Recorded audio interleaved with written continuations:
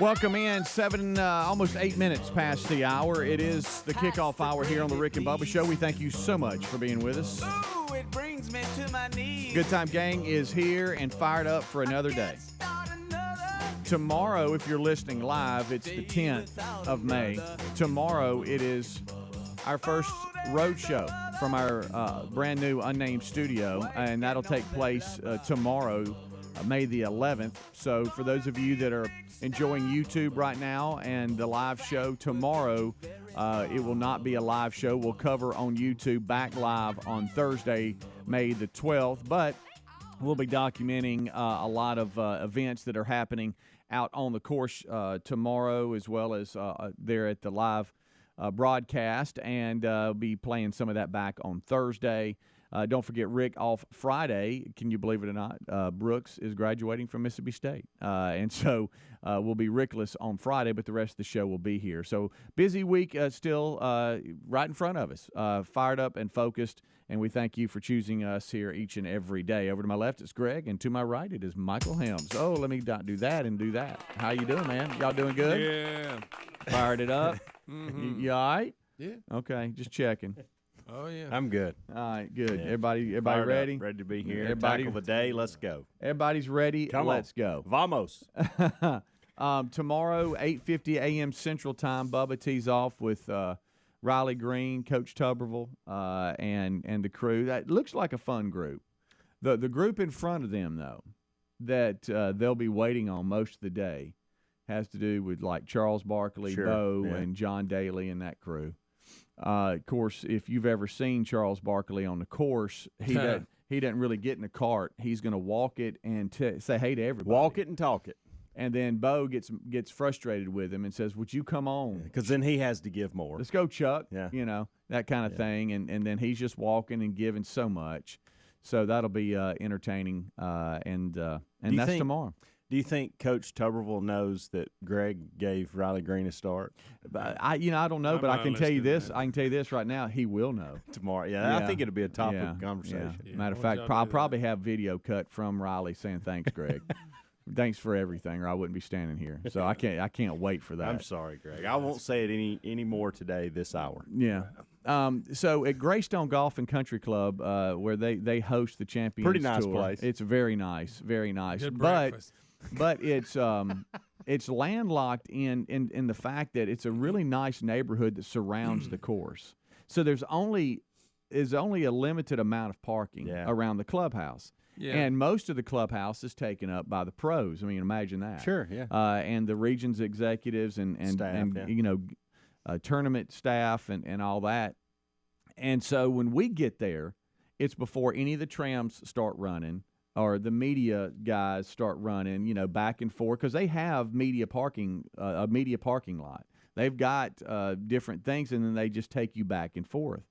Well, when we get there, they haven't started running yet. And so we're always in that dilemma of, hey guys, we're giving you parking to get to the clubhouse, but y'all don't park in a pro's spot, Which we do. And I've got a little bit of anxiety because Rick's got big lift. Yeah, you talking about lift kit? And He needs to just take an Uber in there. you would Trying think. to park that thing. And Bubba's truck, I mean. Oh, is he not? Please tell me he's John not driving. Dutton. Yeah, John Dutton's Yellowstone called and wants their truck back. And so they're going to try to get those two things in there. And I'm like, yesterday I saw, and I hope and pray, where we always park. It's kind of you go through with the bag drop and kind of around, and it's that itty bitty parking lot over by the tennis truck. court. Oh, yeah. It was full of Coca-Cola trailers, who's a great sponsor, and by the way, we'll be debuting very limited World Games Coca-Cola bottles on our table tomorrow, so you'll see that. You think that was just the delivery day? That's what I'm hoping, because I had big things like it had volunteers, and then it had, a 16th, volunteer, blah, blah, blah. It had all kinds of signage on the side. Uh-oh. Now, it was set up to where it was set up to where it looked like that was kind of the congregating area. Yeah. But what I'm hoping is what you just said, and that is it was only Monday, test day, and they're going to be moving all that. Because if not, boys, we're going to be our parking. We're going to be in a handle, my friend.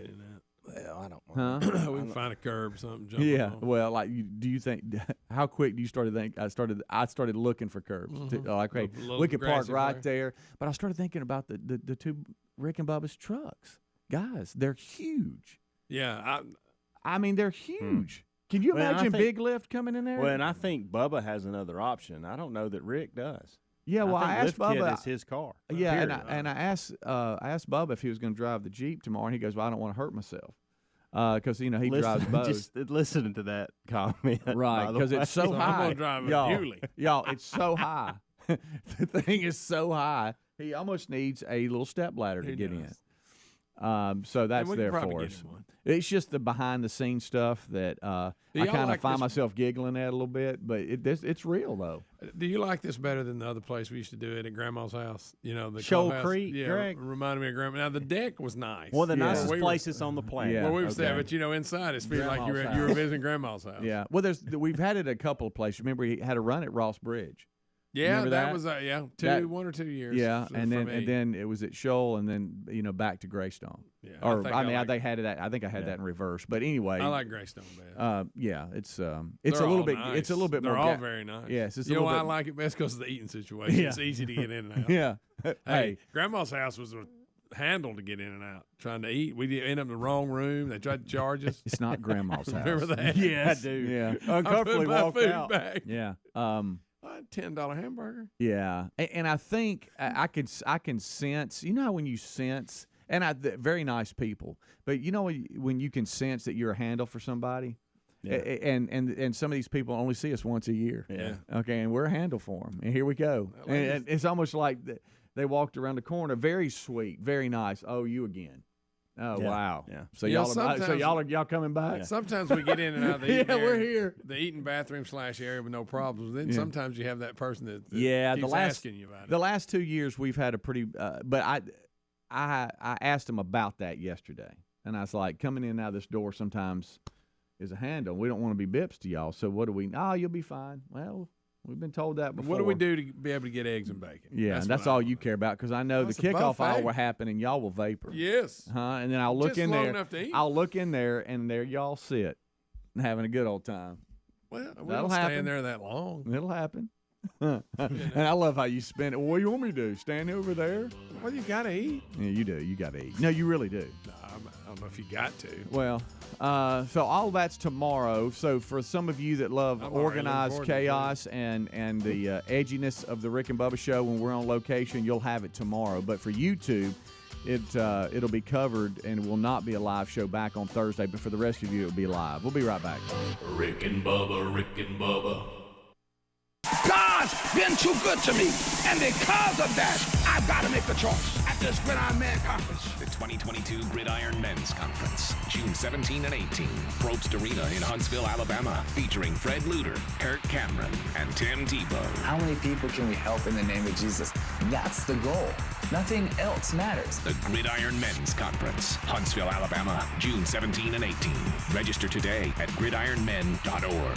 Presented by Bill Waldrop Ministries. Inflation is rising, and some say a recession may be coming. Remember what the last recession did to your retirement in 2008? Our friends at Lear Capital know that investing in physical gold and precious metals can be a brilliant strategy against what's coming. Smart investors are doing this, so talk with the team at Lear Capital about owning precious metals for your savings and retirement accounts. Right now, you'll receive up to $10,000 in free bonus coins based on the value of gold coins you purchase. Visit LearBubba.com. That's LearBubba.com or RickandBubba.com under the sponsors. Are you ready to win an out-of-this-world family road trip? Family camp at the U.S. Space and Rocket Center in Huntsville, Alabama is the perfect weekend for the adventurous family. All lodging and meals are included in this out-of-this-world experience. You also get $1,500 spending money towards your out-of-this-world family road trip package. All you need to do is sign up for the North Alabama newsletter. Someone's going to win. Maybe it'll be you. Sign up and get entered to win at alabamaroadtrips.com. That's alabamaroadtrips.com. With spring in the air, it's time of renewal and growth personally and professionally. As your small business grows, LinkedIn Jobs is here to make it easier to find people you want to talk to faster and for free. Create a free job post in minutes on linkedin.com/Bubba to reach your network and beyond. Every week, nearly 40 million job seekers visit LinkedIn. Post your job for free at linkedin.com/Bubba. That's linkedin.com/Bubba. Or head to rickandbubba.com under the sponsors for a link. Terms and conditions apply. Hey, what's going on in here? Termites? This is my house. I'm in charge here. Hey! Oh, you're gonna regret that. All right, that's it. I'm calling Cooks. Yeah, you better run. You don't have to live with termites. Get proven protection from Cook's Pest Control. Call or go online for a free quote. Cook's Pest Control. Terry was at her daughter's wedding for the weekend when she got a call from Simply Safe. Simply Safe had detected water in her basement just moments after the leak started. Protecting against floods is one of the reasons more than 4 million people trust their home protection to Simply Safe. With Simply Safe's 24/7 professional monitoring, you always have someone looking out for you. Go to simplysafebubba.com and claim a free indoor security camera, plus get $20 off with interactive monitoring. simplysafebubba.com or visit rickandbubba.com. Do you want to enjoy more time in the sunshine and less time in the checkout lines? Just get HelloFresh. They deliver chef-crafted recipes featuring seasonal farm-fresh produce right to your doorstep so you can skip the trip to the grocery store. Their chefs really know how to diversify the menu with seasonal recipes like sweet heat shrimp, tempura bowls, garden spinach, ricotta ravioli, and one-pan cheesy beef tortilla meals. Sign up today for 16 free meals plus 3 gifts with the code BUBBA at HelloFresh.com/Bubba. If you're a regular show listener, you've probably heard me talk about my All-Form sofa, which we love. So here's some exciting news. The same team behind my All-Form sofa has brought us unbelievable customized mattresses made in the USA. Helix mattresses. If you need a new mattress, then go to helixsleep.com/Bubba, take the quiz, order the mattress you're matched to, and it'll come right to your door in a box, shipped for free, and you can try it for 100 nights. Right now, Helix is offering up to $200 off all mattress orders for our listeners at helixsleep.com/Bubba. Rob tried to manage his constipation with belly pain, discomfort, and bloating day after day. After realizing it was irritable bowel syndrome with constipation or IBS-C, he found another way and finally said yes to adding Linzess. Linzess, or linaclotide, is a prescription medicine that treats IBS-C in adults. Linzess works differently than laxatives. It lets you have more frequent and complete bowel movements and helps relieve overall abdominal symptoms, belly pain, discomfort, and bloating. These symptoms were studied in combination, not individually. Do not give Linzess to children less than 2 years old. It may harm them. Do not take Linzess if you have a bowel blockage. Get immediate help if you develop unusual or severe stomach pain, especially with bloody or black stools. The most common side effect is diarrhea, sometimes severe. If it's severe, stop taking Linzess and call your doctor right away. Other side effects include gas, stomach area pain, and swelling. There could be more to your story with IBS-C. Talk to a doctor today. Say yes to Linzess. Learn more at linzess.com or call 1-800-LINZESS. Sponsored by AbbVie and Ironwood Pharmaceuticals.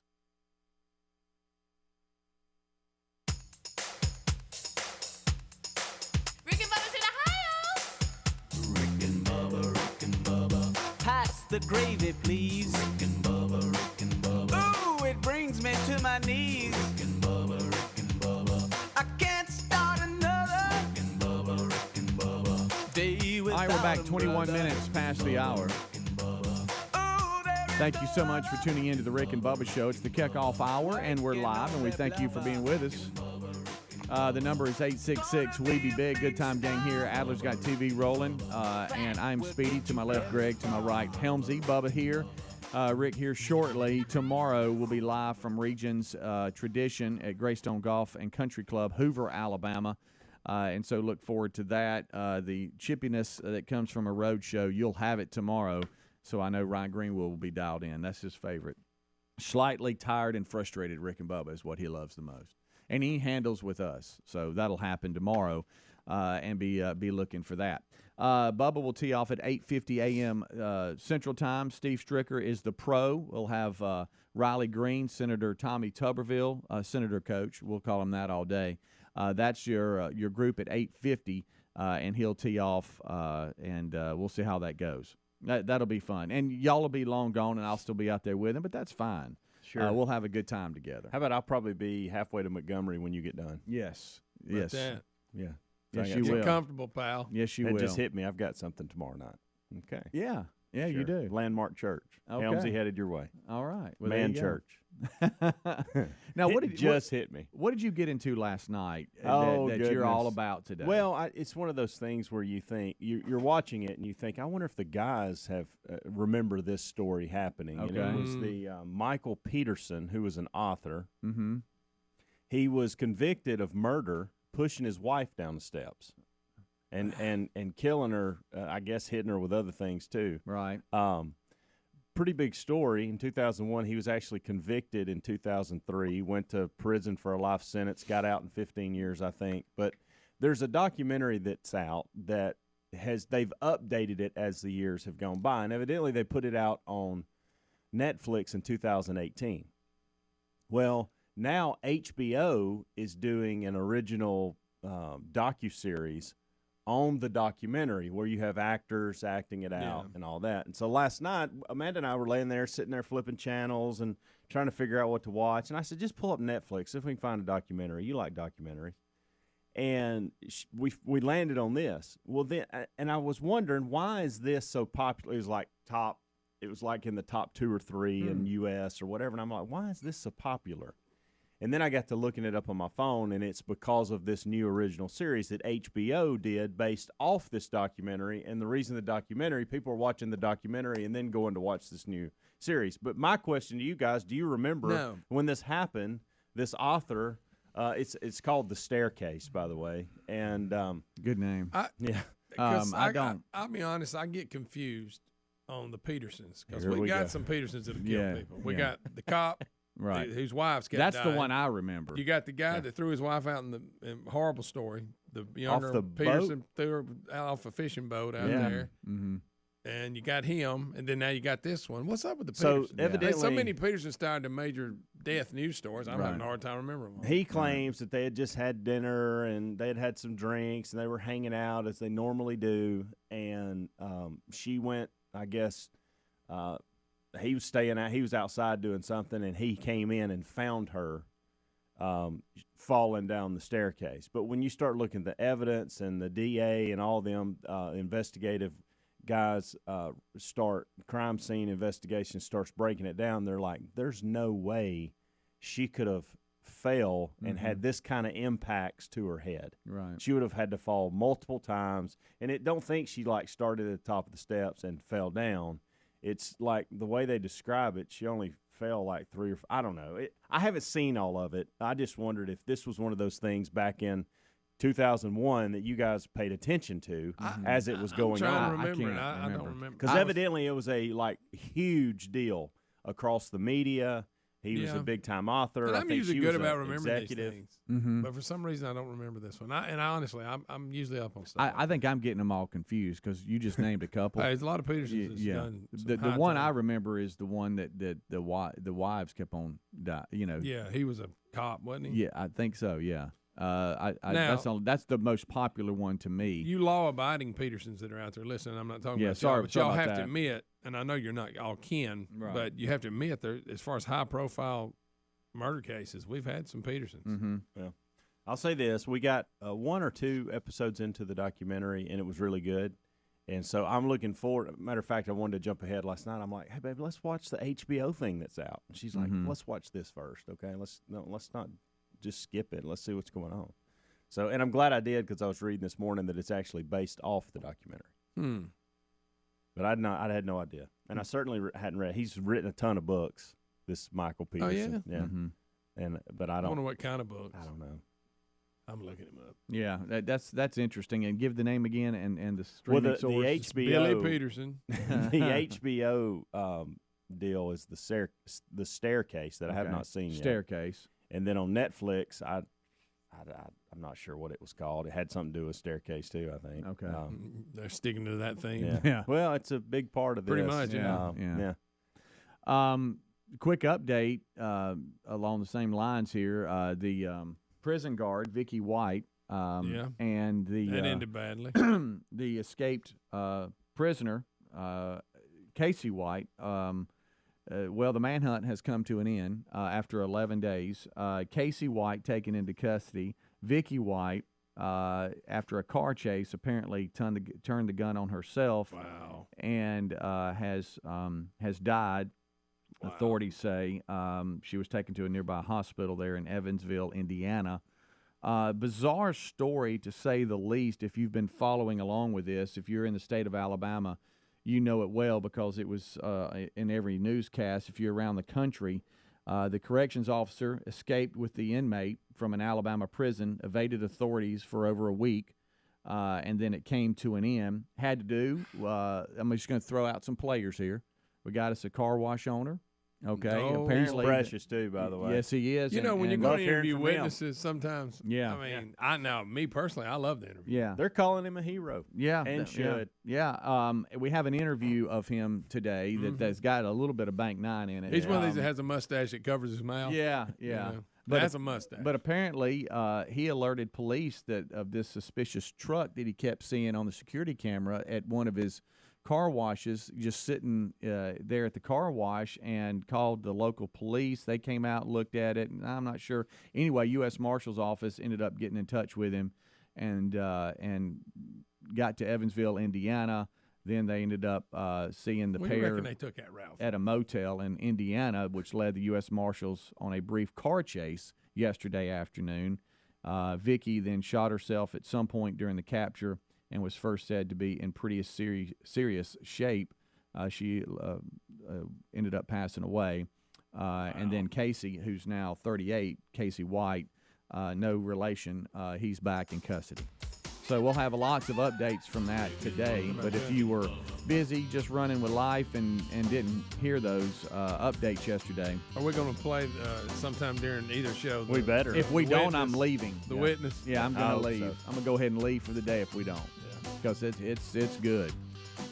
You know what? Hey, if you see something, say something. I know that. That's what he said. And he did. We'll be right back. Rick and Bubba, Rick and Bubba.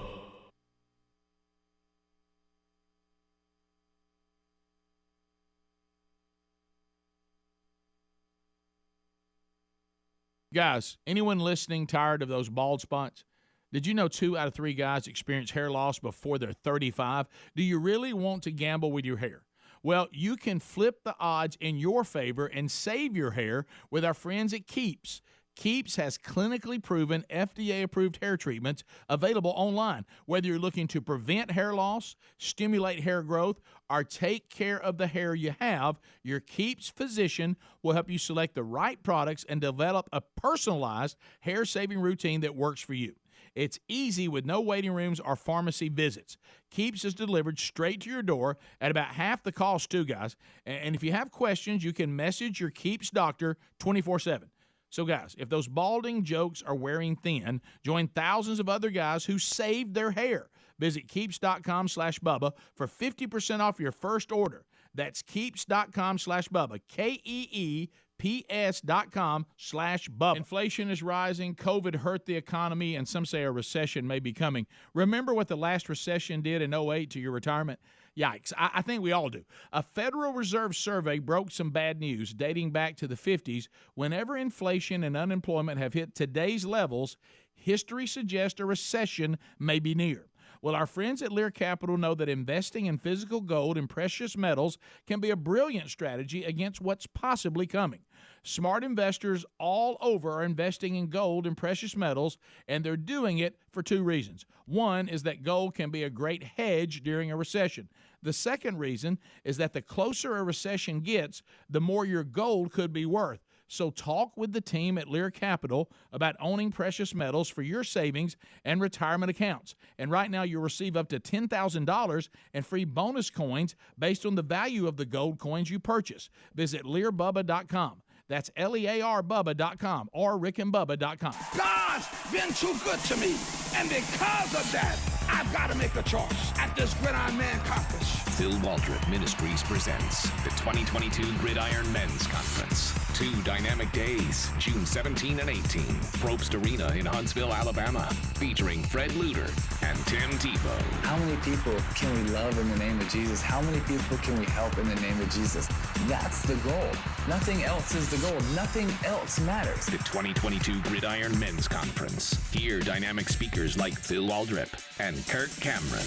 If I can try to get my part right, maybe I will be used as sort of a vessel to bring about change in my spouse over time. Maybe I can lead by example, and that'll bring some sort of transformation to my relationship if I'm patient. Don't miss the Gridiron Men's Conference, Huntsville, Alabama, June 17 and 18.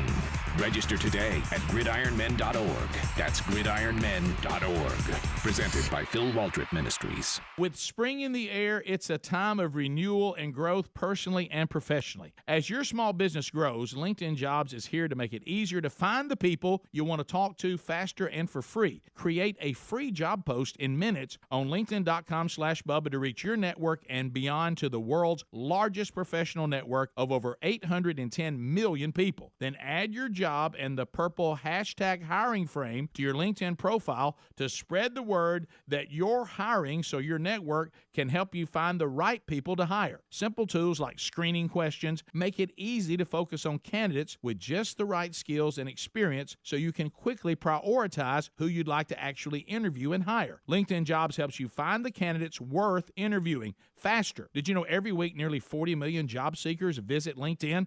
Post your job for free at linkedin.com/Bubba. That's linkedin.com/Bubba, or head to rickandbubba.com under the sponsors for a link. Terms and conditions apply. In life, you can count on 3 things: death, taxes, and your car breaking down.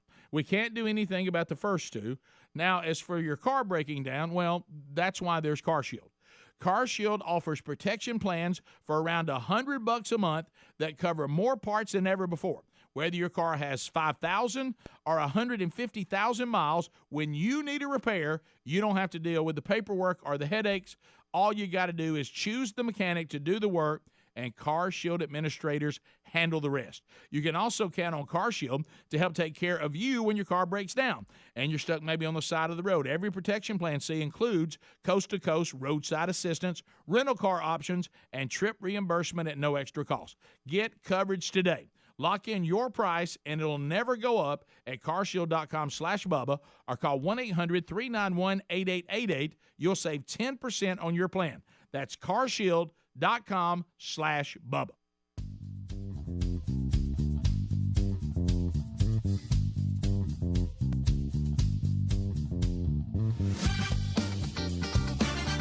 "25 minutes till top of the hour." Thank you so much for tuning in to the Rick and Bubba Show. This portion of the show is brought to you by the Gridiron Men's Conference. We've been talking to you a lot about this. It's coming on Father's Day weekend to Huntsville at Probst Arena, Friday, June 17th and 18th in Huntsville there.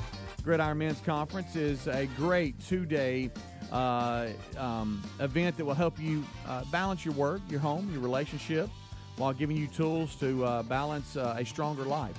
So check it out right now at Gridiron Men. That's gridironmen.com. Got a good group here, too, of leaders that will be speaking, like Kirk Cameron. We spoke to him on the show, Tim Tebow. Fred Luter Jr., even Charles Billingsley will be leading worship. Of course, Phil Waldrop will be there as well. So secure your tickets today for your family, your friends, your group of guys that you hang out with regularly, or just want to grab some guys that maybe are in your neighborhood that you frequent with and say, hey, let's go, man. Let's do a road trip. Let's go to Huntsville. gridironmen.com. That's gridironmen.com or rickandbubba.com under the sponsors button. All right, so 866-WE-BE-BIG is our number. All the guys are here, ready to go for another day. Willamette could spend today, show live tomorrow on location at Regents Tradition as the Champions Tour comes to Hoover, Alabama, Greystone Golf and Country Club. Was talking to some of the folks on the operations staff, and I'm knocking on my head right now. Where we live, the forecast, all right, I'm just talking about what I know right now, okay? I'm not saying, it's going to be – it is scheduled and forecasted for and it's going to be hot a little bit. It's beautiful weather. Yeah, you can't draw it up any better. And so they're expecting a huge crowd. So get your tickets today, regentstradition.com. We'll have all that in show notes. You can get, good any day passes and stuff like that. So it's going to be a lot of fun, and we look forward to being out there tomorrow. Got a great group of celebrities, and we'll see how we can make all that work. I guess I'll head out with Bubba around 8, guys, and leave it with you. So I know that'll be fun. But it looks like we will have had 45-minute to an hour breakfast by then. Yeah, so that'll be true. Yeah. And it looks like that, between 6 and 8 is going to be when the huge rush comes through. So anyway, and like I said, at the Coca-Cola patio there we're going to have the new World Games Coca-Cola limited edition bottles. The World Games. Yeah, they ready to go. But I saw the guys setting up for food yesterday, and I thought about y'all because of how y'all just love it. Yeah. And they was like, "Hey man, we're getting y'all set up." It looked like there was a guy kind of in charge, and he was, directing his staff and saying, "All right, we're going to be here, we're going to be there," and they were going over all what they're going to have. And we might as well stay for lunch. And one guy said, "Hey, now are we doing breakfast and food on Wednesday too?" And the guy looked at me and said, "Well, yes." And I said, "Yes, you are." I was about to say. Fired up. I'd stay at the house. If not, I'm at the house. Come on. So all that's happening tomorrow. We look forward to it. Yesterday, I turned the TV on, Helmsy, and I saw the Williams sisters movie. Something about some Petersons. No. King Richard. And great movie. It just so happened to have started like 10 minutes. I was 10 minutes in. Yeah, I did the same thing when I saw it. Yeah. I didn't get the very beginning, but it was right. plenty. I liked it. Really good. I got to tell you, I hate Will Smith slap somebody, but he did really good. Yeah. And he probably deserved to win the award. Yeah. Even though he slapped somebody. Yeah. Boy, he played him well though. But anyway, wasn't there some criticism that he wasn't from people in the family saying that the dad wasn't as, I think it was tough some of his as he had other kids. Okay. Didn't he? I don't know. I don't know. But anyway, it was a good movie. It was a good movie, and one that I kind of stuck with a little bit. Now again, we can break down what was probably made. Yeah, and that's what I wanted to talk to y'all about. Thank you. God love you, Greg. But it's okay. But because life, first of all, you got to make a long movie out of a whole. And not all life is that interesting. You got to make it a little more interesting here and there. Right. That's why they say it's based on the truth. Yeah. But you know how we all all of our little characteristics and quirks all rub off on each other. And so now every time I watch something, and Helmsy, I know you're the same way, I think, well, how would Greg react? And there were some moments in it that I'm like, I wonder if this really happened. Well, sometimes they corn it up.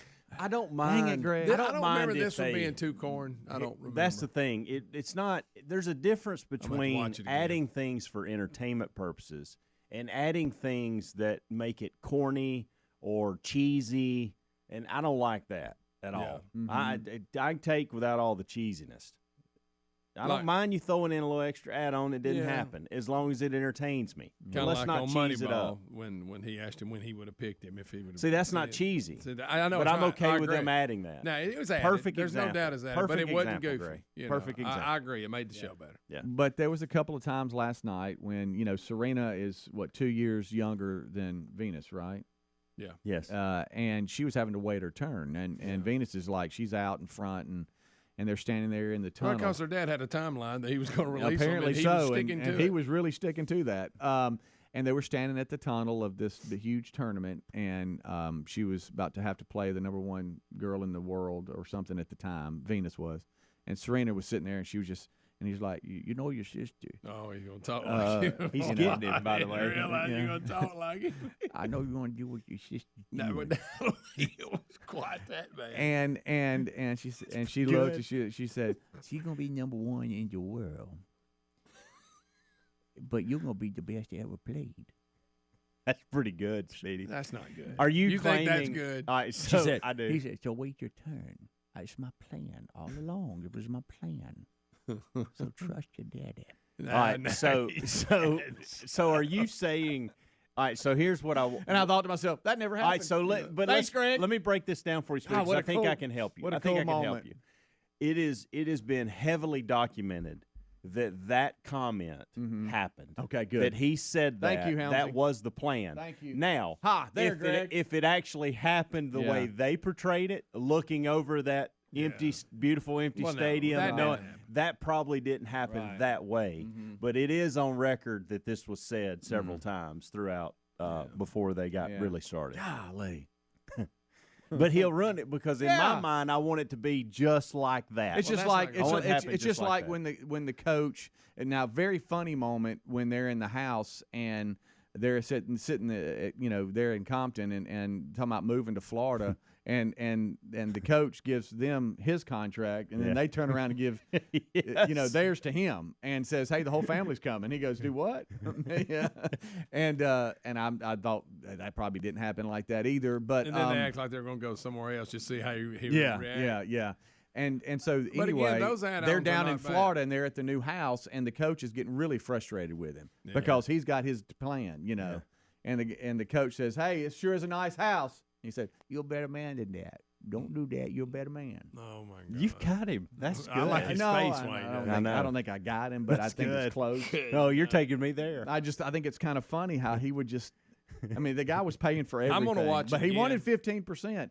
But I'm going to watch it again, and I'm going to write down the corn part. Did this really happen? Nike's sitting in the hotel room. Oh, I know. And offers them $3 million for an endorsement. Again, this happened. But I don't know if it happened in the hotel room the way they presented it. All right. And he'd Which been, is fine. And by the way, he had been called by his wife in the kitchen. Said, "I tell you what, the only reason I'm here is because of our daughters." Yeah. And I really kind of want you to do your voice the entire time we discuss and then this. Nike is talking to the family, and they're talking to him, and he said, "You better not talk to me. You need to talk to Venus." He's gonna struggle with it. And so Venus is sitting there and turns it down. Yeah. Turns it down. And because she wants to play, and she hadn't even seen me play.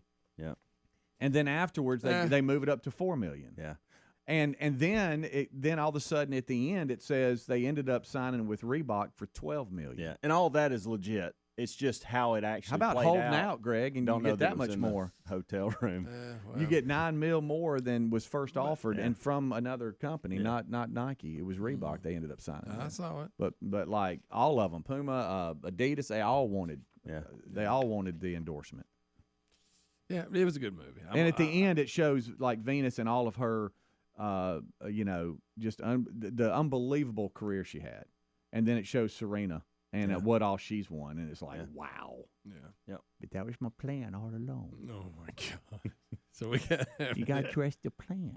Now, talking about a corny movie, don't make me bring up. Here we go. But you ruined it. You ruined it. Greg, why do you always default back to Blindside? Because the example we gave of a good way to do it, like Moneyball did it. Yeah. But Blindside is a bad way to do it. I agree. I mean, I'm going to block a guy 100 yards, throw him over the fence. Right. Yeah, didn't have to go the that coach far. is going to answer his cell phone during the game. Right. Now that one there is kind of. I'm going to go to the hood and call everybody out. Come on.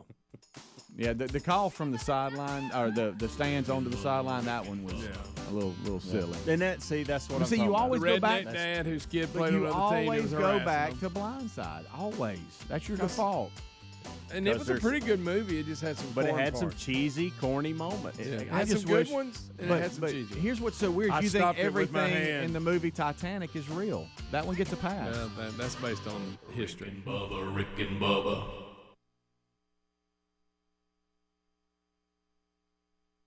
I tend to second-guess dinners with friends because they're often interrupted by diarrhea, gas, bloating, stomach pain, or oily stools. It turns out I have EPI, or exocrine pancreatic insufficiency, which means I'm missing the enzymes needed to digest food. My doctor prescribed Creon, pancrelipase, an oral prescription medication that replaces pancreatic digestive enzymes. Creon treats EPI due to cystic fibrosis, chronic pancreatitis, pancreatectomy, or other conditions. Creon may increase your chance of fibrosing colonopathy, a rare bowel disorder. Tell your doctor if you have a history of intestinal blockage or scarring or thickening of your bowel wall. If you're allergic to pork, or if you have gout, kidney problems, or worsening of painful swollen joints. Call your doctor if you have any unusual or severe gastrointestinal symptoms or allergic reactions. Take Creon as directed by your doctor and always with food. Do not chew capsules as this may cause mouth irritation. Other side effects may include blood sugar changes, gas, dizziness, sore throat, and cough. These are not all the side effects of Creon. Creon is the #1 prescribed EPI treatment. Ask your doctor about Creon for EPI and visit Creon.com or call 800-633-9110 to learn more. That's CREON.com. Sponsored by AbbVie. My name is Lily Rose. I'm a country artist, and I'm back on air with Boot Barn. You can be the hero. I can take the fire. If that's how your story goes, say it's on my file. Whatever helps you sleep at night. You can make me the bad guy. Make 'em all believe it. If that's how you feel it, I can be the villain. Learn more about the movement at bootbarn.com/backonair. Today on Hey Culligan, sustainability and better water. Here's Sam. Hey Culligan, I'm really into sustainability. My clothes, my utensils, my food. But how do I get more sustainability from my water? Super question, Sam, and the answer is an always-on drinking water system from Culligan, which helps eliminate the equivalent of 15 billion single-use plastic bottles a year. Whoa, that's a ton of sustainability. 416,000 tons, Sam, and we're already on the way. Let us help you out with a free in-home water test with the local Culligan water expert at Culligan.com. Paid for by Christian Care Ministry. Let's see, if something costs less, but people are happier with it, that sounds like something to look into, and that's MediShare. Maybe you've heard switching to MediShare to pay for healthcare can save the typical family $500 a month, and that's huge, but it's also true that people are way more satisfied after making the switch, too. The customer satisfaction rate for MediShare is double that of the typical health insurance plan. MediShare works. It's been around for more than a quarter century, and members have shared more than $3 billion of each other's bills. People love having telehealth and a huge nationwide PPO network. So, yeah, you can save a ton and like it better. Imagine being happy with how you're taking care of your health care. So if you're self-employed or part of the gig economy, or you just want a plan you're happy with, you can call right now and get a price within 2 minutes. A very, very smart use of 2 minutes. Here's the number you need. 855-51-BIBLE. That's 855-51-BIBLE. 855-51-BIBLE. Guys, anyone listening tired of those bald spots? Did you know 2 out of 3 guys experience hair loss before they're 35? Do you really want to gamble with your hair? Well, you can flip the odds in your favor and save your hair with our friends at Keeps.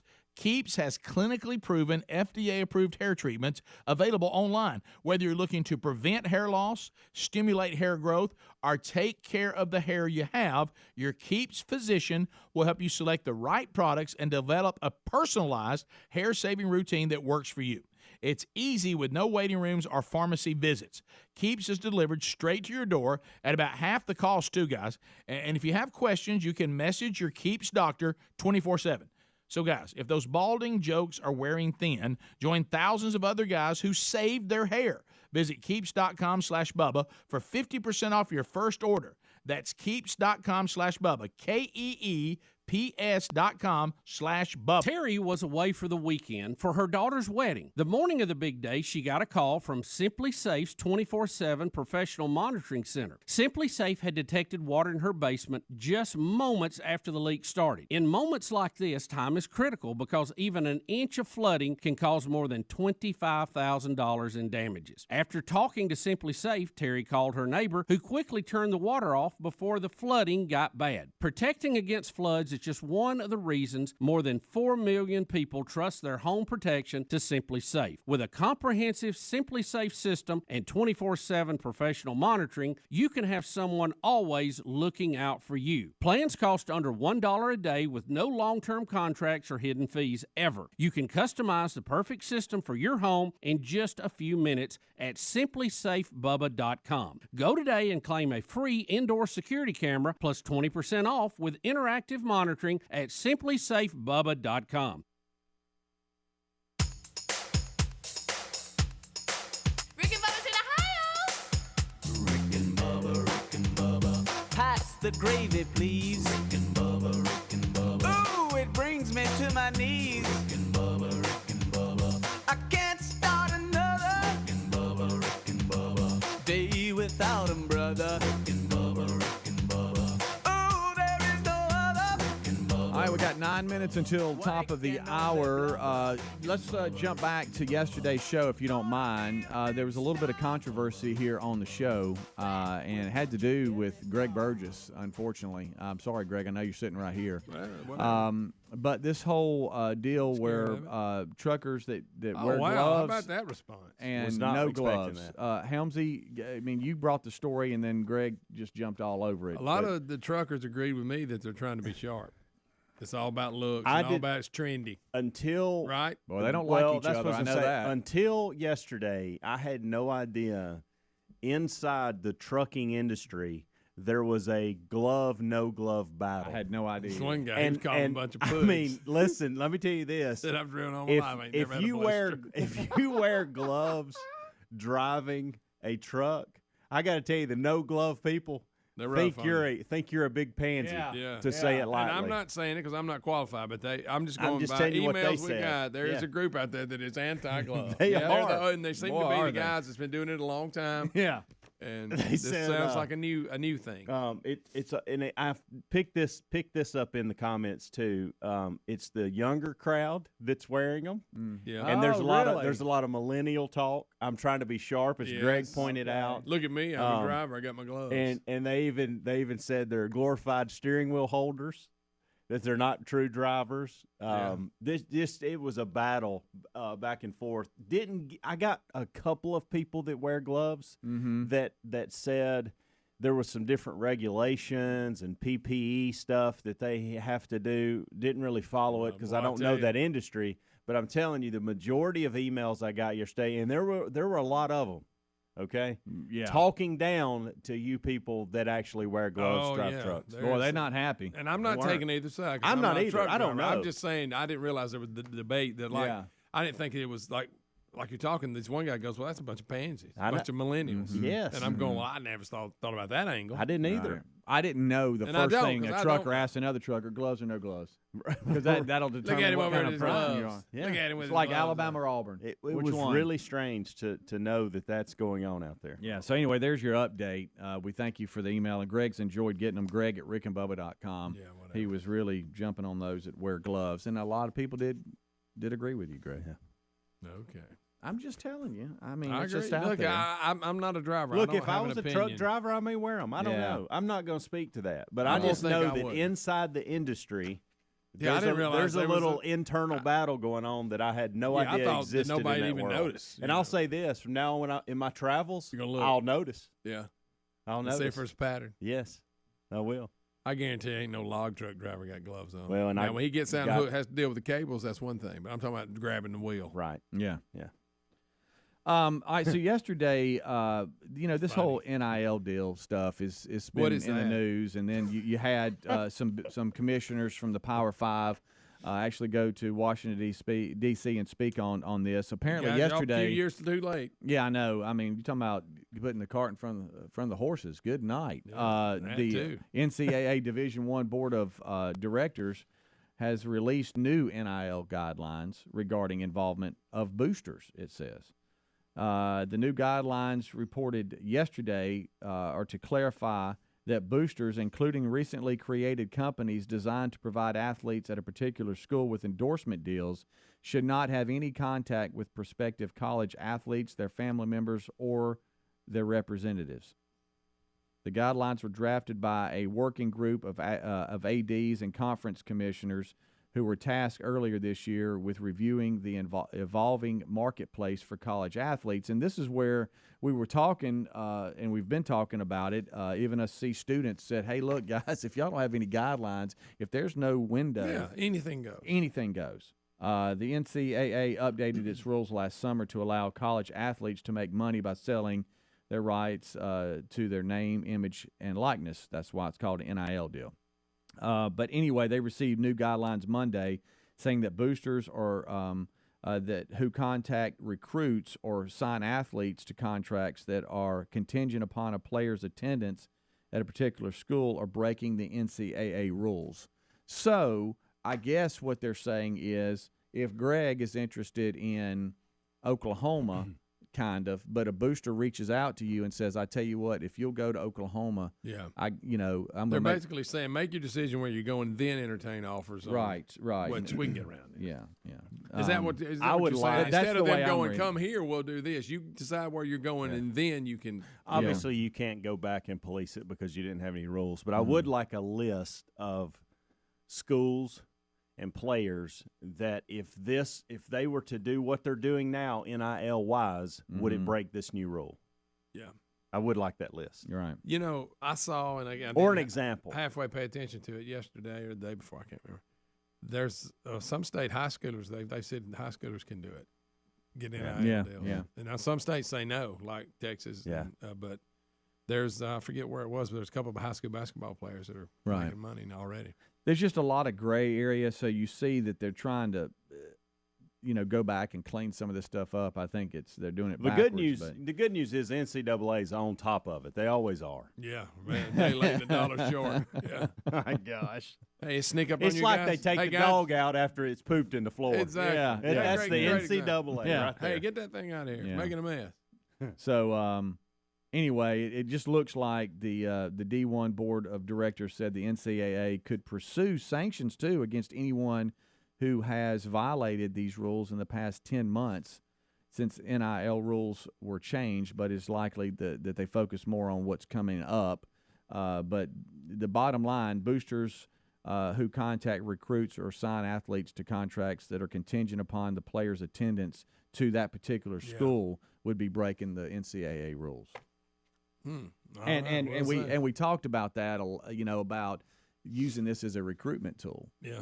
I mean, you can say, hey, I'm coming here and I have an opportunity to sign a new deal, but to reach out to one and say, you got a new deal if you sign, that would be breaking the rules. And then you had the basketball player from Miami who came out and said that he would stay if he got more in his NIL than he was currently getting. Right. So it's this thing. It's a mess. It really is. But we'll see how it plays out. It's just if you don't have guidelines, then there's no ceiling, and who knows. All right, so we'll take a break. We'll come back. Rick and Bubba join us. Busy show on tap today. You know what time it is? What? Coffee time. It's coffee time. It is coffee time. A little cup of Joe. Greg and I, after this hour, we go in there and kind of hang out, and we wish you would come with us. Well, I know, but for 15 minutes, y'all are gone. That's not true. Sometimes we sneak in. It's like 7 or 8. I don't know. It's like 7 or 8 Depends on what you're talking about and who you run into. It's a good point. Yeah. But we'll have a lot of updates on prison guard Vicky White dying from self-inflicted wounds, Casey White taken into custody. Those are the two that's been on the run. You got to say not related in every story. They have to say that. The 11-day manhunt has come to an end in Evansville, Indiana. And we'll have updates on that today, as only we'll give them to you. And then tomorrow, don't forget, if you're listening live, it's the 10th. Tomorrow, the 11th, we'll be at Regents Tradition, Greystone Golf and Country Club for our first live road show from the new unnamed studio. How will that go? There's a lot of unknowns. We'll see. Bubba tees off 8:50 a.m. Central Time. We'll be right back. Rick and Bubba, Rick and Bubba. We're kind of going down the line here a little bit. You know what I mean? So it's one of their suppliers. Yeah. They allege the candy maker outsourced the gelatin production to a producer that used a farm where pigs had open wounds and pens covered in waste and even dead pigs laying in there. So wait a minute. Good night. We're also upset by the way this person treats their livestock wherever they make. Even though it doesn't affect the gummy bear, we just don't like it. They're just throwing that in. That's just how bad of people they are. And how about the workers were forced to a month worth of labor before they can even go home? Huh. So really, they're saying, yeah, we're a German company, but this is not going on in Germany. No. They're saying this is in Brazil. Yeah, where we get this wax from, they got bad things going on over there. Right. So isn't this the same company that makes them? We've all seen it's Facebook stuff about is it the sugar-free ones, and they just destroy your digestive system when you eat them? Have you ever seen? I think it's the same brand, the Haribo, and they said, I mean, some of the people have written about what it did to. No, guys, I'm gonna tell you, at our house, we had to declare we will not eat sugar-free candy in this house. If you want to cut back, either don't eat a lot of it or don't eat it at all. Our house was nearly destroyed by sugar-free chocolate. because of its digestive issues that it causes. These sugar-free candies and sugar-free and no cholesterol chips, and stay away from these things. What about the fake fat to add to them? Yeah, that what is it called? Whatever. Something with an O. Guys, the side effects of these things, just don't eat these things. Or do it in moderation. You try to go out and shovel in these sugar-free or fat-free versions of these things, and it's just what it does. It's not worth it. I mean, I declared it. I said, look, it's very few times that I just drop the hammer as the father and the husband in this house. Sugar-free chocolate is banned from this house. I can't. I've heard sounds in here I never want to hear again. Yeah. And I said we cannot have it. Rick, the headline says Haribo sugarless gummy bears, beware of the laxative effect. Yeah. Just Well, several more reasons not to eat gummy bears. Gummy bears. You never hear this about Three Musketeers. No, gummy bears made in slave labor conditions. Will M&M still safe? Will it affect the gummy bear world?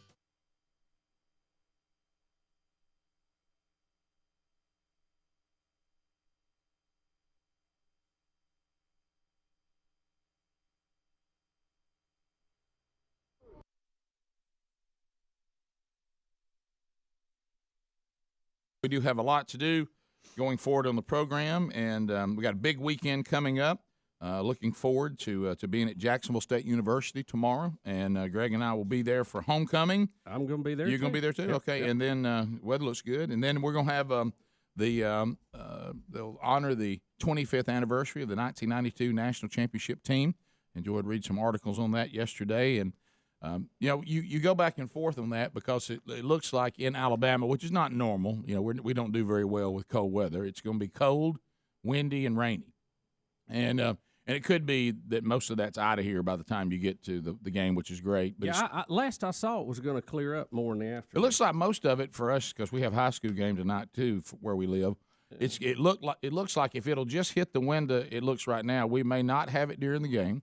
It all comes in overnight, and most of it leaves before the game starts tomorrow. That would be perfect. Mm-hmm. And it's going to be a lot of rain, but it doesn't like it's going to hit the times we're going to be actually out in the.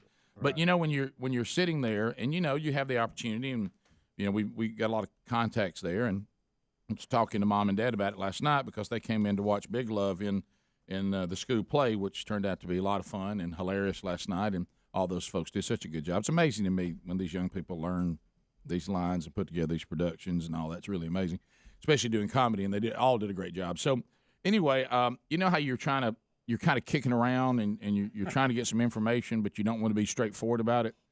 And I said, where we're meeting and everything. So where are we sitting? And well, your dad won't sit with the team. And I knew right then that's a lot of people. You know what I mean? And I said, okay, so we're gonna be out in the stadium. And she's like, oh yeah, your dad won't sit with the team. They're going to sit together. Mm-hmm.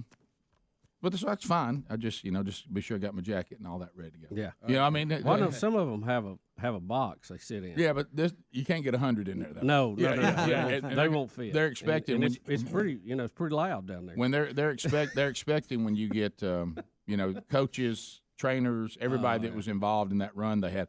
You talk about, and a lot of these players, and yes, the national championship, obviously when you win that's what you're known for. But what in the history of this, unless you were us and knew it, they had been to the national championship this for the third time in 4 seasons, and had won 56 games in 5 years. So they were on a 5-year run where that group, there were some seniors on there that had won a lot of ball games, and they were going up to Division I AA the next year, and this was the last chance for them to get it done. And so this also represents an era of dominant football there that was really 5 years, not just 1 year. You know what I mean? And they had the snow in '89, where they got beat in the national championship game. I run into so many people who were at or familiar with that game from both teams, and then lost the quarterback in '91 early in the game, and then came back in '92 and played the same team again and then beat them. The Gorillas from Pittsburgh State. Yep. So anyway, that'll be a lot of fun, and so that'll be a big honor, and of course homecoming and all that. Be good to get back home and. Rick and Bubba. Pass the gravy, please. Rick and Bubba. Ooh, it brings me to my knees. 6 minutes past the hour of the Rick and Bubba Show. 866 We Be Big is the number. Hey, thanks for being with us. We start this hour, as we have since the attack on 9/11 many moons ago. We started with our national anthem.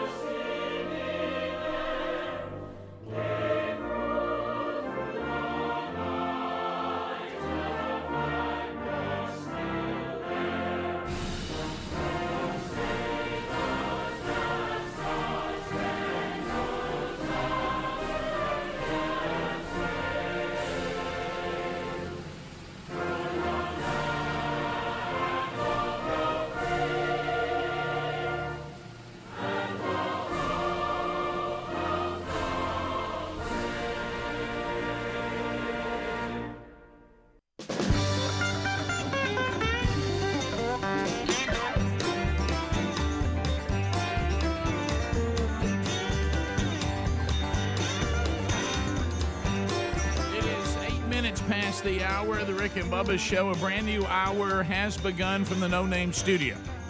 We're glad that you are here. A lot to unpack today. We do have an update.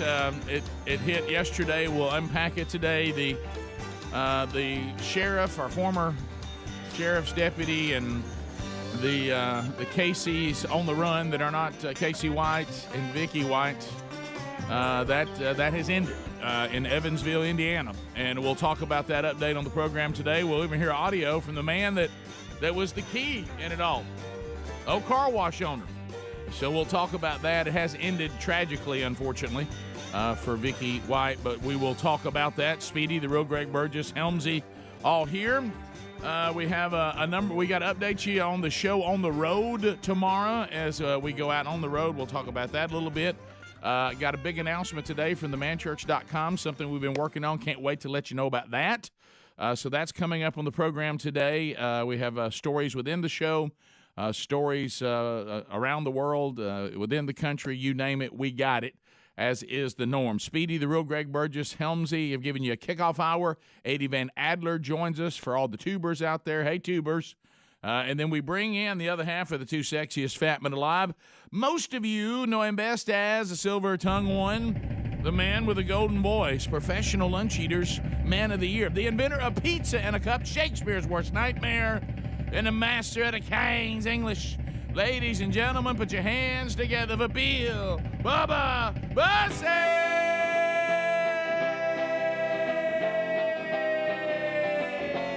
Howdy, Bubba. How about it, Rick Burgess? Friends, neighbors, associates everywhere, welcome to the Rick and Bubba Show. Your home for your favorite 24 handicap golfer. Wear appropriate equipment if you're coming out. No. We'll be selling safety helmets with the Rick and Bubba logo on them. It's a bebop, baby, on a hot day's night.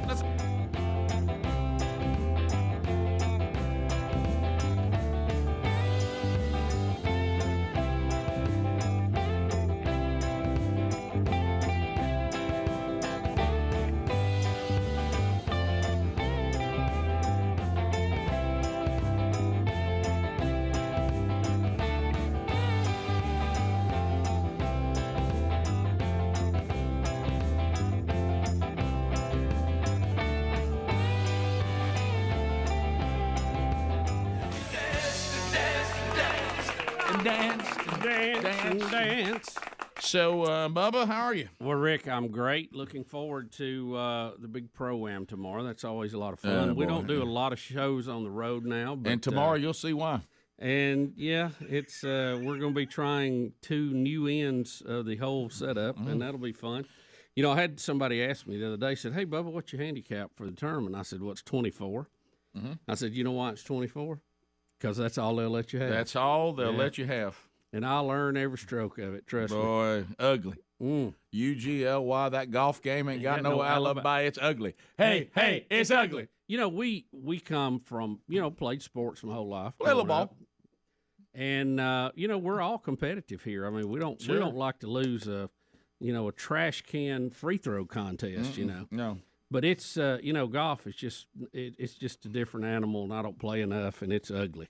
But we'll have a good time. That's the key. Now, I am good at that. I'm a flat handicapper on having fun. That's going to happen. Yeah, I'm about a -2 on that. Well, so all these years, if I can breathe, I don't know how many years that we've been doing. It's not fun not to breathe. No, you got a little sinus shutdown. Well, just breathing in general. Oh, you're talking about the moving walking, around, the actual moving from the cart to the ball, back to the cart. And these carts now, they're so smart. They've got GPS and computers on them.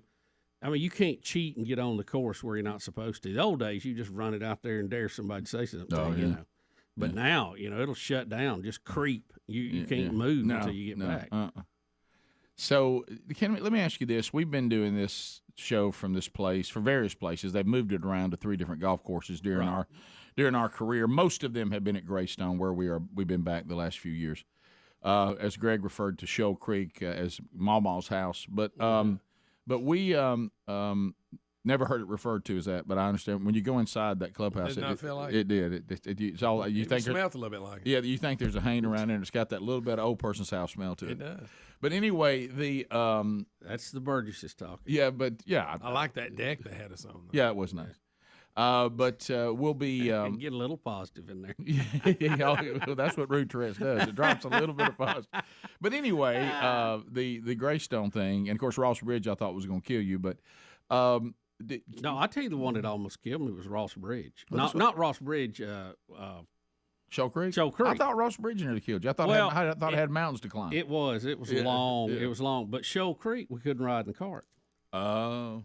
Okay. Remember that was okay, yeah. And one year we had an absolute washout at about 9 holes. Yeah. And we could jump on some carts going back in, and I was so thankful for that washout. I just couldn't hardly. Right. I mean, I thought I won't make 9 more out here. Yeah. You really have taken me now to my question. So, percentage-wise, how many shows have we done from this Celebrity Pro-Am that you actually played in the Pro-Am that day? Most of them by far. Yeah, right? Yeah, I would say most all of them. Yeah, except maybe one. Very early days one, you were. Yeah. So, is it even possible, because of what you're talking about, to have your mind on both of them? One of them has to pay a price, and it's and it's usually it's there's both of those require really your total. Well, then you kind of got the show too. That's what I'm talking about. The setup of it, which has got better over the years. I'm literally, when I say show, I'm including setup and doing the show. Well, I almost put those in 2 different categories. Well, there's 3 things. Yeah, you're right. I guess you're right. But Speedy and them do a great job setting up, and since the invention of the Bubba box back during the original XFL, even though it's had to grow and change over the years, and we're seeing that again this year. You're always concerned about it because I know if all else fails, it's going to roll back to me. Well, my concern, my legitimate concern, I know I've been reassured about it. We'll talk about it when we come back. I'll tell you my legitimate concern when we come back. And I think when I lay my case out, I'm afraid I'm going to put concern on y'all don't have yet. That's good, Rick. Do that. Yeah, let's make it work. Yeah, we don't have enough. It was a bebop, baby, at the Union Hall. My notepad's full of concerns over here. Well, get your pen back out. All right. All right, we'll and it starts with parking. We'll be back. Yeah. Rick and Bubba. Hair loss.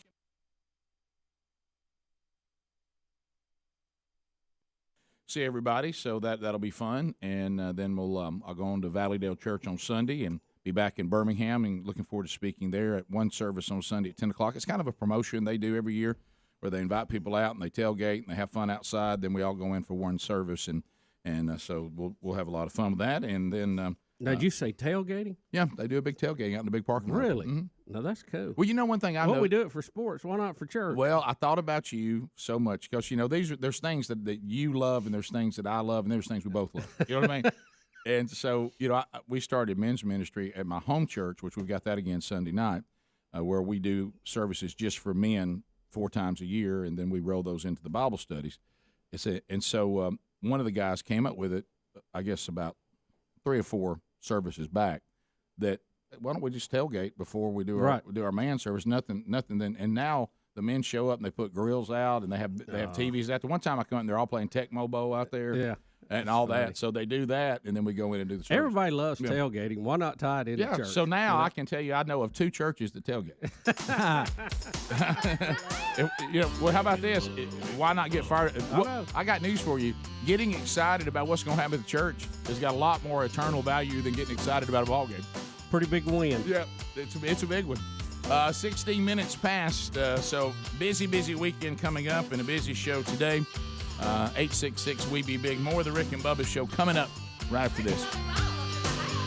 Rick and Bubba. Here's our number. As we make our way back, rickandbubba.com. Go there for all the information about the Rick and Bubba show and then some. We'll keep that updated. We also, for some reason, and I haven't really figured it out why it was. You know how when you have a situation, with your wife and the way they see things, and they want dogs when you really don't want another one, things like that. And so, they get on their mind things, and you really can't wrap your mind around it. There's no way to really understand it, but just something hits them, and because they're funny little creatures, and they're just as wonderful as they can be, but the way they operate. So this is an example. You'll know exactly what I'm talking about. So we were going to see the school play last night. We were all fired up about that, and it was going to be fun. And we got our tickets. And right there, I got us on the front row and up on the front row. So anyway, we were want to get there early because parking could be an issue and that kind of stuff. And so we're all getting ready. Well, Mom and Dad are coming, and especially now, and they still travel good and all that. And Mom's got a birthday coming up next week, and they're getting a little older and all that. But they still. But when it comes to let's get somewhere and meet, we're all going to be together. It's just better to find a place and get in the same vehicle and go. Oh yeah. So just come to the house because we live close to the school, and we'll all go together. That way, we really what that means now is I can keep Coach near us, and I can keep because he's going to get to lay the land and all that there. And so. Sherry, for some reason, and I still haven't figured it out, we've got this nice, somewhat roomy car. The truck I've got's nice and roomy. There's only 5 of us that are going. And she declares, well, I think it would be cute. Now, anytime they say cute, watch out. You know what I mean? Because how they always say things like, oh, that's so cute. Well, I'm going to do this. I want to wear that because do I look cute? Cute's a big thing with women. I don't know. Things are cute. And so she said to Brody to drive his grandparents and us to the play. Now, see, I'm a man, so the first thing I think of is that makes no sense. Why would we do that? I mean, I don't even know why we would do it. It doesn't make any sense to me. Now, and he's got your basic Jeep, which is great. It's a fun car and all that, but it's not exactly, it's fine, and we can get in it. But first of all, you have things like. It's a very basic Jeep, which means you can't even do the remote open the doors. You have to get the key and open the doors, and and every door has to be open that way, and and so it's just a little. It doesn't have electric. You can't pop the. So it's windows roll up and roll down, and all and all that's fine. It's back to basics. It's a baby. basic. It's a basic. Hit the wood. It's a basic Jeep, which is great. Let's go mudding. Right. But think about this, and all of you, some of you that are not married yet, and you're young men, you need to be prepared for these moments. And when this happens, just know don't go any further. Honey, why in the world do we want Brody, the Tasmo, young Broderick, to drive the family to the school play? I just think it'll be cute.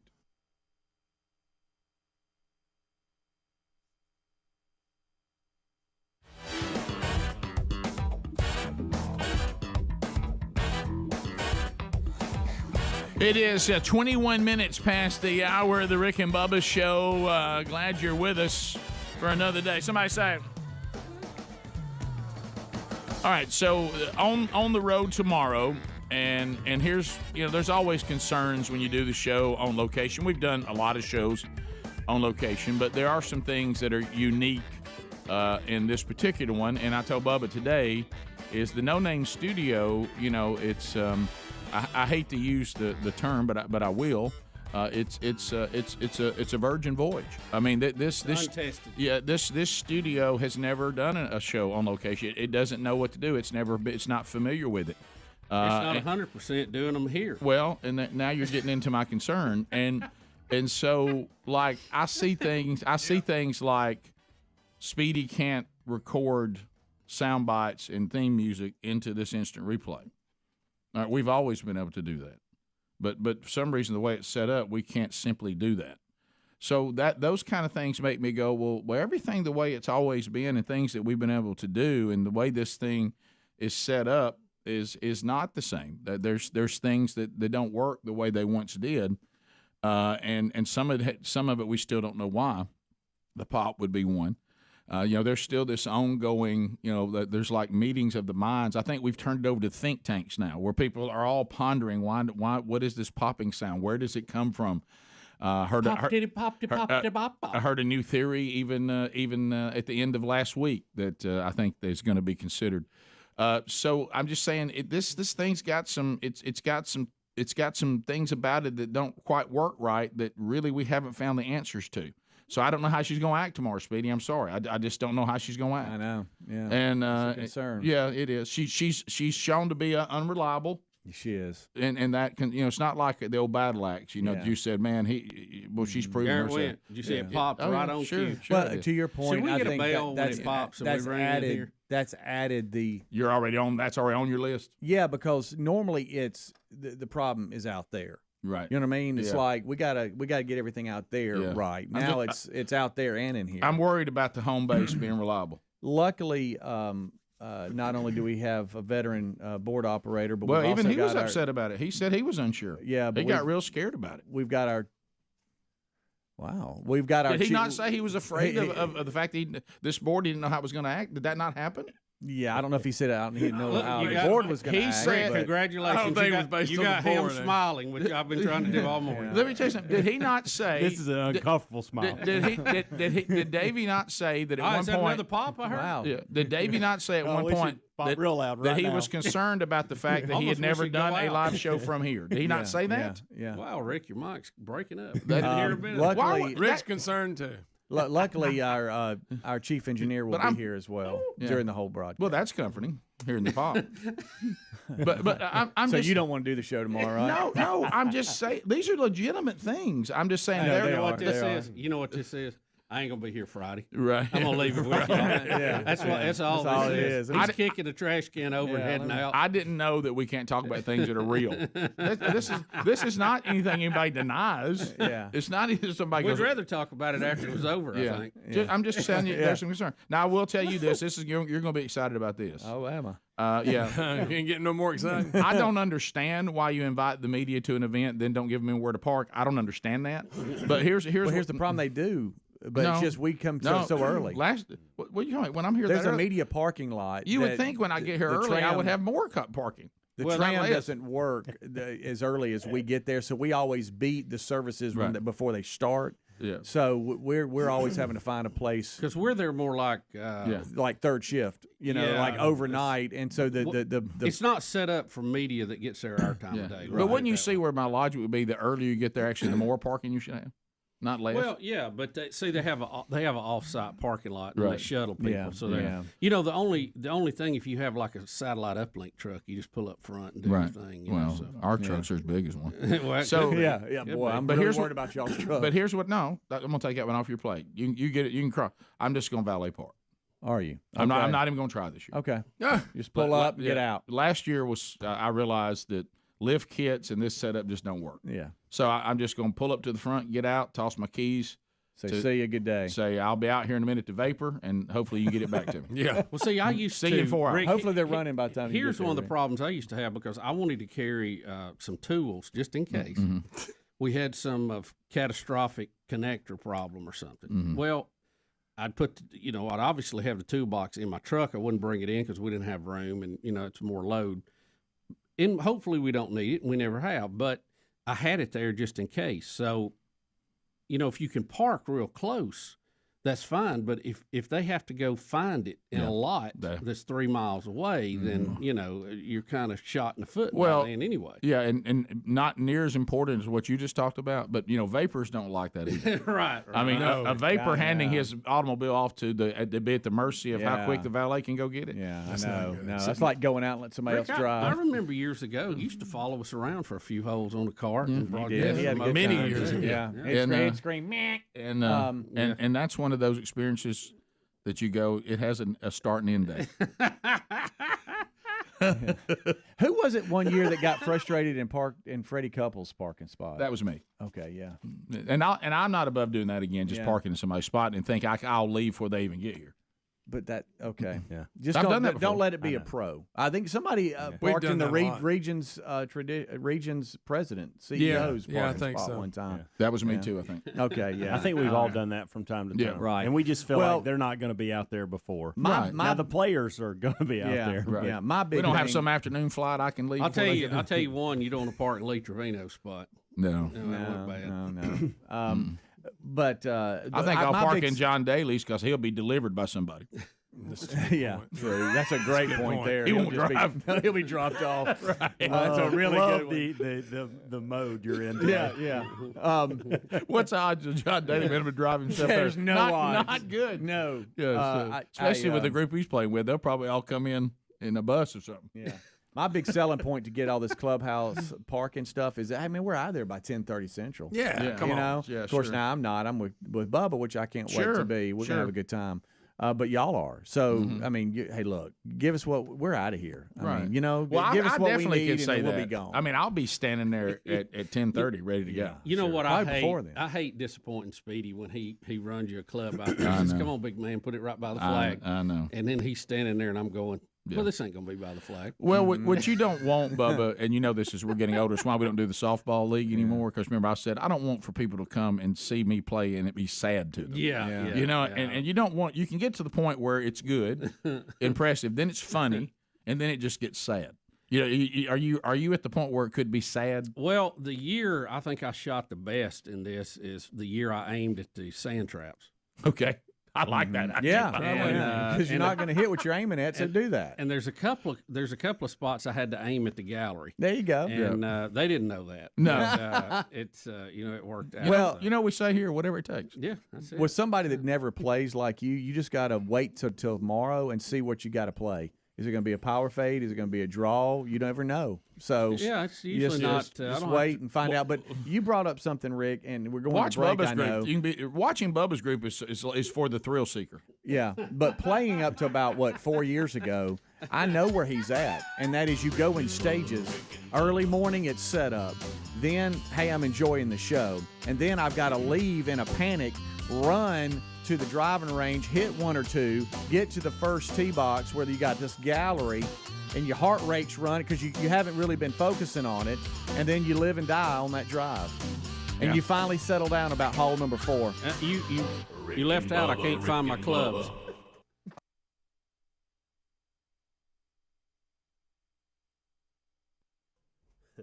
Now at that moment, cute. See, I've been married 21 years. Right. I'm 53 years old, so you know what I said? Okay. All right. She thinks it would be neat for your parents to see him driving and him drive them. I guess. That's what he's been driving since last May. Yeah, but has he had a chance to drive them? I guess not.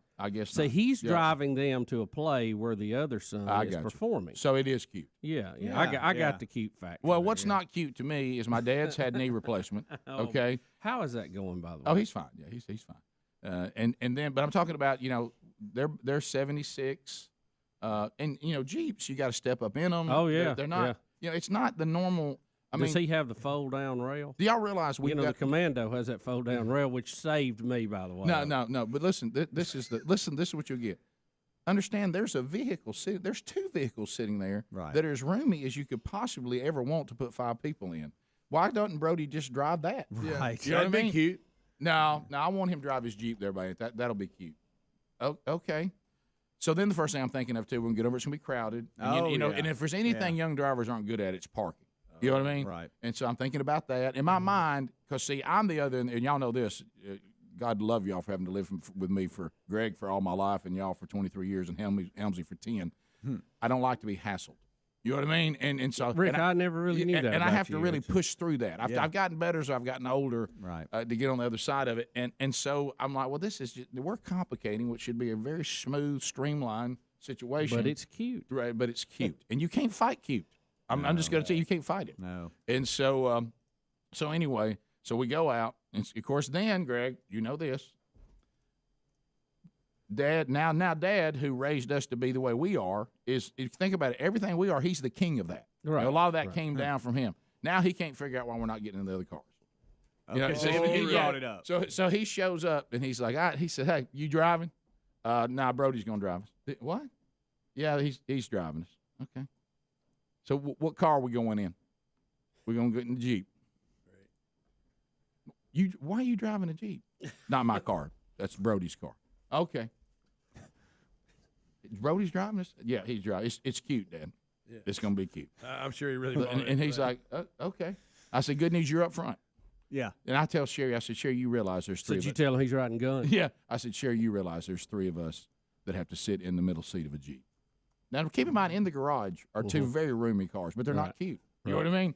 And she goes, oh, that's fine. Your mom's not very big, and I'm not very big, and so you'll be fine.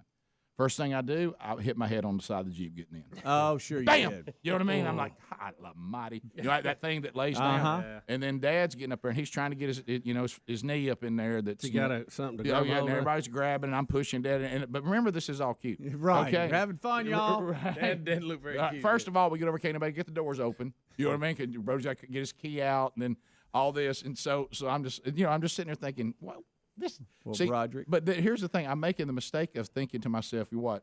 This is not logical. No. And you can't do that, though, Rick. That's a huge – just ride in the Jeep. Just keep your mouth shut and ride in the Jeep.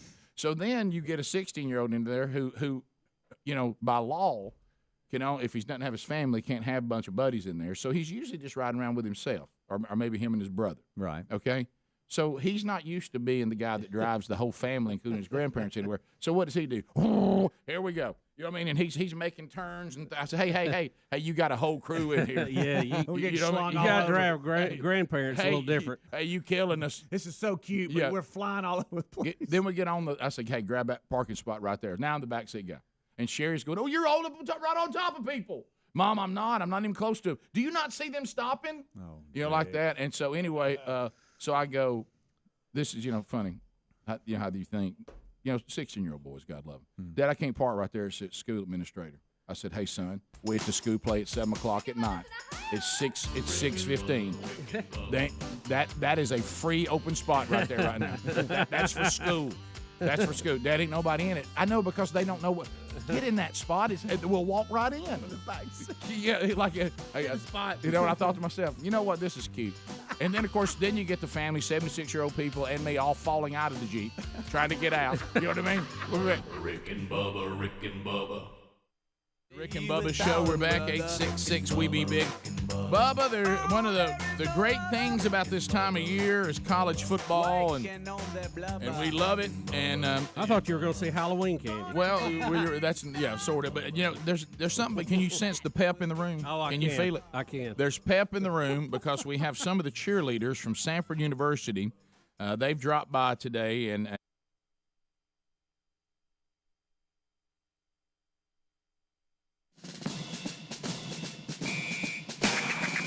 It is 35 minutes past the hour of the Rick and Bubba Show. 866 We Be Big is our number. SimplySafeBubba.com. Bubba, I love when I see a company take the initiative and say something's got to change. We can do security systems better. Why are people who are renting property not even allowed to have a security system? I'll tell you why. Because the old ones were so invasive. And you couldn't take them with you. And if you did, it was going to be difficult. Do you remember sitting around all day long waiting for someone to come drill holes into your house and all that? Those days are over. SimplySafeBubba.com uses modern technology for you to be able to customize a system for your home that is not intrusive, invasive. You put it together yourself in about 45 minutes, an hour for people like me. Some people do it as little as 30 minutes. They're set up to warn you of all sorts of things. We've been telling you this story that they sent us from a woman who was away for the weekend, and she was going, to I think it was to a wedding, and she got word from her Simply Safe system that there was some sort of water problem going on back at her home. And an inch of flooding can cause more than $25,000 in damages. After she got the call, she was able to phone her neighbor, who quickly turned the water off before the flooding got bad. I mean, the Simply Safe system did that. Protecting against floods is just one of the many reasons. There's more than 4 million people who trust the security protection of simplysafebubba.com. Comprehensive system, 24/7 professional monitoring. You can have someone always looking out for you. Plans cost under $1 a day. There's no long-term contract or hidden fees ever. You can customize the perfect system for your home in just a few minutes, or any property that you're trying to protect, by going to simplysafebubba.com. If you go there and use that URL, simplysafebubba.com, you can claim a free indoor security camera. Plus, we're going to get you 20% off the interactive monitoring. Simplysafebubba.com, or find the link at rickandbubba.com under the sponsors button. So be sure and join us tomorrow. We'll talk more about it as the show goes on, for a show on location. If you want to follow Bubba's group tomorrow, they're going to tee off local time somewhere around 8:50 Central Time, and we'll be doing the show there tomorrow, Lord willing, and the equipment don't fail. So all that'll be going on tomorrow. If for nothing else, be listening. Now, YouTubers, you'll get something that'll happen later. You need to start thinking right now. All right, I've got either a Rick and Bubba affiliate. If you don't have an affiliate, you can use our TuneIn app. If you don't really want to do the TuneIn app, you can go to iHeartRadio and find our affiliates who are on our iHeartRadio. So you can have that ready to go, or you could wait and listen to podcast archives later in the day.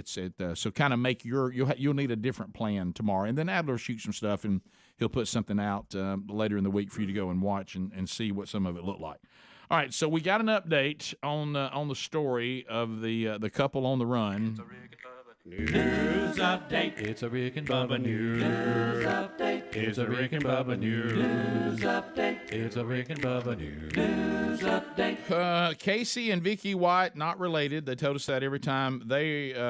Casey is in custody. Sadly, Vicky is no longer with us. They started. I saw this happen. They started getting word that they'd gotten a tip in Evansville, Indiana, that the couple was there. And that tip, who we're going to hear from James, the hero there, who ran a car wash, and his tip led to a car chase that ended in the car crashing, and unfortunately, Vicky Casey, a self-inflicted gunshot wound, I guess, as authorities were closing in. Well, that's what we're being told. Yeah. But bottom line is she passed. She didn't survive. Yep. However she shot herself, whether on purpose or by accident, she did not survive that. And Casey White is in custody. So have you heard James talking about everything he went through with the U.S. Marshals and all of that? Well, let's hear it. Yeah. So here is James, really the man who led to this couple on the run to be apprehended, brought in. Yeah. So here it is. Walk us through what happened at the beginning of the week, how you first spotted this truck at your car wash here in Evansville. Okay, how it went down, I noticed the car hanging out of the bay, which is unusual.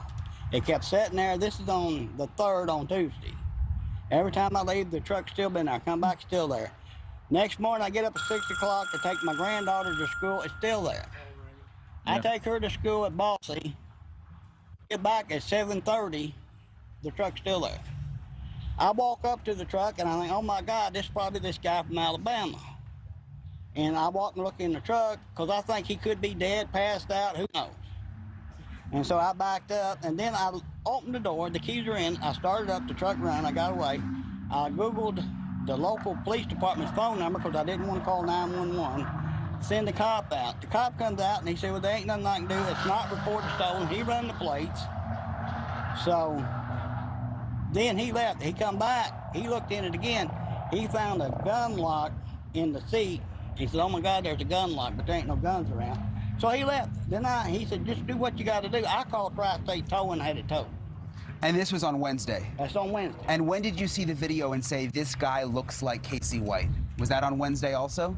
No, that was on yesterday, Sunday. That was yesterday? U.S. Marshal Service called me. They sent me a text message from Alabama. And they said, "I heard you got a truck towed." I said, "I did." I said, "That's that guy from Alabama." He said, "Yes, it is." So he said, "I got U.S. Marshals coming to you even as I speak." And they didn't show up till this morning. James, if it wasn't for you looking at that video, calling the police, this may not have ended like this. The U.S. Marshal said not to show what they're driving, because I've got her picking him up on surveillance on my cameras. And I told him, I called him back. I said, "I got her. She's still with him." She picked him up. And he said, "We think they're still in the Evansville area." Obviously they are.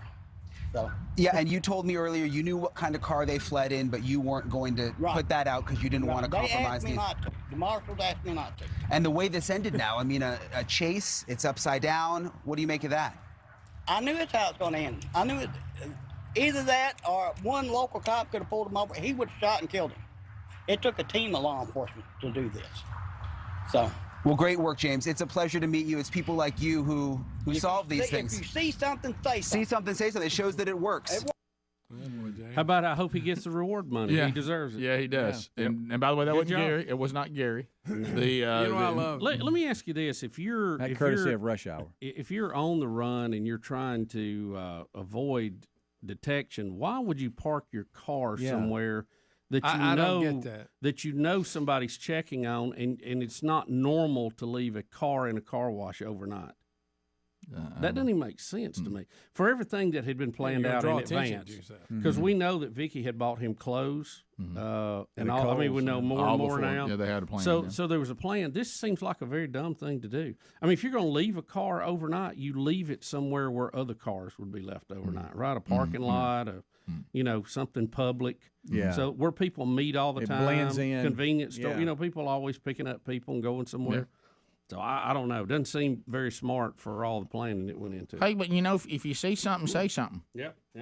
And so how did they get from car wash to the motel where apparently they were staying, and then that's where the apparently chase there was started. Another car involved, and so they were able to see their surveillance But they left footage. that clue that pulled everybody into that area, and then that's when they spotted them. And it says they think they were in that town for 6 days. Yeah. I mean, yeah. Again, it's a fairly small town. Yeah. If you don't want to stand out, you go to a crowd. Mm-hmm. You're going to stand out in Evansville. I think it took him a little while before he checked his video. When he was telling his story, you might have checked it day one. Right. And that was Sunday. He didn't check it to Mother's Day. But I love people.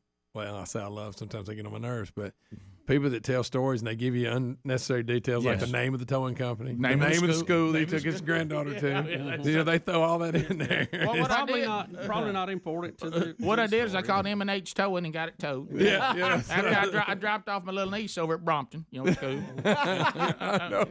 Came back 7:30. Unnecessary information, but that's fine.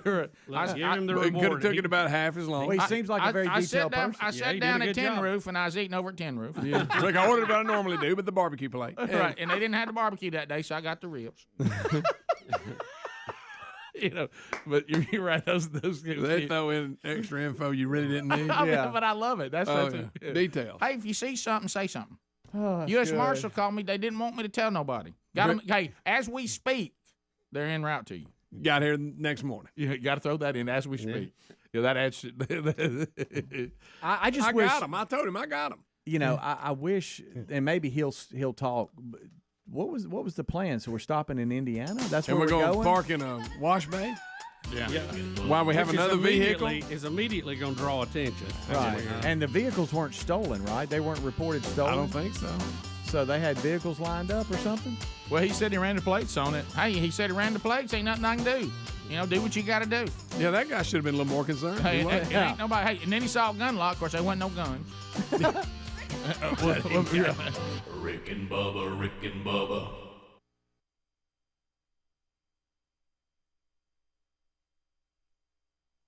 They got our friends at Jack's to bring us some breakfast today. Thank you, ladies, for that.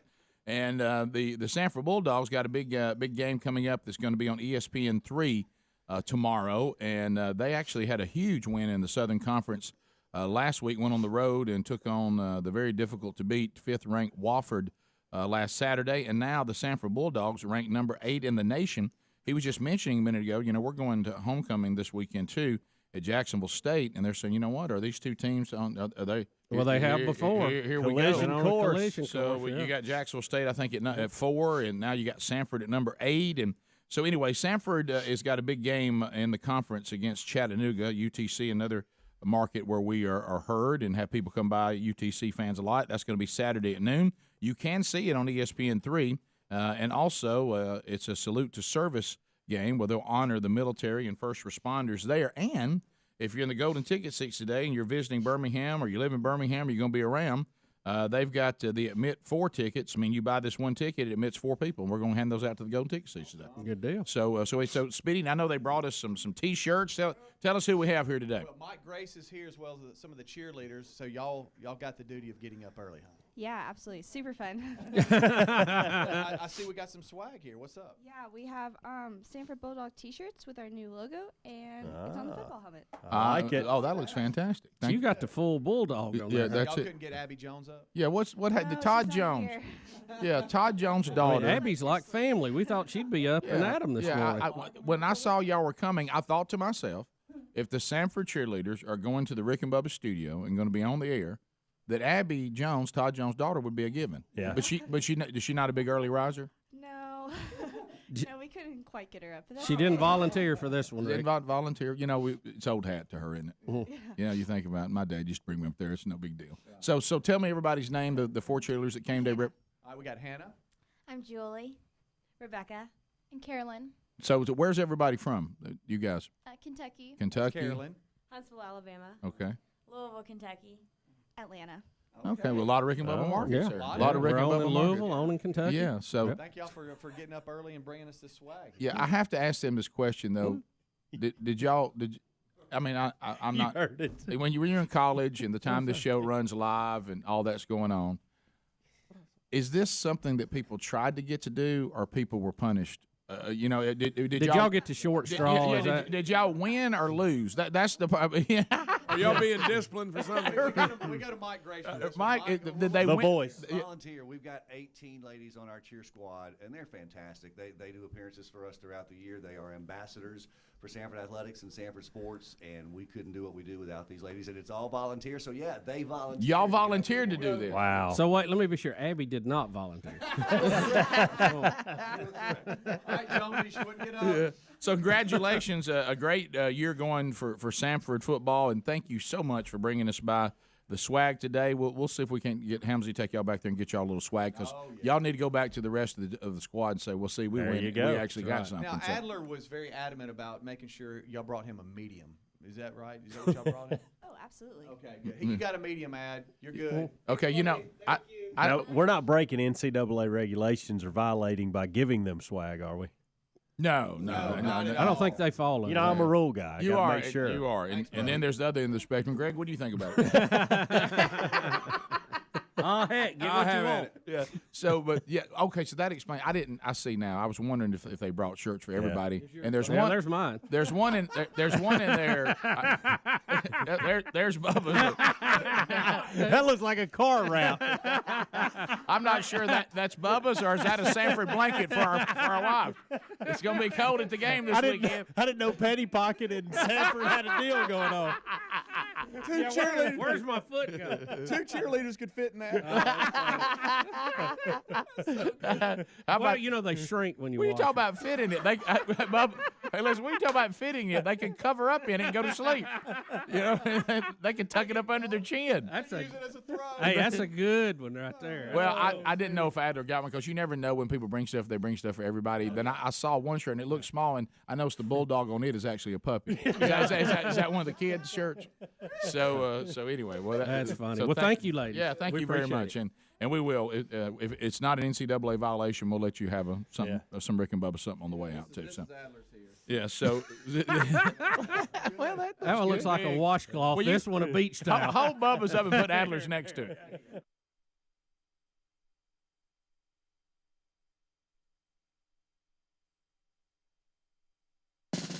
Hour of the Rick and Bubba Show, 866 We Be Big is the number. We'll meet and play again. The show on the road tomorrow, so be paying attention for that.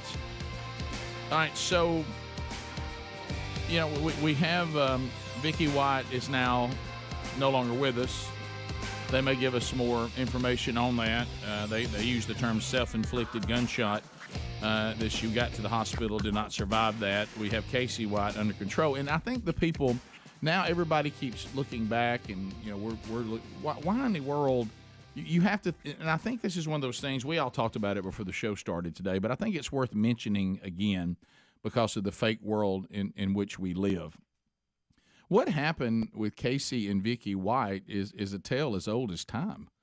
And, people are saying, well, I just don't understand it. And look, we all look at it and go, how did you weren't going to pull this off?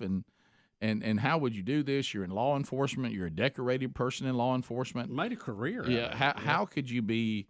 But there's a dynamic that we keep pretending in our fake world that doesn't exist. And the way it was originally created, now it's in a fallen state now.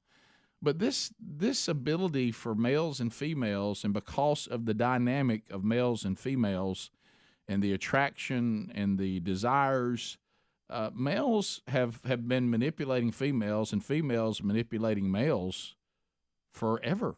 I mean, since the fall in the garden. I mean, this goes way back, and I think we underestimate the power of it all, and we try stupid experiments because we're so naive, all under the guise of equality, and which there's certainly nothing wrong with that, but you also have to have wisdom in your pursuit of equality.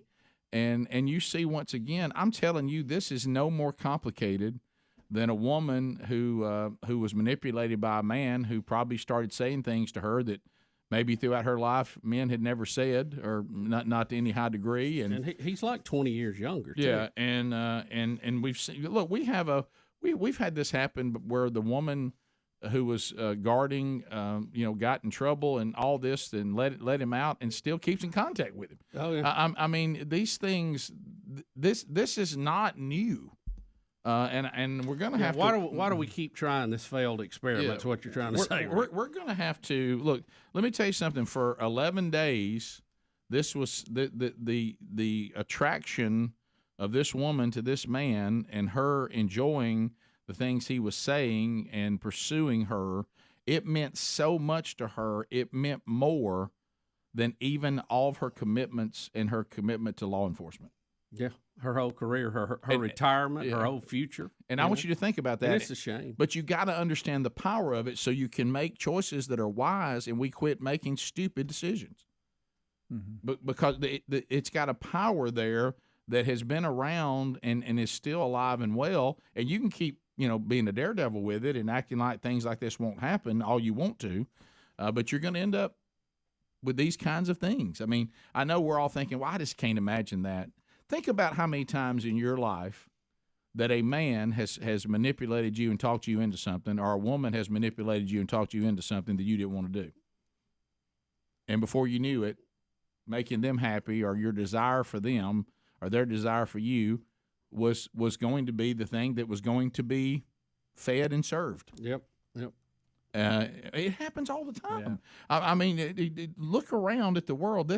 Why do you think the enemies of our country, who do they send in to get information from men? Female spies. Now, who do they send in? Remember the little Russian honeypot that they caught a while back? Remember our sitting congressman who had the Chinese spy? Mm-hmm. Who, by the way, his office is right next to Gary Palmer. I can't help but bring that up. That's funny. What do enemies do if they need information from women in high-ranking government offices? Who do they send in? Men to try to manipulate them. I mean, so I just, yes, it shocks us every time it happens, but are we ever going to learn that this is a very, very powerful force in this fallen creation that was intended to be a blessing? And can still be inside God's design and God's barriers. God's barriers they're not killjoys. They're actually love and protection. But Rick, it happened to Samson, Solomon, and David. We can't think it can't happen to us. Yeah, I mean, it's. I the just, wisest man in the Bible, the strongest man in the Bible, and the most spiritual man in the Bible. It can't happen to us. We're all one step from stupid. Every one of us. Solomon can ask for anything he wants, and he asked for wisdom, and he still wasn't wise enough not to do it. So I mean, it's just it's as old as time. Yep. And we think that we can sit in our military and in law enforcement and just throw men and women together. And I mean, it's you. I hate to talk about the thing that your mom always said, and I heard others say it too with a different analogy. But we'll just spit in one hand and wish in the other, and just have no idea which one's going to fill up first. No, I can tell you which one will. Yeah, right. Sure. I don't know where that came from. It's kind of gross, but it's very accurate. Yeah, it is. Yeah. Of course, I had football coaches that added a new analogy. Yeah. But it's still the same thing. Yeah. You're still filling up. That's so true. Yeah. But why don't we learn from it? I tell you why we don't learn from it. Because, and this is a mistake, our society has gotten to the point that the worst thing that could happen to you is someone call you hateful or call you mean. And that the goal of life, the goal of the follower of Christ isn't to be liked. That's not the ultimate goal. Now, should we be kind and should we be gentle and should we not, it's one thing for somebody to come against you because you're just standing on a truth, and another one they come against you just because you're a jerk. You need to make sure it's not the latter, it's the first. But sometimes you have to just stand up and say, this is a truth, and if it upsets everybody, it just has to. But we're dealing with some dangerous stuff here. We just had a dangerous man get out of a cage that we had him in because we decided that we would have a woman looking after a man who's behind bars, and we're sure nothing bad will happen. Now now a woman's dead, okay, and we're lucky nobody else was dead. And we're lucky that nobody else. Very lucky, right? Because we just continue to act like something's not true that we all know is true. I'm just tired of pretending. This fake world just. Some of the things that we the plastic of it is just growing old, isn't it? Look, I'm not going to pretend there's more than two genders. There's not. I'm not going to pretend that. I mean that's like what are we doing? Are we over the neighborhood? Are we playing house? Little kids are getting together, and and all of a sudden I think I'll be the house pet, but I'm really not. I'm just pretending, but that's not the truth, and I just it's sad, and it's just we act so ignorant. When deep down we all know the truth. Just shocked. Yeah. I just don't see how this happened. I know exactly how it happened. It's a story as old as time. I just can't believe something like this would happen. I can. Yeah. It's really not even all that complicated. So let's not set up that scenario because it's this wasn't from all. Now, there may be people that say, well, I knew Vicky. This didn't surprise me. But when you look at the accolades she was given, it seems like that as far as being a law enforcement person, she was pretty trustworthy. But see, she was watching over prisoners. But you know what? She was a woman and he was a man. Mm-hmm. So you could say, well, one's law enforcement, one's a convict. Yeah, it don't matter. That man and woman dynamic is something that can't be denied. And we're trying it in the military too. So foolish. No, they can all be together. We won't have. Look at all the things: accusations, charges. Put them on submarines. People don't know how to behave. It's insanity. It's lunacy. Top of the hour. More Rick and Bubba coming up right after this. Rick and Bubba, Rick and Bubba.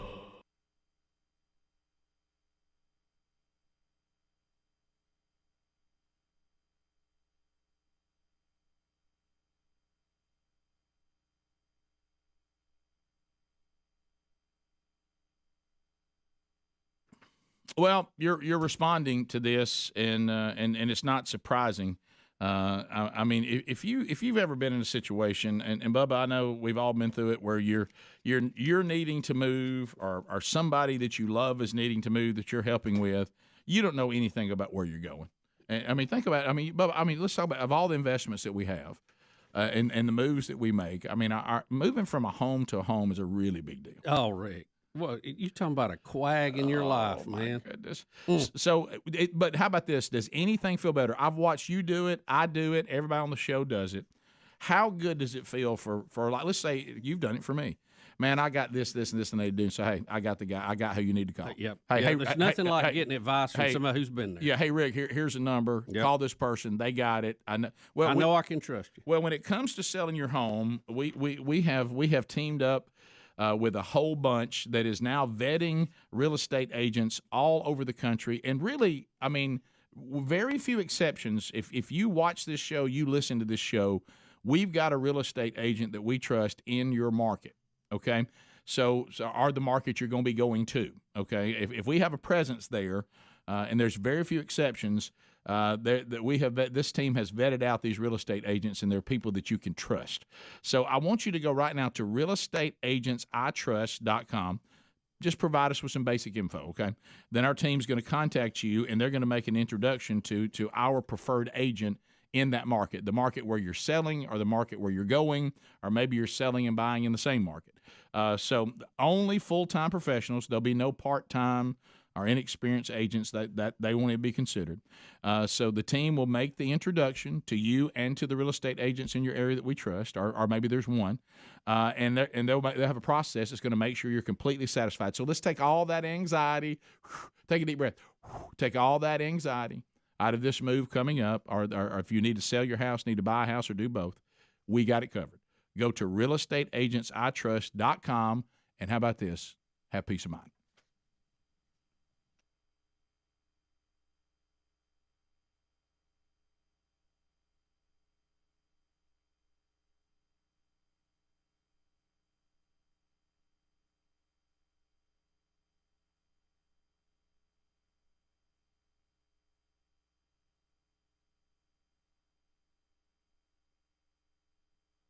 Here's Bubba's Samford shirt. Don't cover Adler's up. Look, it's a mother and his baby. Oh, there it is. I think Adler's going to be too big, actually. Yeah, it may be, but that looks good. He needed a U. Well, they shrink when you wash. Yeah, so we'll get tickets for those of you that are here today that want to go to the game, and also thank you for the shirts. Thanks for breakfast from Jack's.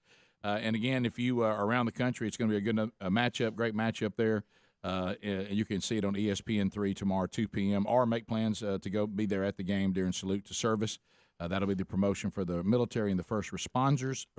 And congratulations to Samford for the success they're having. And hopefully today's not a mojo. That's right. Yeah. Now, what cheer are y'all going to do? And begin. No, they need to stretch out before that, don't you? Yeah, I guess so. I'd like to thank y'all for what they say about discretion and valor, or some quote. Yeah. I appreciate y'all sending me back to our swag room with the cheerleaders. Yes. Goodness gracious. Well, I want to say, and it's everything's so. One of them couldn't make their mind up. You know how women are. That. You know how women are. It's like they were having to try on everything. Right. Now there was a leader in the bunch that kept saying, "You look good in this one. Okay. She's going to do something one." Was day. the word like cute? Was the word cute used? 3 or 4 times. Yeah, it was. Yeah. And it's always uncomfortable. You don't want to ask them their sizes. You know, women, trying to give a woman a shirt and trying to. There's no worse feeling than to go back to that merchandise closet and know that you're trying to give a shirt to a female. Right. And I hate it when they ask you, what size you think I need? I will not answer that. One had a roommate that her roommate was in there and had her pick her shirt out for her because she couldn't make a decision, and then a couple minutes later came back and changed her mind again. I'd like to know what they picked. Your broadcast. I'd like to know what T-shirt they picked. That's interesting. They were 2 of them went with the Rick and Bubba University sweatshirts. They love that would work well. Yeah. One of them went with the Common Sense is a Superpower, and what was the other one? You better get it right. What was the other one? It was one of the newer ones, but it wasn't the Can't Have Nothing. I was about to say, I can't picture them picking Can't Have Nothing. Oh, it was the softball shirt. Oh, yeah, the Raglan tee. That's a big one with the ladies. Like the blue one. Yeah, and you'll see yours. I know. I thought about that as she picked it. I showed both of them. She picked the blue one. Can I tell you, I like that shirt until it became so popular with women. I've come to the conclusion I think that's a women's shirt. I think it is, too. So now I won't wear it anymore. Yeah. I'm the same way. Have y'all noticed I have not worn mine? I've never worn one because it became such a big deal with the women. And you're talking about the dark one? The one that's gray on the front. It's got a faded in Rick and Bubba logo, and it's got red sleeves or blue sleeves. Three-quarter. Yeah. It's the 3/4 thing. Now there's the old one that's the kind of the replica of the softball jersey. Right. That one's still good for male or female. Correct. Right. But it seems like when we went to these raglan tees, one red, one blue sleeves, that women really flocked to it, and even started thanking me, saying, "Finally, y'all are giving more opportunities on women's shirts." Yep. And I knew right then, because when I picked them out, I didn't think of them as a female.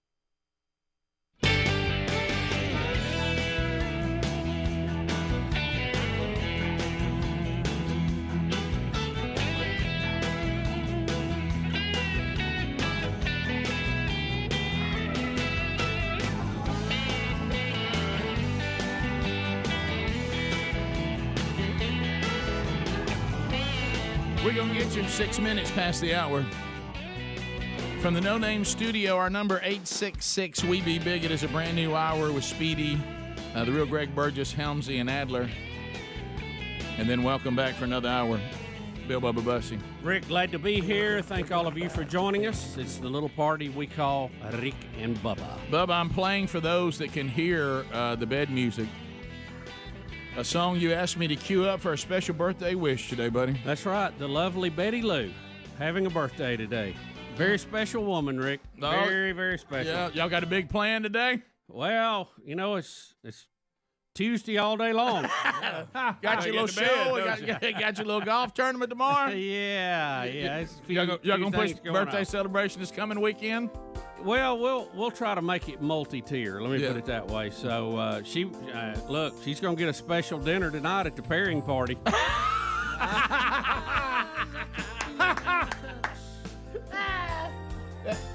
Send it out to Betty today. Happy birthday, Betty. Everybody say, I love you. Sing it, Bubba, to Betty. Need you. And here we go. Look out. Easy, bussies. All right, so, well, hey, look. The writer of Hebrews said it. The marriage bed is undefiled. Have at it. Yeah. Happy birthday. So we have Betty's birthday today. We got 3 different birthdays today. And Greg, Papa, yes, got another birthday. That's right. The third and youngest and only granddaughter. You know, I got 3, 2 boys, and this is little Marion. She is turning 1 today, which is hard to believe. Look at them cheeks. Hey, little cheeky. She is turning 1. So Ellis turned 3 in January, and then Pace turned 1 in February. So now Marion turns 1. And like I say, my only granddaughter, and we're gonna have a big celebration this weekend. Yes, and it's hard to believe it's been a year. They're all all above a year. I know. I'm looking forward to that. So happy birthday! And there she is with her brother. There they are. Look at that! Look at that! That is awesome. Hey, right how there. about you? Look at them. There they are. Happy birthday, Marion. Yeah, we'll have a big throwdown this weekend. So happy birthday to Marion. She's 1 year old. Greg, do you realize when you see me at that throwdown on Saturday, I will have survived the graduation on Friday? That's true. You'll be a relieved guy. Oh, yeah. Oh, it was gravy. Oh, there. yeah. Who do you be coming in wide open? We're good. Well, So, How heavy is that graduation on you right now? heavy. Yesterday, I made some steps that were good. I got my tickets. Okay. Got them printed out. So that did happen. I got that handled yesterday. Oh, boy, Big so Love. Big Love did a good job. Okay. And now if I can just find a place to park, get everybody to our seats. I told Big Love yesterday about the good information I got. It's not alphabetical. Get up front. Okay. Now I am at the mercy of when they call the School of Communication, though. There's nothing I can do about that. Yeah. I don't know what order it'll be in. Right. I said, but when they go to communication, you need to be one of the first ones. That's true. That's so a fact. so anyway, so we got that coming up on Friday. And then also, Speedy, your family has a birthday today. Yes, Johnette Sheridan. Big birthday day. Big birthday day today. It's her birthday today, and so we're celebrating it. That's your niece, right? Yes, that's my niece. I And, bet Reg's got big plans. Reg, he's scheduled Reg's big got a plans. handle. Yeah. It was know it. Let me tell you what was has. so weird is having Big Love in Starkville that I would see your niece all the time. Yeah. Because the coffee shop The coffee there? shop. Yeah. Yeah. I mean, it was weird. I mean, she was like it was a normal for Brooks says for him to see her. Yeah. I mean, they would see each other all the time. Sturgis, Mississippi. Yep. Sturgis. That's There you it. That's go. where they live. Have you ever been to Sturgis? It's Oh, a yeah. cute little town, but they got a coffee shop. Oh, hey, they got a little house there that they did a lot of work on. It's just a beautiful little area. But yeah, she's over there, Rick. So She'll be in your neck of the woods Friday. Rick, go And back you're and over get some there. coffee. I will. You need to go grab some coffee too. By You're the way, gonna need it, pal. It's a cool place. So happy birthday to Betty, happy birthday to Marin, and happy birthday to Johnette. Yep, we got to handle. It's a crew today. We gotta It's go. a crew. Yeah. Anybody else want to throw one in? Bubba, you were asking yesterday. I know that we were discussing, and I think it's going to get to the point where that all things Elon Musk are going to be in our life for quite a bit now, because it's almost like the left doesn't really know what to do with him, because I think they kind of thought that they had him. Yeah.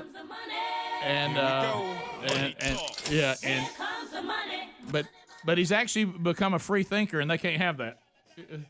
Well, he drew him a little cartoon, Rick, to show him he hasn't moved. They have. Right. Yeah. All right, so Elon Musk update. Well, Rick, this was a story we had yesterday we didn't get to as it's kind of developed. But, Elon was helping the Ukraine by getting them internet service through his Starlink satellite system. Mm-hmm. Well, the Russians are not really excited and happy about that, because they've been using that to pass information, to control their drones. And by the way, I don't know if you saw the Russian ship that Putin uses to inspect their naval forces. The Ukrainians blew it up with a missile shot, by the way. Yeah. So they're blaming a lot of this now on Elon because of him helping. And the head of the Russian Space Agency wrote a pretty long diatribe about some of this. And he ended it with, He says Elon is thus involved in supplying the fascist forces in the Ukraine with military communications. And he said, for this, you will have to answer in an adult way, Elon, no matter how much you play the fool.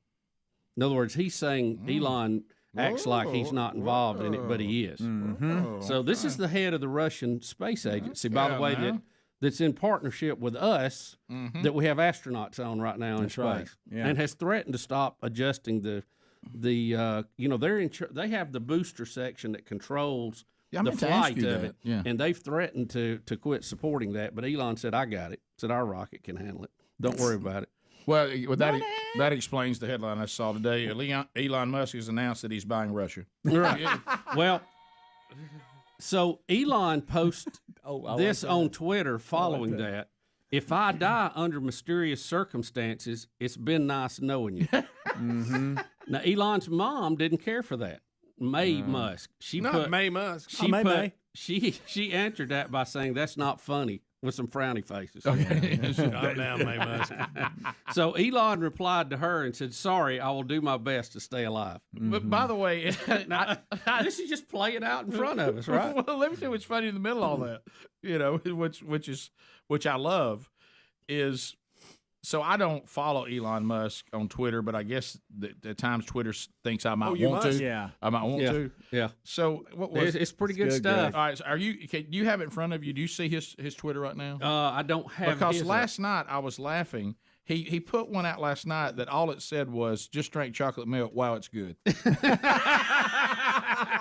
Something like that. There it is. Yeah. Chocolate milk is insanely good. Just had some. Yeah. I mean, he'll throw stuff out there. Look at the lights. Yeah, whatever he's thinking at that moment, which I love. I'm the richest man in the world. I can just do what I want to do. That's basically what he's saying. Look, I'm going to have fun with y'all. I'm going to do whatever I want to do. Right. Because I hold the title, richest man in the world. Yeah. Yeah. By the way, I agree with him. Chocolate milk is just one of those things that you put under the God's grace. That's some good stuff. Yeah. Chocolate milk. It's probably not good for you, but it's not that bad for you. You know what I do? Of course, especially those of us in the heavy community. If we just kind of hear something but don't quite hear it right, we go ahead and define it the way we thought we heard it. Yeah. And somebody literally said that sometimes it is a good after workout drink. Yes, it is. They made a big push with commercials and everything. Now I'm sure they were very specific about which one I should be getting. Sure. I doubt Promised Land is the one they wanted me to go get. That Borden's got it's so thick. It looks like paint coming out. You know what I mean? People that live near the grocery store by my house, they've seen me come through with my shorts and my sweaty shirt on, drinking Promised Land like I'm being healthy. Hey, look at him. He's doing better. Look at that workout, baby. Big old whole milk across the front of it. I'm sure that's not the one they intended me to drink. We'll come back. We'll get in some of your phone calls and more right after this. Rick and Bubba. Terry was having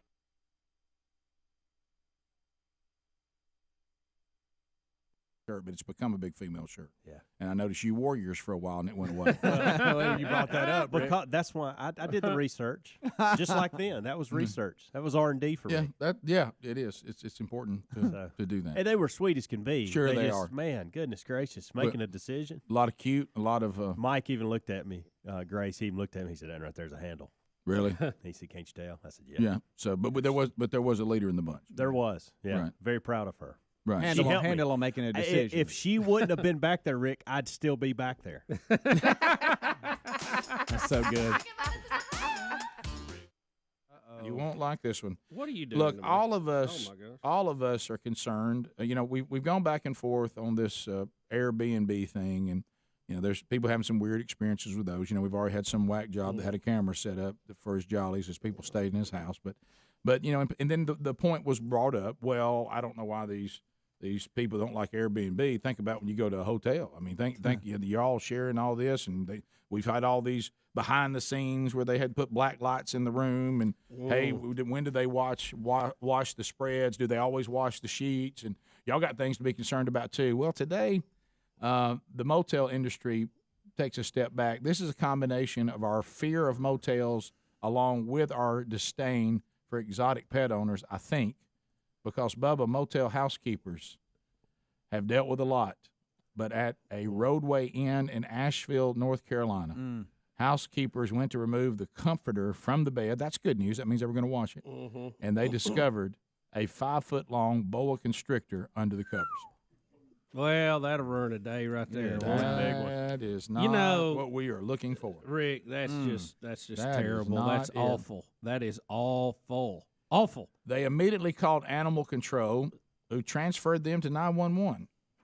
Okay. The snake was removed from the room and taken to the local animal shelter. Why was it not put to death immediately? I mean, did the maintenance man not have a hoe? I mean, right. Thank you. Said I set him down for 2 minutes and forgot about him. So we find out who it is. It belonged to a man who had been staying there, and he says that he was staying there and he forgot his pet when he left the motel. That's a big leave behind. Rick, we got to see some papers on him too. Neil, That's suspicious. Neil Miller, or as I would like to say, the most idiotic man that I've talked about so far today on the program. Neil Miller not only is dumb enough to have a red-tailed boa constrictor named Chuck as a pet. Hey, Chuck. He's also so loony and has so little control of just logic that he not only would have one to begin with, he's going to carry it on the road with him. And now you've already got 2 strikes. Here comes strike number 3. I took it to the motel with me, got it on the road with me, and I left it behind for others. Rick, if somebody had left a gun in the bed, people would go nuts. Right. They'd want him, whipped in front of a crowd outside. But he leaves that, and it's just, I forgot something. Rick, you forget your comb. Yeah. You your forget a cell toothbrush. phone. Yeah. You forget your toothpaste, not your boa constrictor. I give you that. How do you get in the car and start doing your pockets? Hey, and go, right. I got that feeling I left something. And let me tell you, does it not creep you out? You could be in a hotel, and that guy is next to you. Well, And he's one air vent away. See, you know how That's unbelievable, Bubba. You really brought it in there. Yeah. Let me tell you, He's tailgating early. between that story and one of my favorite episodes of Monk, where the cleaning staff is stealing information from people who stay there, business people, and I mean, good night. I'm beginning to be terrified to stay in a hotel. Well, I know where I'm about to go here is gonna, but I think sometimes drastic events call for drastic measures. Now, we know that the people that probably do the best job of trying to break your will of continuing to do things would be the Israeli Special Forces. Are you calling for a death penalty for anybody that owns a snake? Stay with me. What I may say may be worse. Yeah. Okay? I believe that we need to have some deterrence for these people. And I know when I was a child, the thing that made me stop doing things that my parents or someone in authority did not want me to do were deterrence. And I would think, if I do this, bad. Like getting a switch? Yeah. Or like having to eat hominy? Yes, yeah, boy, that was always a battle, wasn't it? I tell you, I tried to choke that stuff down every which way. There wasn't enough ketchup to cover it. I know. Huh? I mean, I'm like Greg. I've heard you tell Greg. I'd be sitting. I couldn't get up till I finished it. I'd be sitting there like at 9 o'clock at night, just staring at it. Yes. Oh yeah. I don't. That's what? Who eats that product? Can I tell you? Have you ever heard anybody say? I tell you what, I'm looking.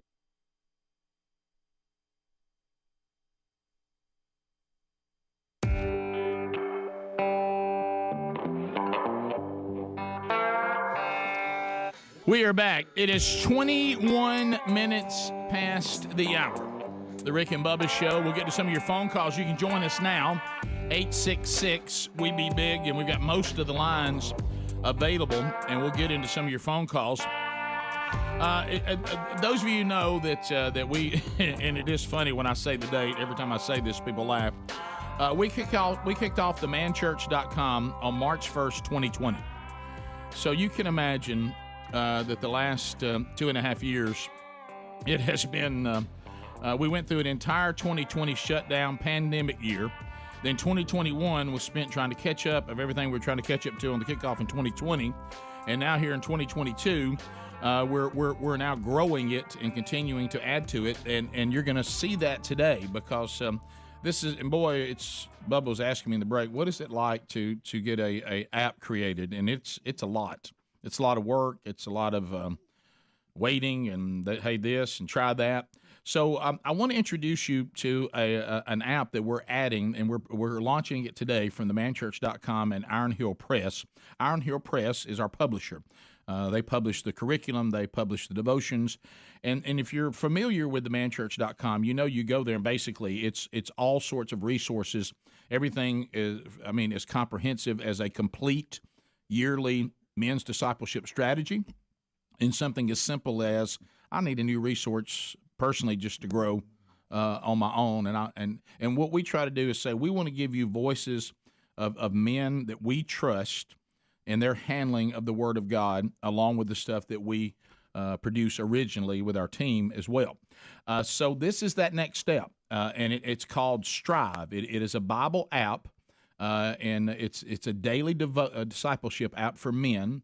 It's brand new. Helps you become the man that God intends you to be. Now, some of you are sitting back going, well, is there any sort of biblical mandate on this? And I want to be clear because you know how sometimes, Bubba, when you're looking at something, I know you've heard me talk about Oswald Chambers, My Utmost for His Highest, how that probably the best daily devotional that I've ever read, and it's a classic. But sometimes it's weird that Oswald will actually be talking about something. Like today, I get up and about us launching this app today, and he's literally talking about that we cannot save or sanctify ourselves. Only God can do that. However, when it comes to our habits and it comes to us growing and knowing more, the Scripture tells us we got to take action on that. Philippians 2:12, Paul says we're working out our salvation. And really what I think is the verses that hit me today that remind me the most of this app and why you would want to use it or anything like this is when you look at 2 Peter in chapter 1, verses 5 through 10, and you see Peter saying that once we have even established a faith, we need to add and make every effort to supplement to that faith. And then he lists all these things that need to be added to our faith. And he says, if we work on adding these things to our faith, picture you pitching this product. He says, you will never fail. So you have to be careful, and I was certainly guilty of this. Even when you realize that God can only save you and God can only sanctify you, there are things in the Bible that says, but we are supposed to take action. Like, there's no way that for you to learn the Word of God other than what? Studying it. Mm-hmm. And, of course, I'm like you, Bub. I learn a lot by listening, too. So on this app, that's what I love about it. We've got sermons from some of the most powerful men of God out there. We've got sermons from our team. Those of you that know about the Wednesday Bible study that we do here, and it's been complicated to try to go and search and find old series. I mean, we've got 8 years worth of Bible studies, and we have those on our YouTube channel, and we certainly have them at burgessministries.com. But look, Adler and us, we were just kind of working and throwing that stuff out there. Sometimes searching it can be clunky, which is another reason this app is going to help out with that. It's so easy to go and find series that you want to go back and listen to, or maybe you've never listened to. This is going to be a really, really valuable resource for men who say, I want to grow spiritually. I do want to invest in my faith. It's got a searchable sermon library, and you can search the sermons. You can search the Wednesday Bible study. We're going to be uploading new sermons all the time. It's only going to be men that we vetted out, that we trust handling the Word. We got daily inspirational quotes and verses for just a little nugget every day. We're going to launch more as we go forward. And here's what's cool, is you can try it right now for free. It's called Strive. You can get it in Apple, or you can get it in Google, either one, or you can go to strivebibleapp.com. We've got it on the manchurch.com social media today. We'll put it in show notes today. So try it for 7 days, no obligation, see if you like it. If you do love it, there is a monthly cost. It's like $9.99. We're talking about 32 cents a day for you to have all this at your fingertips to help you grow spiritually. So we're really excited about it, and it's only going to grow, and it kicks off today. So think about your life spiritually, and it's designed by men for men. We've said it 1,000 times. You can keep on trying to disciple men the way you wish we were, but you probably want to go about it the way we actually are and the way God made us. So even I can work this out. Is that everybody needs to? No, Rick. That's all you need to say, Rick. I We can't haven't, work it. Rick. I can't work it. We got to see proof of that, my friend. Yeah. So the landing page, if you want it. Let those good work stand up. Thank you. StriveBibleApp.com if you want to go to the landing page, or if you just want to go to the Apple Store. I've already got it downloaded. And it works on Android and on Apple. I've already got it ready to go. Did you get right it? There, Strive. See it in black and white. Bubba, thank you. I love that. Check it out and see what you think. And y'all can give us feedback too if you think you want to see us, add some things or work on some things. But remember, we're not going to just shoot, ready, aim. If there's something on there content wise, it's been vetted and we trust it, and it's only going to be from the people that we trust. And of course, a lot of it will be generating ourselves from the team, just like we do the curriculum and the devotions and all that. So Strive Bible App is the latest thing added to the ongoing call on our lives to reach and disciple men, and we certainly want to provide you with any tool that we feel led and feel good about to produce, and this is the next big thing, and we're really excited about it. It was an investment on our part, no doubt, and it's also been a lot of work, but how about this? We believe that if you disciple men, you change everything. So it's a good investment. For those that, we will put in show notes today, as you said, and obviously if you follow The Man Church on social media, but if you go to themanchurch.com, in the main navigation where you see events and store and contact media, there's actually a new one that says Strive App, and it links directly to it.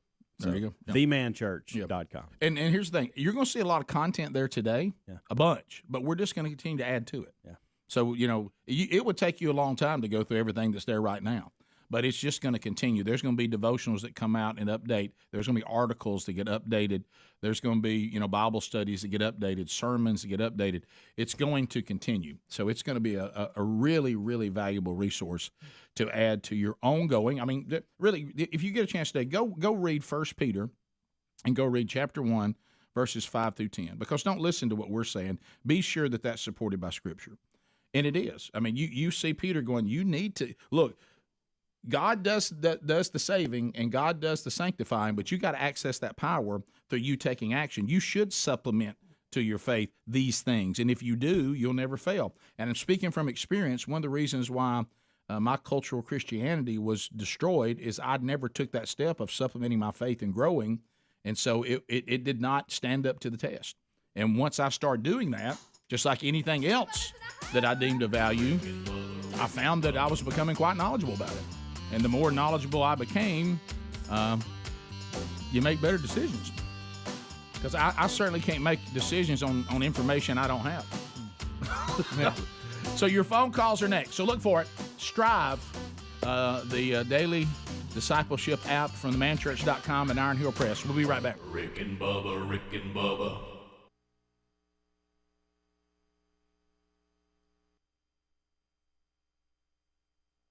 Or to some nice hominy. I tell you what, I don't know. What is it?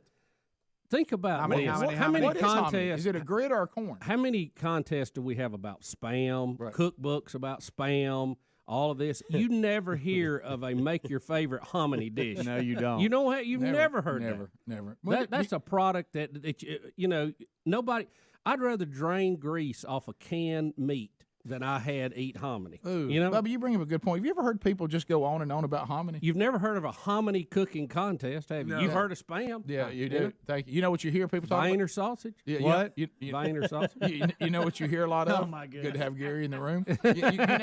You know what you. That's just for y'all. Yeah, you know what you hear That's a lot the of. local pronunciation. You hear people say something, man. You'll say things like this. We've said it. Why do we only have dressing a few times a year? Oh, I know. Has anybody ever said, why do we not have hominy more? No, nobody says that. Does anybody ever say? Nobody says, hey, the big holiday's coming up. Can't wait to taste Aunt Bessie's hominy. No.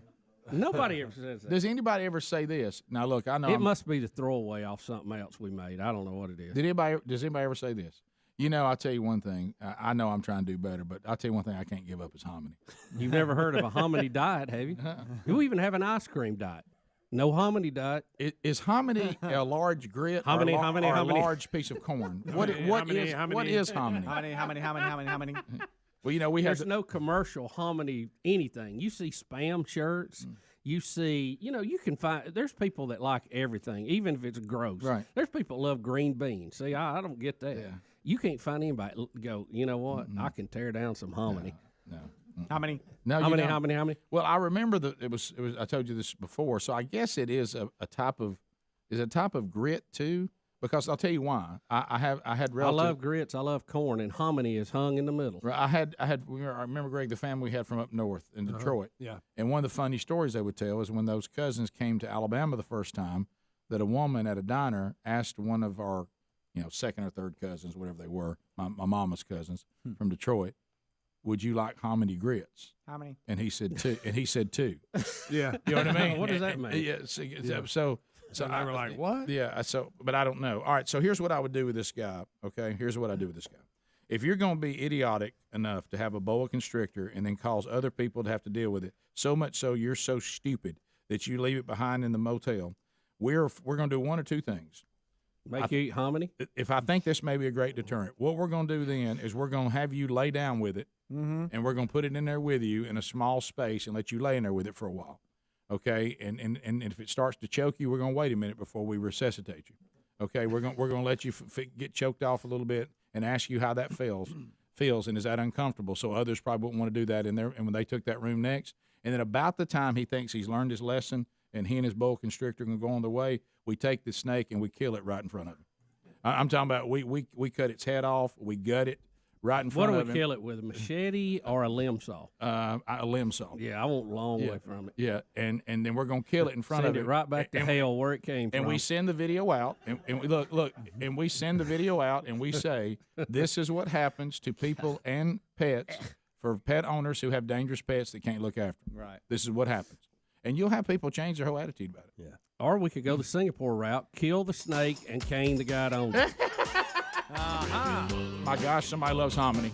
They do not. Gosh. We'll take They it. don't have that yellow kind I had. As we promised, Sean Hannity back on the show. Sean, how you doing, buddy? Rick and Bubba, what's going on, buddy? How are you? Well, we're good. Trying to find a good movie to go see. Yeah, we're looking for a good movie to check out this weekend. You don't know one, do you? Yeah, I do, and it opens tonight, and I think there's a theater near you that has one. Well, it's called Let There Be Light. We need some light in this world. It's pretty dark. Yeah, boy, there's the understatement of the day. I want to know, because I remember months and months and months ago, knew that this was coming and knew you were involved. Clarify. Right. Yeah, how did all this get started? How are you involved? How did this happen? It's actually a very simple story. Maybe a year and a half ago, a little less than 2 years ago. Remember when God's Not Dead came out? Yeah. Yep. Oh, yeah. Okay. I love the movie, and I'm like, this is what Hollywood needs to do more of, because it stimulates you intellectually. It touches your heart, your soul. It was a great story. And like you guys, I interviewed Kevin Sorbo for the movie. And I just at one point said to him, I don't remember when, hey, if there's ever a project out there that I might be interested that has good values that I think there's a void in the marketplace, I said, let me know. So like 2 days later, he called up, and he and Sam and this guy, Dan Gordon, who co-wrote the movie with Sam Sorbo, they come to New York, and they tell me the story. Past the hour, to the phones we go. 866-WE-BE-BIG is our number. So speaking of Man Church, Helmsy from the Rick and Bubba Show tomorrow night, Landmark Church in Montgomery, Alabama. They're rolling through the men's discipleship strategy. See Helmsy there tomorrow night. Hope you'll make plans to join. Let's start with Adam out of the great state of Alabama. Adam, welcome to the Rick and Bubba Show. How are you today? Hey, guys, I'm great. You know, old Car Wash James up there in Indiana, he was so excited. What do you want to bet that the U.S. Marshals gave him one of them little tin badges, and now he's running around to all his buddies telling him he's an undercover marshal? Hey, if you see something, you got to say something. So, he's the man. Yes, in Evansville today, buddy. Look, I'm glad he did it. I'm glad he did it. Road Trip John, welcome to Rick and Bubba. Go ahead. Hey, I was going to tell y'all about a funny story that happened Sunday at church. Saturday night, my wife gives me a nice shirt, button-down shirt to wear. She said, hey, I bought this for Mother's Day, and thought it was kind of odd she bought me a shirt for Mother's Day, but I said, yeah, it's Mother's Day, I'll wear it. So wore it to church, get out. She said, hey, let's park up front. We usually park in the back, drop off kids, but she said, we have time to take our picture, and so let's take it up front. So I go to walk in the church, and all of a sudden I hear, hey, real loud, and about 50 men were wearing the exact same T-shirts, the exact same polo that we were wearing. Yeah, this has happened. We did a story on this happening at another church. Was that back on, what day was that on? It was one of the specials. Was Easter? Was it Easter? Yeah, I think it was. Was it? Yeah. There's been a few churches do this. Women are starting to do this to the men of the church. I mean, where's the respect? You fell victim to something that now has become a trend at churches. Yeah, probably about a quarter or a third of the men in the church had the exact same shirt on, and the miracle is that no woman told another woman and messed it all up. But he got his shot in, didn't he? He got his shot in. Hey, men, watch out! This is going on at a lot of churches. The next one they're going to try to get us on is Father's Day. Yeah. I don't think you have to surprise them if your wife says, "Hey, wear this," so you can get a picture made with everybody else. Most guys would go, "Whatever, I'll wear it." Look, I wear what I'm assigned right now. I made the mistake of thinking I know what I'm wearing to the graduation Friday. I'm going to wear whatever I'm told to wear. Right. Yeah. Not sure how Sherry's trying to want me to dress up more than I'm willing, but she'll win. Parker, welcome to Rick and Bubba. Go ahead. Hey, morning, fellas. All right, Rick, here's your scenario.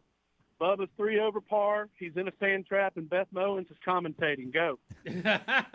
Let me tell you something, Bill Bubba Boussois came out hot. Doing good on T1. He's got himself in a bit of a problem down there in the sand trap. Somebody needs to get him a timeout. I would almost. I want King Richard and Charles Barkley to comment on this at some point today. Speedy's got a new King Richard voice he's trying out. Speedy's trying to do Will Smith and what is in the King Richard? Well, I tell you. Is he trying to do King Richard? He's in the sand, but that's been my plan all along. That's the word. Speedy, I don't even understand what you're trying to do. Where's Bubba? He's over there. He's in the sand. You sound like you're doing Mike Tyson. I'm not Tyson. I'm King Richard. It's a little bit of a David from Louisville / Mike Tyson. Yeah. He's trying to do. Is he doing Will Smith doing Richard? Tell him your plan. Tell him your plan for Serena. Well, Serena, listen. I know Venus is #1 in the world, and she's gonna be #1. But you're gonna be the best ever. Because that's been my plan all along. It's got a touch of dipping down to it. You gotta trust your daddy. He has to close his eyes. Speedy, are you trying to imitate me? No, Bubba, I'm not. But pass me that cup. Oh my God! Want to play some double? Here comes Dipping Dan's coming out to help Bill Bubba Bussy, and there's Chandler Cox. Everybody's there, right there in the sand. We saw him yesterday, by the way. Yeah. Hey, how about Jim the Crazy Sign Man? I don't do an imitation of him, Rick. Jim, oh, he's on the phone. Yeah, Jim's Adam Sandler. I know. Yeah, that's right. Jim, what's up, buddy? Hey, I have a suggestion for the name for your studio. Okay. So you don't have to call it the No Name Studio anymore. Okay. That'd be good. All right. The name is The Lab. The lab. The lab? L-A-B. The lab. I was working in the lab late one night. So two reasons for it. Okay. Number one, to get to the place, you have to go halfway to Montgomery. Right. And so you got to take all these different turns. And once you get in the place, you still ain't in the place. You still got to go here and there and take a turn. So and go through this door. Like a maze. Absolutely. But then the other reason for calling it the lab is y'all just solve problems all day long. There you go. Hear things and come up with answers for them. People call in and tell you what to do under this situation or that situation. So anyway, I just wanted to throw that out to you. Coming to you from the lab. Greg loves it. From the lab. Thank you, Greg. Thanks, Jim. There you go. Let's go to Danny in the great state of Florida. Danny, go ahead. Hello, guys. Hey, Danny.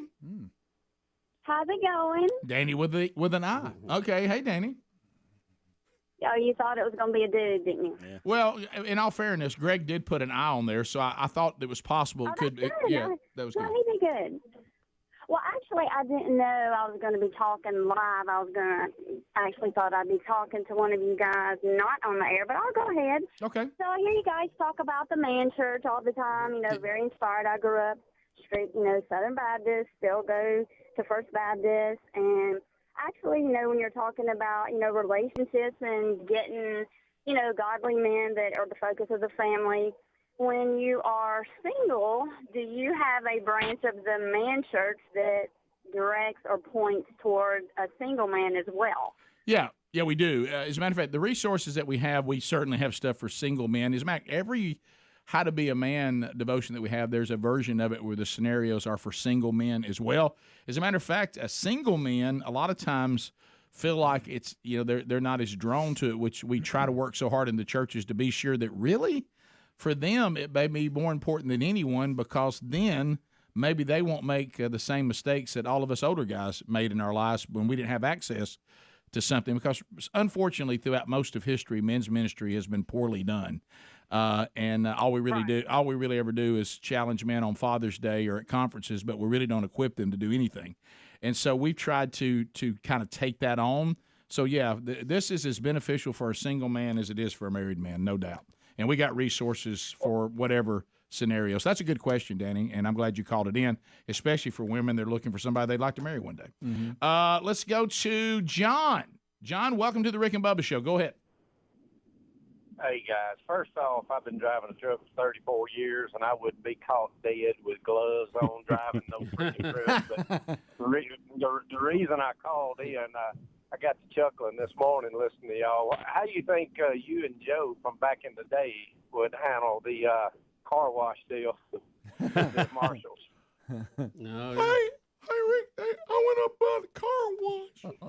There's an abandoned truck in one of our bays. Run up there, take a look at it, run me a Z, let me know what we did. And then move our truck out of there and then shut it down. And get on the phone to the U.S. Marshals. They have someone en route as we speak. What was that? Someone is en route as we speak. Would always run out of breath. You know what, Joe's car wash, he run you through. It was like the tunnel. You couldn't park in it. No. Hey, you run that truck through Joe's car wash, we'll have him. That's right. It'll be clean when the marshals pick it up. So this thing with truckers and gloves. Now James is weighing in. I heard that mentioned the other day. All right. So when I was coming back from Mobile on Saturday, I noticed when I was in traffic, you notice things you normally don't notice, and there were a couple of truck drivers that were wearing gloves. Just holding the steering wheel. I mean, it's 85 degrees outside, and I'm like, why are you rubbing blisters or don't even say something like that? So I brought it up and I asked, is this normal? Well, little did I know, this is a big controversy between truck drivers. James, truck drivers that wear them are pansies, according to truck drivers that do not. Well, let's get on Channel 19 and ask. Let's get on. I don't know if I was a truck driver whether I would wear them or not. I'm just telling you, there's some conflict out there in the truck driving world. It might depend as it how relates rough my to gloves. steering wheel is. Greg would wear them because he wears them when he weed eats. What? I don't think I would wear them just day-to-day driving, but if I'm going to be off-road doing something where you're doing a lot of hard pulling or tractor. Yes, and some of them have them, just like we do in our trucks. If we need to get out and do something, you put them on. That's different. That's not what we're talking about. These people are actually driving with gloves on. All right, James in Alabama's weighing in on it. We heard the other guy. He said he was not a fan. Mm-hmm. James, where are you on this? Green Acres, by the way. Hey, welcome. So, I was raised by a man that y'all might understand. He still refers to a drinking straw as a sissy stick. Right. So that's hilarious. He would, retired 30 years truck driving. He would not be caught dead saying he needed a pair of truck driving gloves for his hands. All right, now, so you're his son. Do you drive a truck? Yes, sir. Do you wear gloves? Well, I drive a service van. I do HVAC work, and no, I don't wear gloves. But you got a pair to put on if you need to for the job you're doing. That's different. I raked gravel in my yard last night to get all the gravel out of it, and I used my hands with no gloves. So, no, I don't wear gloves to do nothing.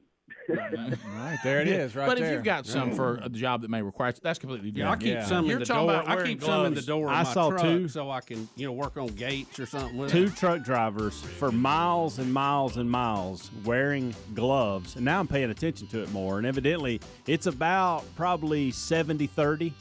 No gloves 70. 30-70. Full gloves are the ones that cut off at your knuckles? No, I've seen both, by the way. Okay. Young? It's almost like motorcycle gloves. Age any indicator? Yeah, think so. Younger people in gloves? Yes. Yeah, there you go. See what's wrong with the country? Rick and Bubba.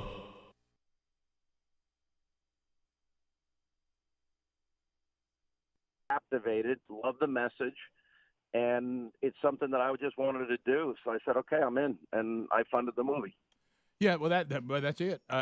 Let there be light. We're not going to give away the whole movie. Now, I must warn you, Bubba and I have been accused of giving away the entire plot of movies before anybody's ever seen it. So I'll try. By the way, that's shocking. That's really shocking. Well, we're just not good at keeping a secret. We tell everybody their Christmas gifts too. Yeah, listen, I was 10 years old. I know every Christmas gift before Santa brought them. Yeah, well, so this is what it felt like to me when I started watching the trailer and started reading the synopsis, because we interviewed, and I think you did too. There was a time when these almost, and this is the word to use, evangelical atheists, Richard Dawkins, Christopher Hitchens, and some of the others, they weren't just satisfied anymore with it. They had a disdain for a belief in God. They wanted to go out and say everyone else should be this way too, and the world would be better off if we would just do away with God. And they became huge celebrities. The left loved them, of course, and they were celebrated and all of this. And so this movie has that feel that the main character, played by Sarbo, is one of those guys. And then I won't get into too much else. He's too smart, because it is literally ripped from the headlines. And it's interesting you mentioned Chris Hitchens, who passed away, but I had debated him and these Freedom from Religion Foundation people for years. And one of my biggest complaints is that I have 500, 1,000 channels on my Dish TV, but for Netflix, I can't find anything I want to watch. Yeah, it's frustrating. True. I mean, these movies are all the same. Spider-Man 429 and Batman 472, and Jennifer Aniston falls in love with the next Hollywood star, and sex and violence. It just frustrates me, and that's why this movie is ripped out of the front pages of the newspaper. I mean, this could happen on any campus in the country, and the movie has a great opening scene where it starts. You see all the darkness in the world, how tough the world is, and then you pan to a debate. It looks like it's in a college hall, and here it is, a guy that wrote the book Aborting God. He's a paparazzi, red carpet, glitterati, Hollywood liberal atheist, and he's loved, and the crowd loves him. And he's debating a Christian minister who, he can't get two words out with the crowd laughing and mocking at him. And then we go on this journey with this guy who, dumped his family and is doing drugs and hanging out with models and doing a lot of drinking, and it's a journey in his life. He has a moment where he's got choices to make, and there's a profound moment in his life, and all the people around him are encouraging him. Wait a minute, you can't go away from aborting God and being an atheist, because if you do, you're going to lose millions of dollars. Yep. There are so many different twists and turns, though. You're not going to be able to predict which way this turns out. Yeah, because you said, I heard you talking the other day, and you know, right after Phil Robertson tried to baptize you, and you were discussing. No. I said, wait, slow down. I agreed to the baptism, but not in a swamp with alligators. That's right. So anyway, but the point you were making is that we may in our minds, and I'm going to have to be careful here, and I'm going to tell you the truth. I don't know the end of the movie because I haven't seen it yet. So we saw the trailer. Yeah, I saw. But there's nothing I can give away, which is good news to the audience. But I heard that's great news for me. Yeah, I heard you say, in our minds, usually we watch a movie and we go, I know how this is going to go, and you're saying not so fast. Just not so fast, my friend. Yeah. Look, there's good and happy times in this movie. All right, let me put it this way. I have probably screened the movie, and we've actually had focus groups look at the movie, and we have a 98% cry rate. I mean, it's going to bring you to tears. Now, Sean, you also do a little acting in this, don't you?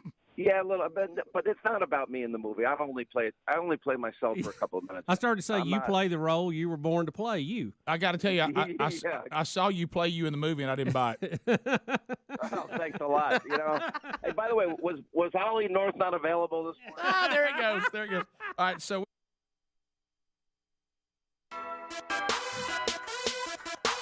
It is 9 minutes to the top of the hour, Rick and Bubba. As we make our way back.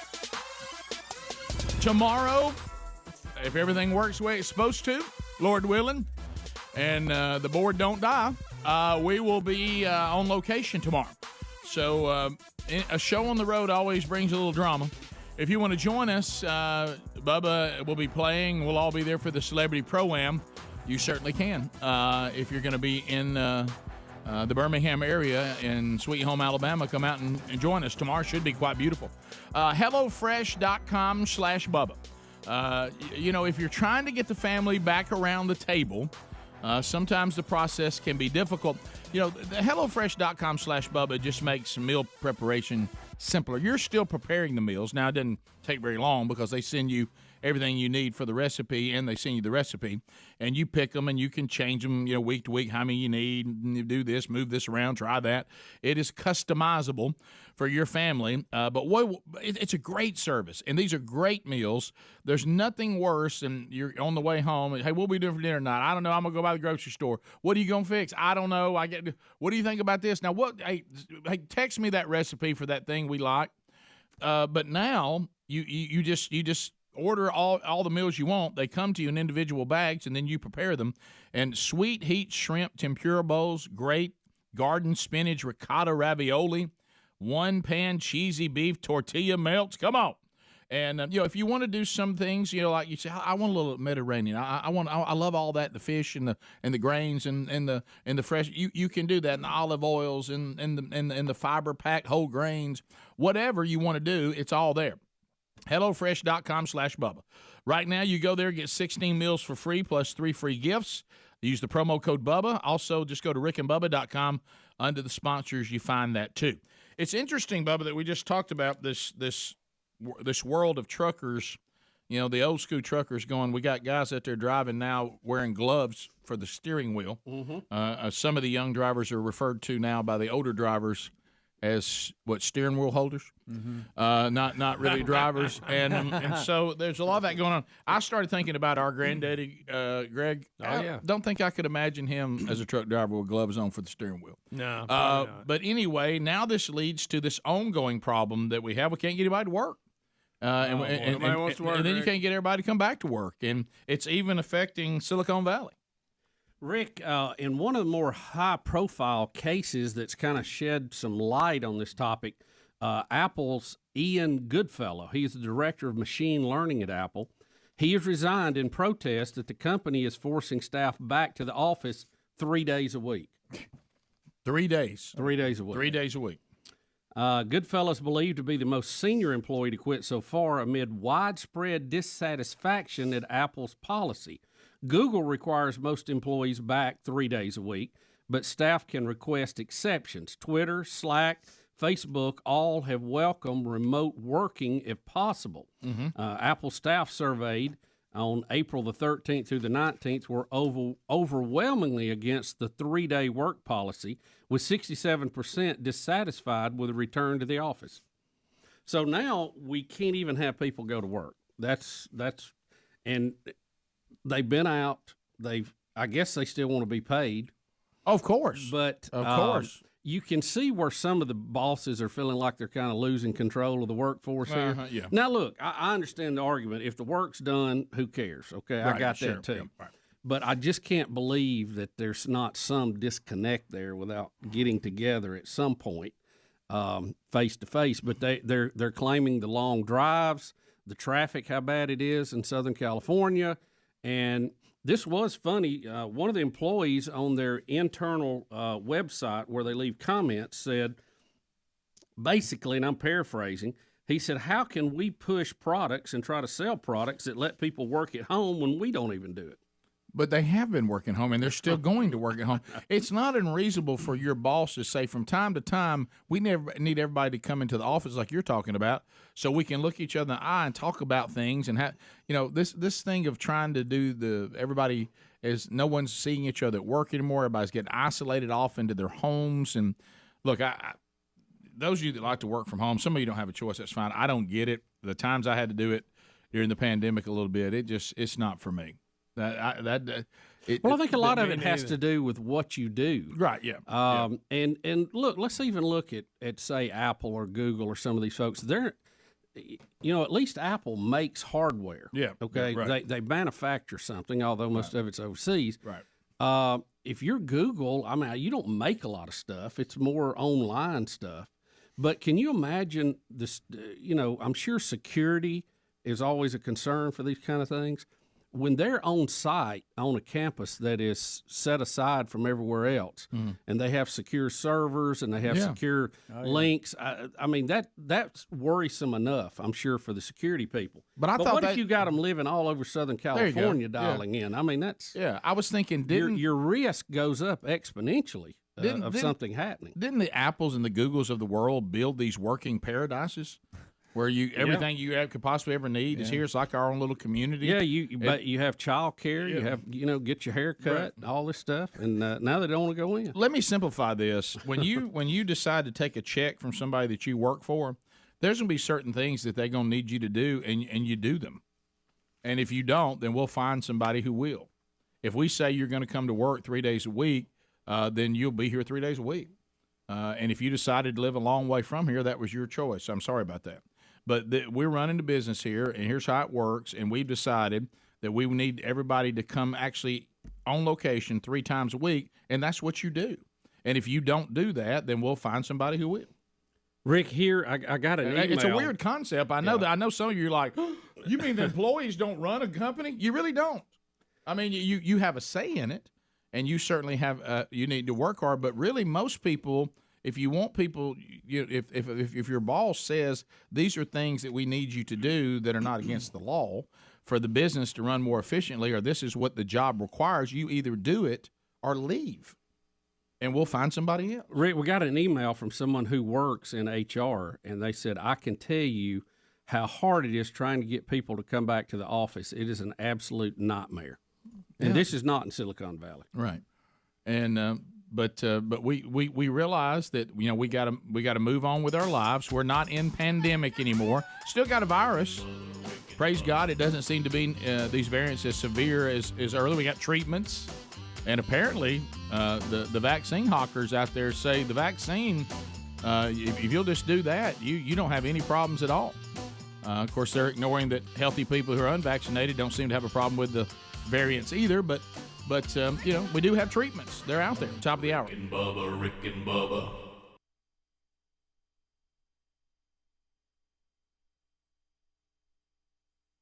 Wait, when you were talking about the cry factor, now Bubba will cry on the drop of a hat. Yeah. So I'm not as bad as my wife. She used to cry. She cries at the Barney when they have the lost cat episode. Right. So I'm not that bad. But. So and Bubba says that he thinks I could watch a small penguin be put in a blender and never even swell up. Rick doesn't have duck glands. So, I hate to say it, I'm more like Rick. It's pretty tough to get me crying. But so I'll be the cry test. I'll see if it gets me. Well, I want to tell you one other thing. So we made a decision to do this all on our own. Now, well, you got to have control. Well, yeah, exactly. Every movie that most people see, it's all studio, and they got their little formula. And we didn't even take it to a studio. We just said, let's do it on our own. So, you don't have 3,000 theaters to open the movie like these $100, $200 million budget movies. Yeah. But I'm going to tell you, I am so proud of the quality of this. I had a vision in my mind how this would all turn out, and I can't believe how good it turned out. I was so impressed. Sam and Kevin did such a great job. It was everything that I wanted it to be, and then a lot more. So I'm really, really proud of it. I think what I like about it is I like to go to a movie theater and be entertained. I want to think, and if it can touch my heart and make me think and in a soulful way, this movie does that. You got a lot of other, characters in the movie. Travis Tritt is in the movie. I know you know Travis. Oh, yeah. Michael Frances.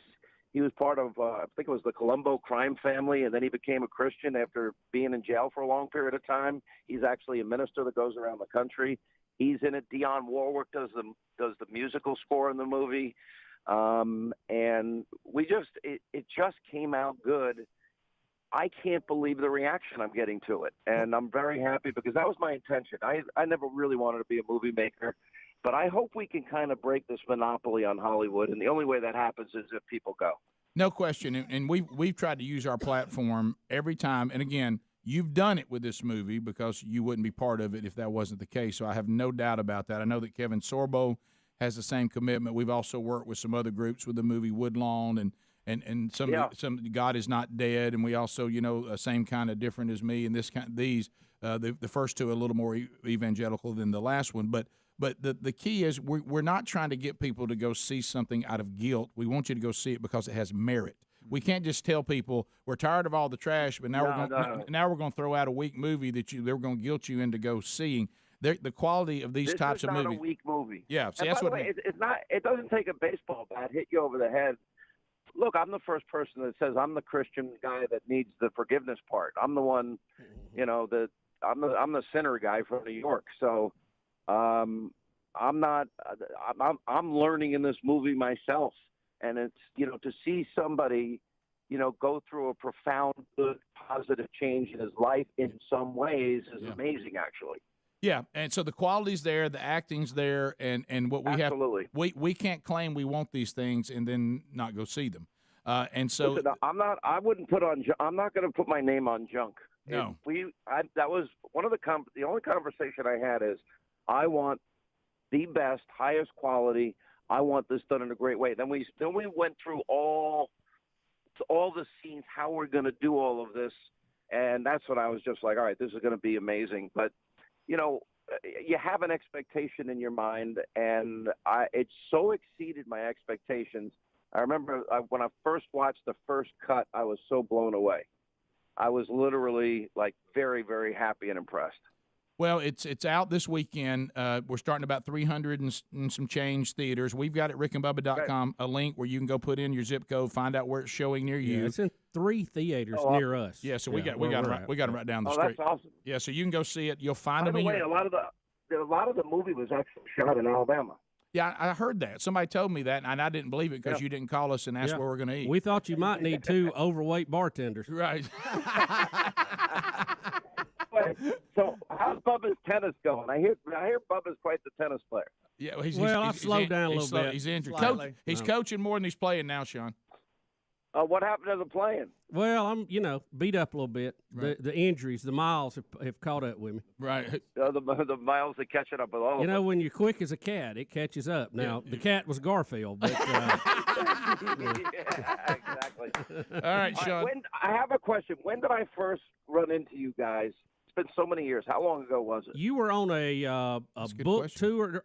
You were speaking here in town, and you were here to do books, and you were on the show with us that morning, and then we went to lunch with you. You're talking about maybe 15 years? Yeah, probably so. Yeah, it's been. Listen, boy, the years go by fast, don't they? You were in that little studio with Alan doing the show. That's right. Your TV show. That's right. Yeah, I know. That was a long time ago. All right, Sean, we're fired up about Let There Y'all Be had Light. the graphics like you drew yourself. Guys, listen, I want you both to go, and I hope your audience will go, and I hope you enjoy it. I hope take the whole family. The whole family can go. We will. We'll come back and give a review of it next week. So go out and see it this weekend. Let There Be Light. Check the link at rickandbubba.com. Find a theater near you. Rick and Bubba, Rick and Bubba. How was I? Bubba, Bubba, Bubba. How was I?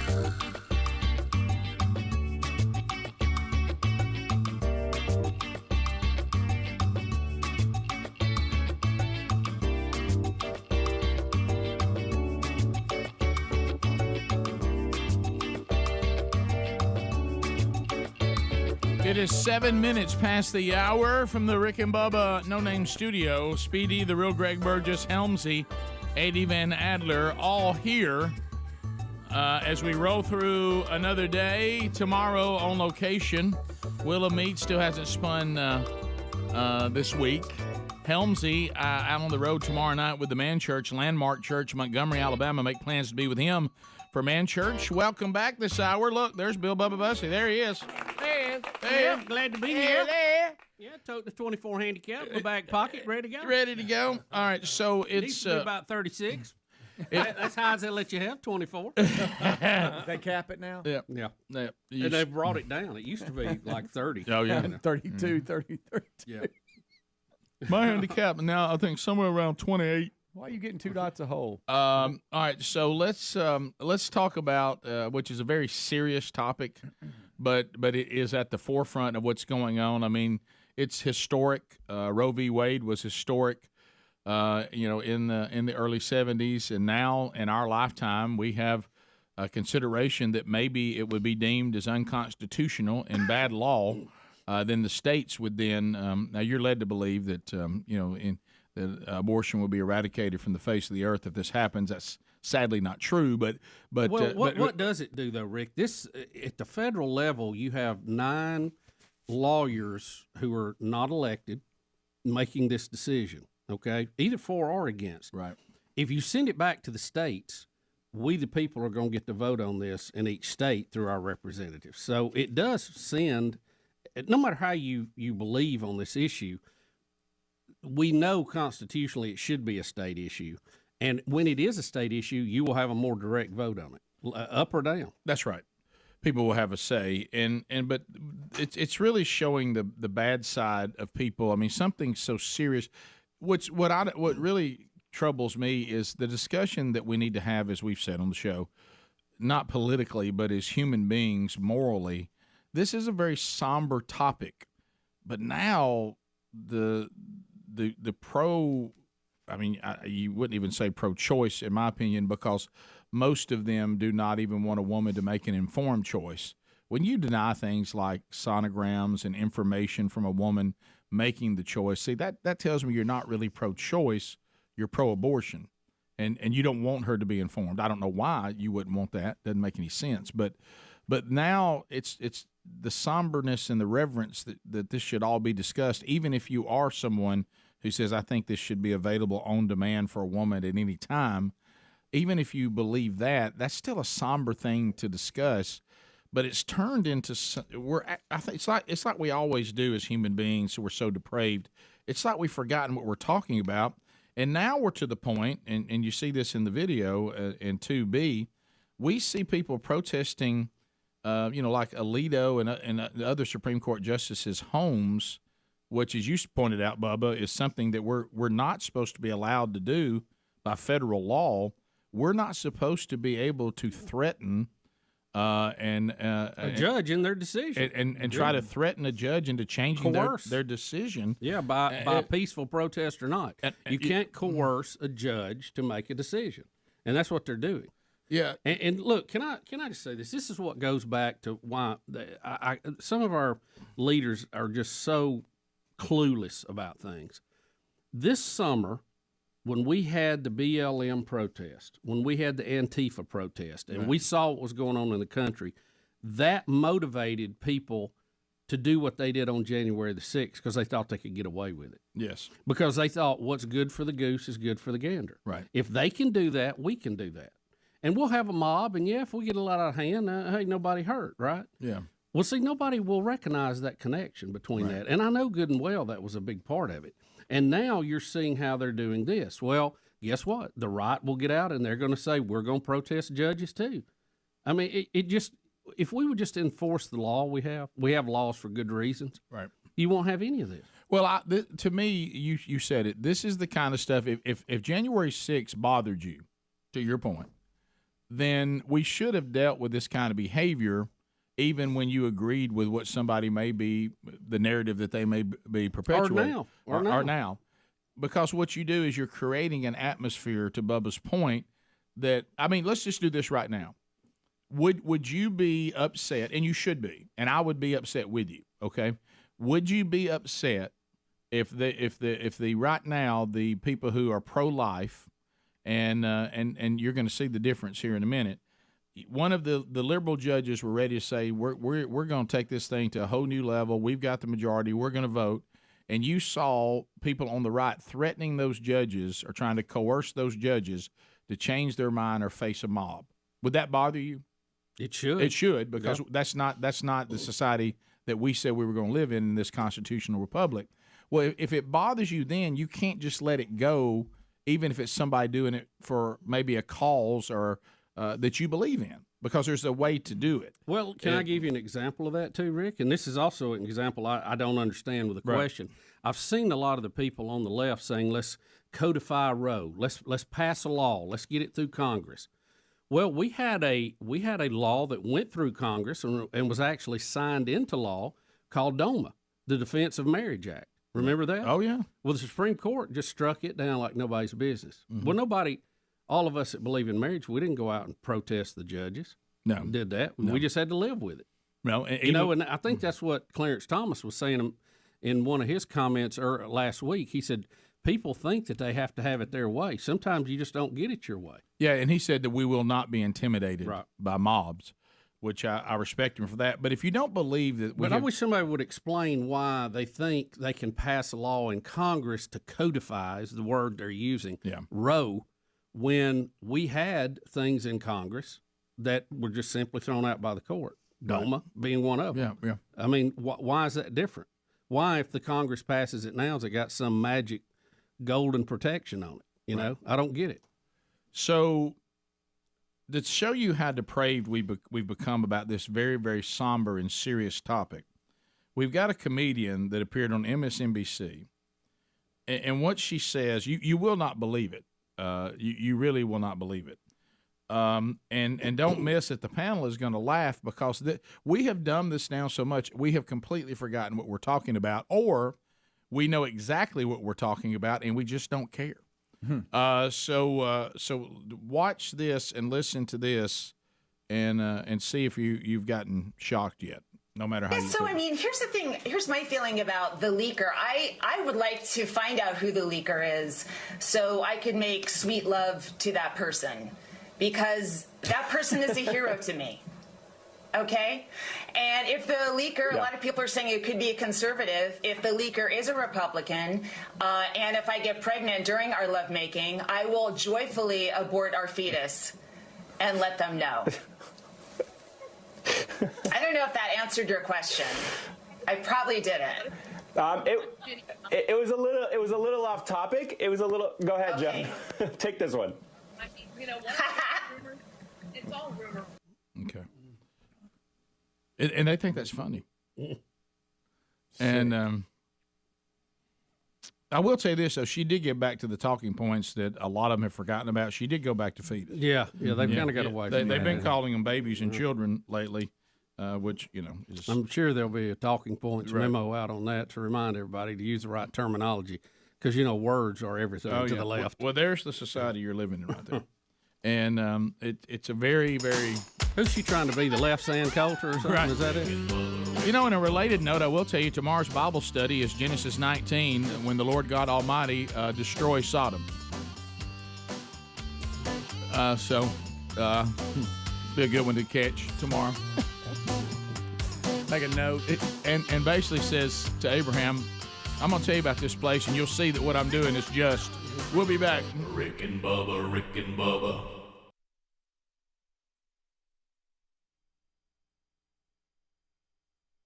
Attempted to revive the 72-year-old farmer to no avail. He was rushed to an emergency room where he was pronounced dead. Ooh.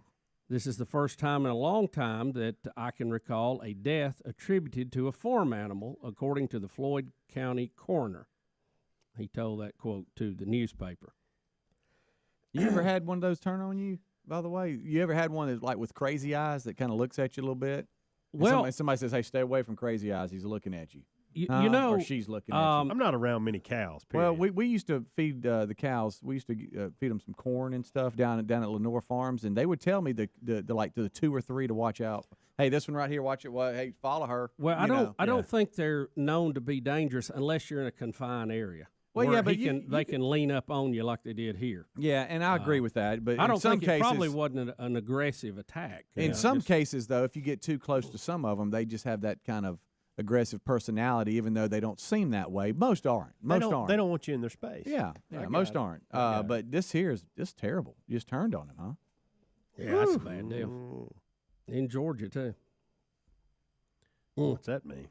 Well, I mean it's close by, and a lot of good farmers there in Georgia.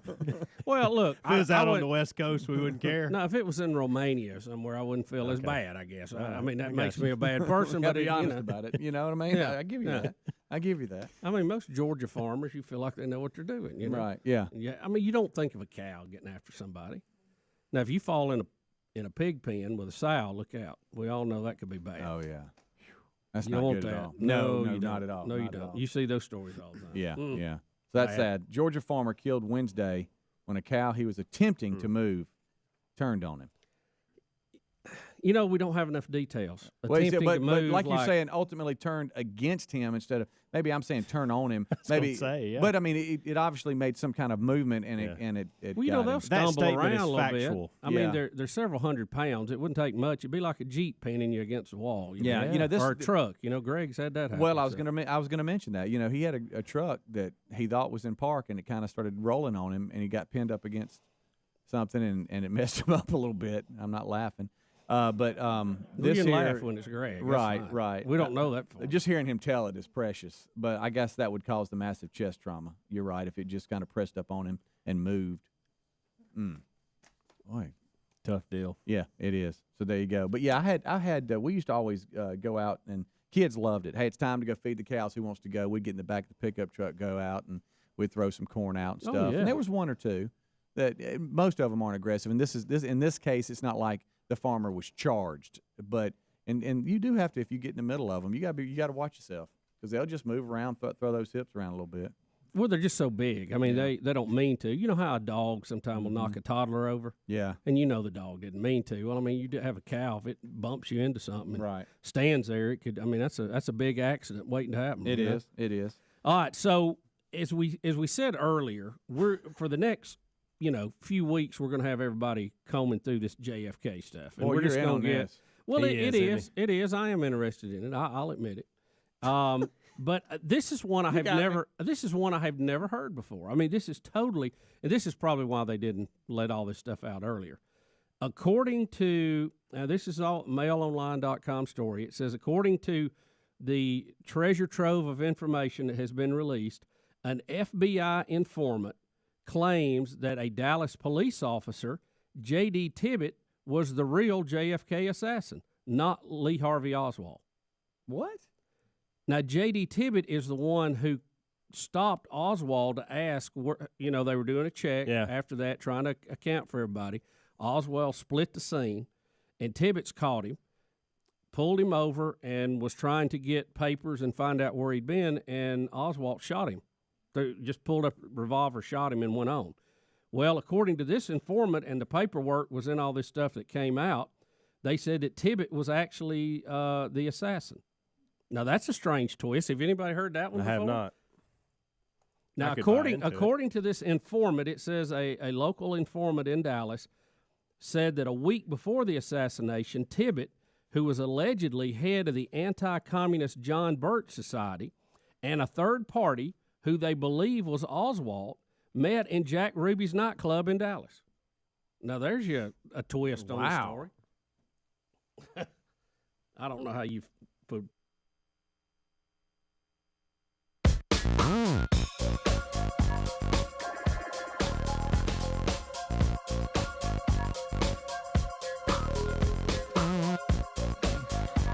She froze up on me. 21 minutes past the hour. Rick and Bubba's show. We're back. 866-WE-BE-BIG is our number. You can go to Rick and Bubba, spell out the word and.com. Get all the information about the Rick and Bubba show. As a matter of fact, if you take a little peek there, we're going to have some dropped off, and you'll see it coming out on Rick and Bubba social media, too. Got a lot of new items that are coming into the Rick and Bubba store, and there's a new one that popped on there yesterday. We'll talk to you about it when we get some. They're going to drop some by to us. Got a cool new shirt that I'm kind of fired up about, too. So they're just there. All right, so let's talk a couple other deals. I do want to say this because some of you guys that attend the Wednesday Bible study tomorrow, I sense your anxiety. Just because I'm on the road tomorrow doing a show, now more than ever, we're not even that far from where I'm going to be. I'll be here for the Bible study tomorrow, no problem. We're still having it. It'll still happen like it always does. And matter of fact, for the last several years, as long as we've been doing the Bible study, I always am able to make it back. And now, really, I mean, I knew we were close to the location for the Celebrity Pro-Am and the golf tournament when I saw parking signs on my way to work today. Yeah. You have to pass some of them. Where people can park. So, yeah, there's no problem there at all, guys. I will be here tomorrow, and for those of you who watch it, I'll be here too. We can do both tomorrow. All right, so one of the other things that we have to continue to go with, we talked about what's going on with the Roe v. Wade or Roe being overturned and how people are protesting. Also, we got to continue with all the different narratives involving COVID.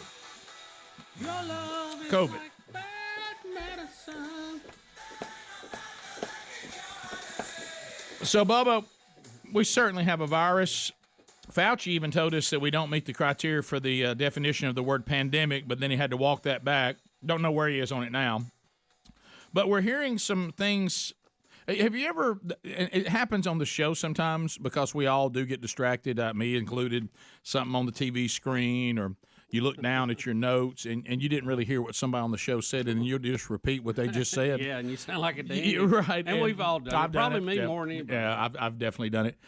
And what it is, sometimes the person, when you say it, almost looks at you like, you know I just said that, right? Yeah. Well, Bill Gates is about to do this. Bill Gates, and I know that we all every day wake up and want to find out what Bill Gates has to think about it. He's about to say something that we didn't realize about COVID, but yes, we have. I mean, the people, of course, for some reason, I hate when things like where life begins and viruses become political. Science should not be political, and we've said this, and Bubba, I know you believe that and always have. But we let it happen. So Bill Gates is now going to say something that we didn't realize about COVID, but we always realized it. I mean, what is he talking about? I mean, he's the guy on the show that just repeated what somebody on the show just said.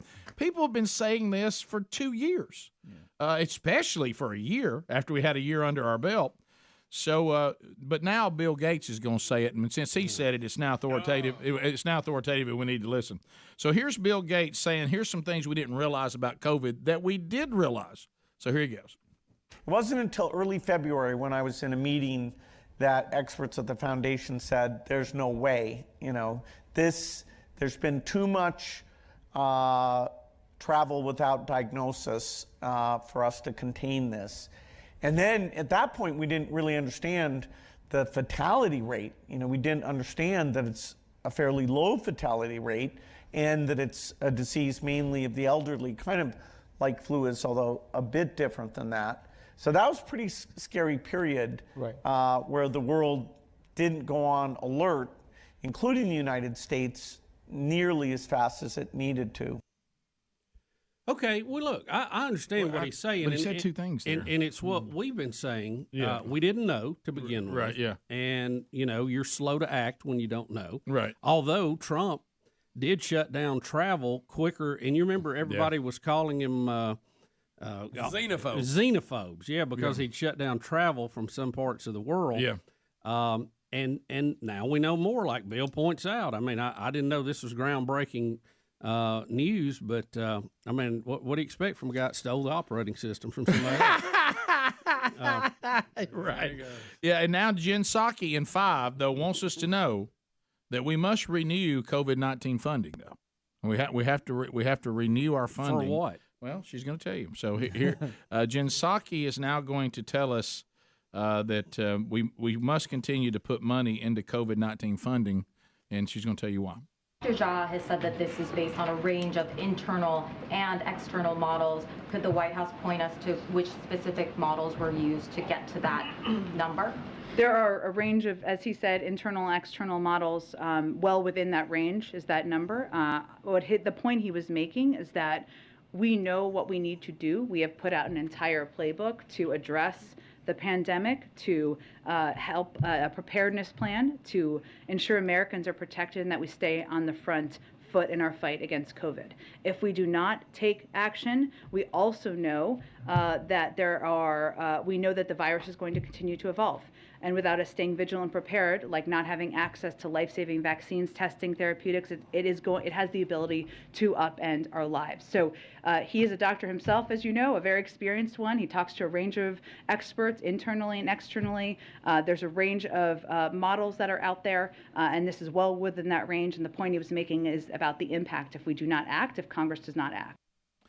So again, remember when people ask specifically, and I realize now, this is a question about what I told you over the weekend that was weird, that the Biden administration put out that late fall, early winter, they're predicting right around November the 8th, around November the 8th. Well, you got to have that to have every vote counted. Right? That it's going to be end of time again. Safest election ever. And so this reporter is kind of saying, now, where are y'all, how are y'all drawing that conclusion? Various models. Oh. Okay, very specific answer there. Various models and this and I would have just said, do you mean various models like hey, that's when we're going to do the midterm elections? Yeah. But anyway, but well, let me tell you, here's an idea. If we really believe that, because we know how easy it is to change election laws in this country, even though it's laid out in every state, we just run roughshod over it. Mm-hmm. Why don't we move the election up then? Yeah. Beat the curve. Yeah. Why don't we have it in September? Sure. Yeah. Well, yeah, right. It's. What's the difference? Yeah. Well, you can't have them in September, Bubba. That's not the law. Well, we changed the way we collected ballots. Right. That wasn't the law either. So if we're doing all this to make it safer, let's just move her up to September. Save everybody a lot of money. Can I ask some of you that are that are flying What's right the now? big deal? Can I ask some of you that are flying right now in airplanes and the masks have been? I talked to somebody yesterday. They said it's a whole different experience. Yeah. The tension level. Have you heard of anybody having an altercation with a flight attendant since that mask mandate has gone away? Yeah, not one. Yeah, I would like to ask, do you see the people that are flying in airplanes have to fly a lot? Are all of y'all catching COVID? No.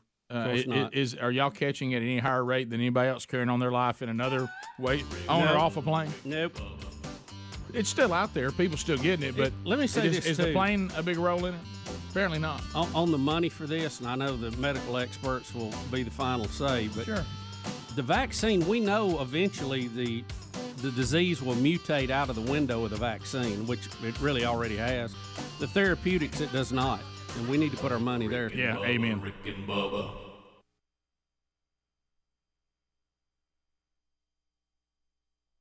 That one together. So that's some of that paperwork that made it in the box, but nobody really took serious. So according to this, he pulls him over.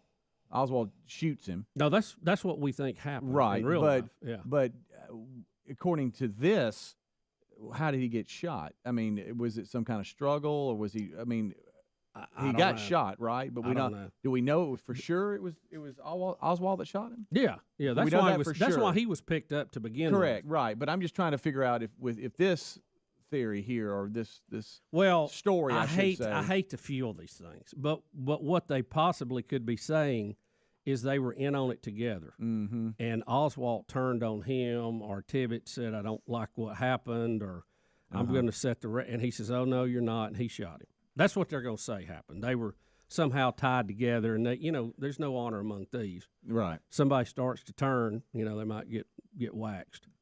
I don't know. But isn't that weird? Oh, yeah, it's very weird. Speedy, there's a dozen of them out today. Well, it's just one story after another. These Russian communications that were intercepted by the U.S. Dang Russia again. Where I told you earlier, they thought that they were going to get blamed for it, and it was going to start World War III, and they went on high alert. In one set of communiques, they thought that Johnson was responsible, and another group thought the Dallas Police Department was involved. Isn't that funny? Strange. Stranger things. Did anybody stay up and see that last night? No, it's out. I did not. It's not like the whole season. They didn't dump the whole season last night. Yeah. That's how Netflix works. Yeah, 9 episodes. I thought they might just do it one There at a will time. be people that will binge watch.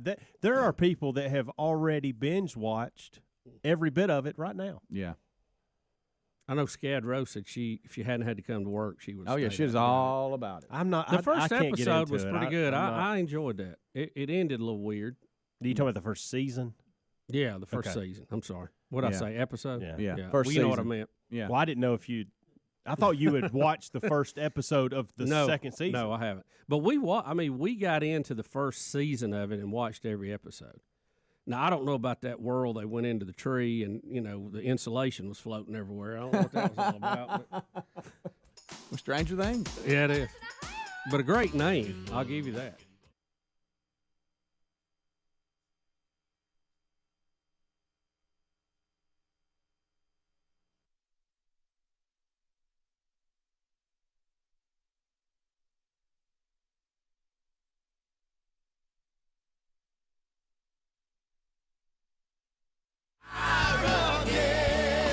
There's those Crab family. Jason Crab through the fire. A classic. Bubba, how are you? Hope you had a good weekend. Great. I'm great. Had a very busy and active weekend. How about you guys? You talk about active. It didn't stop. My weekend just stopped last night at bedtime. So, and another week ahead. We got much to do. I guess we need to talk about what we're going to be doing Thursday, don't we? Well, there's a lot going on in the world, and we'll cover a lot of that today. But we do have a big announcement. It's quite an honor that something we'll get to do this week. All right, Speedy, we are clear on this. Yeah, we're clear to announce because I know at one time we were tap the brakes there. Yeah. R&B. We have like a lot of shows around the country have been invited to the White House Thursday. We'll have to record it because it's going to be in the afternoon. To record interviews and be set up on Radio Row in the east wing of the White House. And there'll be different people out of the Trump administration that'll be doing interviews. I don't see on here whether the president or vice president are guaranteed. Of course, we'll try to do our best to see if we can make that happen. But definitely different members of the administration are going to do interviews. Several cabinet members. And we'll be talking about the tax reform thing coming up, right? Yeah, I think that's the main thing. But if you're at the White House, you never know who might walk through. I mean, I hate to use this comparison, but it's the Regions Pro-Am on steroids. Okay, you just never know what you're going to see. Right. We have opportunities to be there, but for you, the audience, whether you give a rip about tax reform and the administration, there's members of the show going to the White House and back, and that alone should be enough to garner some sort of story. So that'll be coming up. We'll do it Thursday. I don't know whether we'll have anything ready to go on Friday's show. We might, but if not, definitely the following week. May have something to go by Friday. We'll try to record in a way that will be ready to go. Right. We'll try. Yeah, so if we get into something, we'll definitely tell those stories on Friday, and then hopefully have a few interviews from us being there. You know, I've never been to Washington, so and that a lot of people.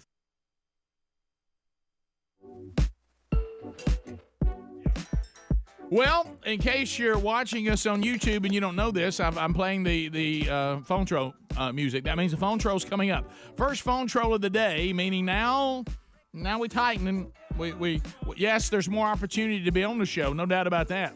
But we tighten the time for each call to 30 seconds. Bam. The buzzer grabs at it at 30 seconds unless you get one of the 2 timeouts, and there's only 2 of those. So once they're burned, they're burned. So don't depend on that. It's time for you to make comments, ask questions, bring information to the table, and then we'll roll through them rapid fire and get your comments on things you've heard or things you'd like for us to discuss, comments you want to make, questions you want to ask. Come on in. Greg, let me ask you a question. How did you and Lisa sleep last night? Very good, Rick. Comfortable. You know why? Yeah, I do Helix mattress. Helix. HelixSleep.com/Bubba. Guess what's happening now? Spring into bed sale. Oh, boy. You know, how about this? I spring into it every night. That's one way. You know what we're finding out more and more? We're finding out more and more. The foundational sleep you get is about how effective you'll be the next day. Oh, I believe that. Man, it helps you so You notice much. I'm not very effective sometimes. I didn't want to say it. That's rare. But it ain't the Helix's fault. That's on me. Allform.com/Bubba, is it's the same company. This is American-made beds that are customized to the way you want to sleep. They'll ask you some questions. You like the soft, the medium, the firm mattress, and hey, do you sleep on your side, your back, your stomach combination? We're going to save you $200, by the way, too, on the new mattress. Don't put it off any longer. To save $200, go to helixsleep.com/Bubba. You get a 100-day free trial to make sure you love it. There's also a link at rickandbubba.com under the sponsors, and they'll ship it right to your door. Go get that done today so you can start sleeping. The way you're sleeping, you could have slept better last night. That's right. You could have done it. To the phones we go. Jason is standing by. He is in Florence, Alabama, WLAY. He's got 30 seconds. Jason, go. I was going to say why truck drivers wear gloves. They a lot of times they have slip feet. They call it slip feet. Don't drive the same truck every night or every day, whatever. And so some drivers are not the cleanest, so they wear gloves so they're not. Did you just go to the bathroom? No, I raise my door. If I'm a truck driver myself, okay. And I deliver groceries, I wear gloves while I'm working, but I don't wear gloves while I'm driving. But that's okay. Outside the drive, wearing it while you're driving, I'm just afraid I can't allow that. I can't allow it. Try to say they swap trucks, and some people I don't know where their hands have been. Yeah, but look at that. When did men start worrying about things like that? I know. I wasn't worried. A man should not get a wipeout. And one time I saw a grown man the other day wiping off his grocery store cart, and I'm like, "Come on, man!" Rick, some of them are gooey though. We don't do that. I don't worry about it being clean. That. I can't handle it if it's sticky. We just don't do that. I just worry about it not having a wiggly wheel. We can't seem to find one. We don't do those things. And the fact that truck drivers wearing their gloves while driving is new. That's all you need to know. There've been a lot of truck driving going on before we started doing that. And I think about the men that wouldn't do it, and I think about the men that would. I just think there's something to be said there. I am going to wipe off sticky handle though. Well, if it's sticky, I'm just talking about you don't some do that. Of those shopping carts. Bubba, you're acting like you ever even go to the grocery store and have shopping carts. Good point. No, this is I'm not a pushing big issue. the one This I'm ain't a talking big about. issue for you. I'm talking about at Lowe's and Home Depot. I was about to say. There we go. Come on, let's get real here. Let's go to Shane in Georgia. Shane, 30 seconds. Go ahead. There's lines available if you want to join us. Go ahead.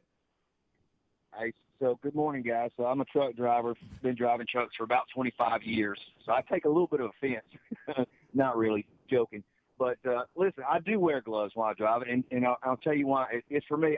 I'm not going to speak for anybody else that drives trucks with their gloves on, okay? If you want to do that or not do that, that's your business. The reason I do it is because, first of all, I get horrible blisters on my fingers. Second of all, after I'm holding the steering wheel for 8, 9, 10 hour, 11 hours a day. I've noticed that my fingers, I lose sensation in my fingertips. So when I'm wearing the gloves, it keeps that from happening. That's why I wear them. Does it mess up your fingernails when you had them painted? No.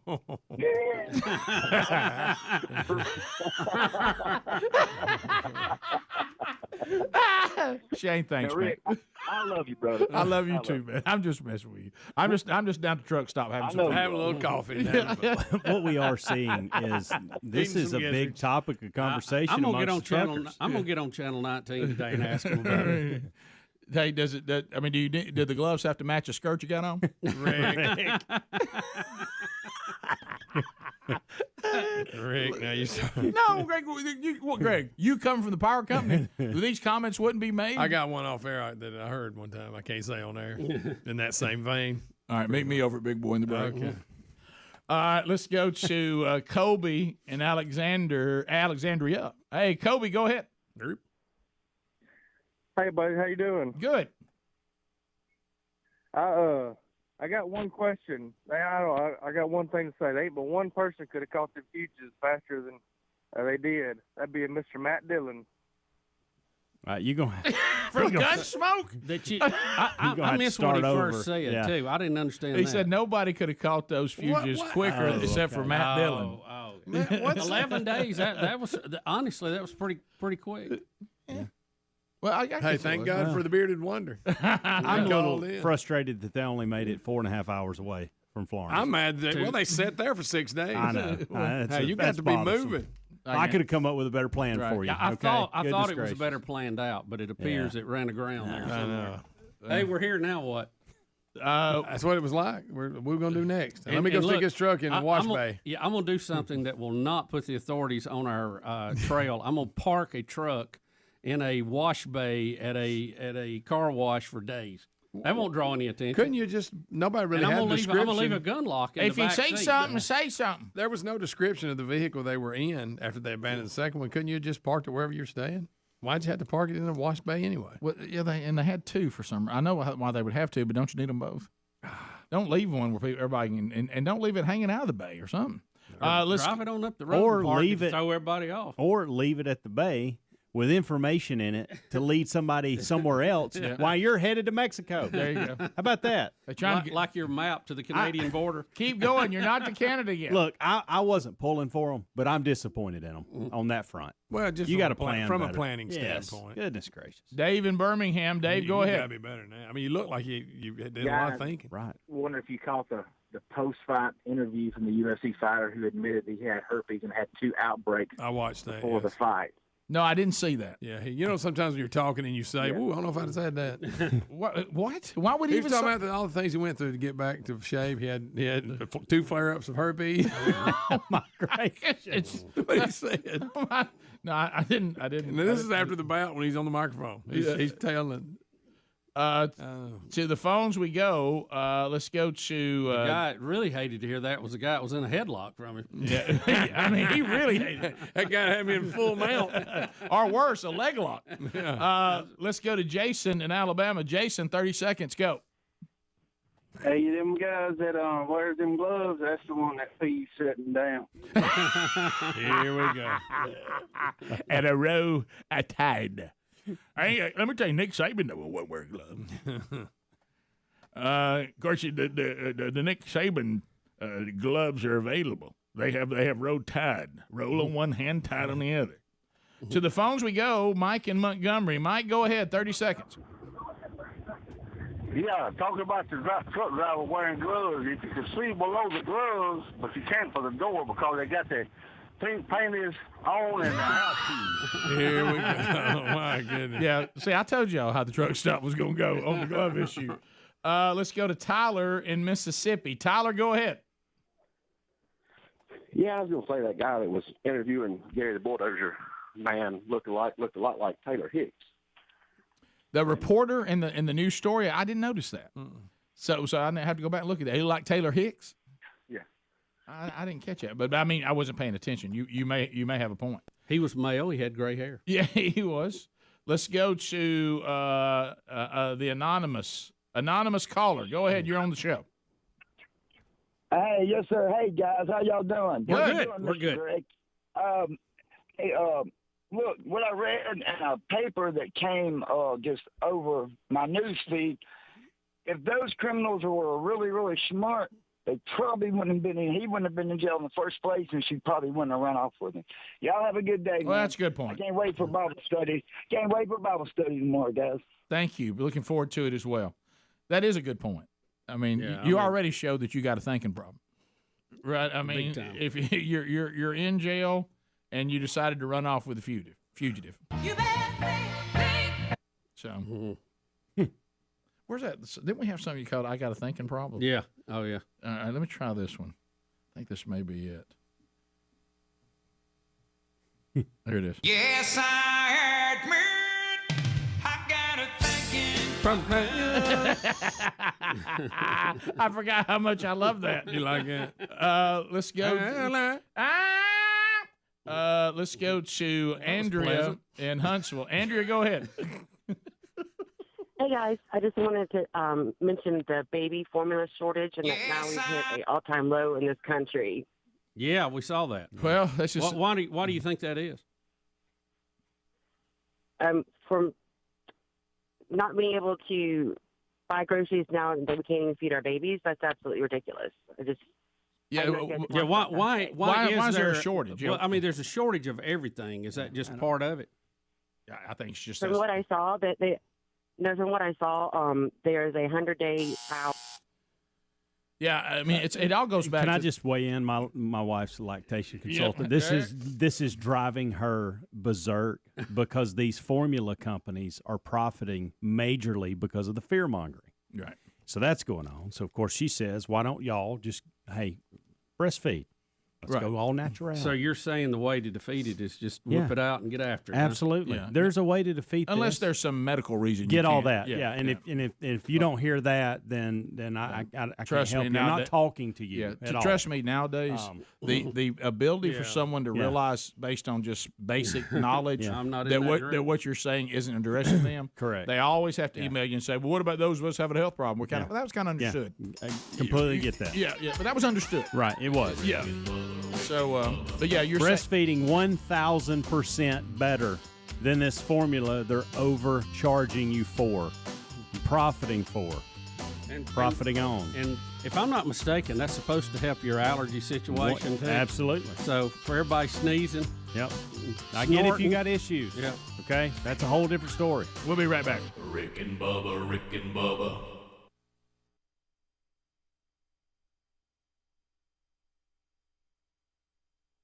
that is a surprise, and it's something that I'm kind of aggravated at myself about. So this will be good that we can make that initial jaunt. Now it's kind of strange. Your first trip, you go on the White House, but well, it is. Yeah, you're going big, aren't and you? it's also going to be like the only time I've been able to go, which same thing people were surprised was not too long ago because my wife's been, at least 3 times I think, but with the kids and all this. But the way that worked out, we were never able to go, and the family has never just gone as the family. But it's going to be very similar. I was there, and I saw some things, but I wasn't there very long. I was in and back out, and it's going to be that again. The last time I went, all I saw was the Capitol, and this time I guess I'll get to see the White House. Yeah, So that'll be neat. So it'll take me 2 trips to see 2 places. Yeah, I'd like to go back and tour and see everything, but obviously this won't be the trip because we gotta zip in and zip out. It was kind of funny as I started telling the family about it over the weekend.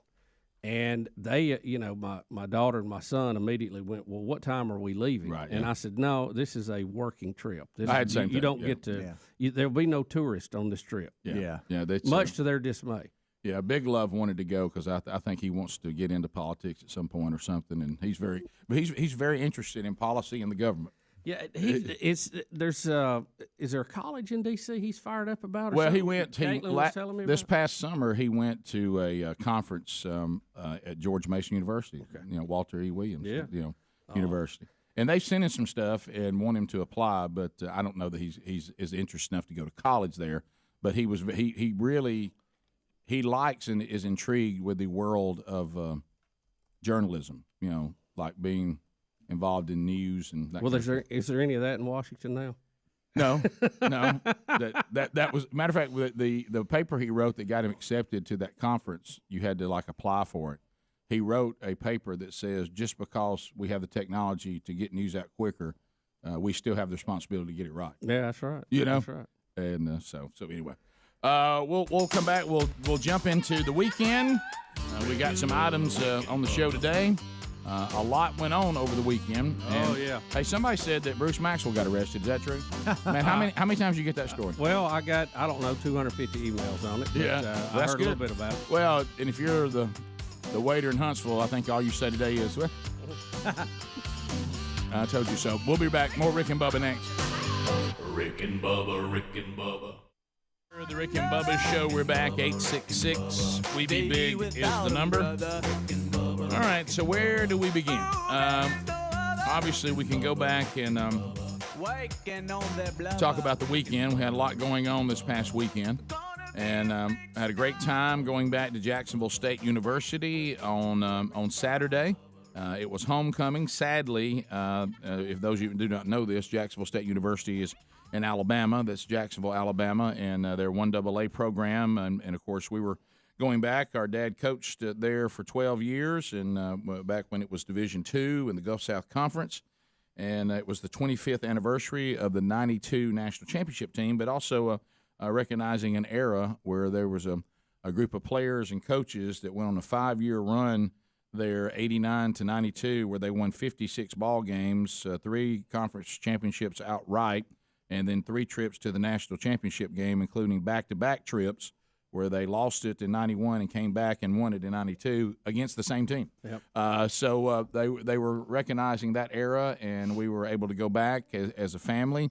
Those that could, some had some conflicts with either work or but the ones that could get there got there, and it was great. It was. I hate the weather was so bad. I know. It turned out really not to be as bad a weather as forecasted. Oh, but the predictions were dire. Yeah, they weren't mild. The predictions were it was going to pour rain the entire day, and everybody get the ark out and animals 2 by 2, and sadly it turned out not to be that. So people who did not come to all the game really did not come for no reason, because it never rained during the game. It was actually just cloudy and a pretty good day for football, meaning it was kind of brisk and a break from the heat. But for us as a family, it was a wonderful day, because I think it's one of those things where if you get a chance, if you have a dad that has been involved in so many people's lives, as Greg and I and my sister, our father, who we think the world of and very proud of. There's something about being able to sit down, which they set it up where we would all go to the field house, the family, and meet there about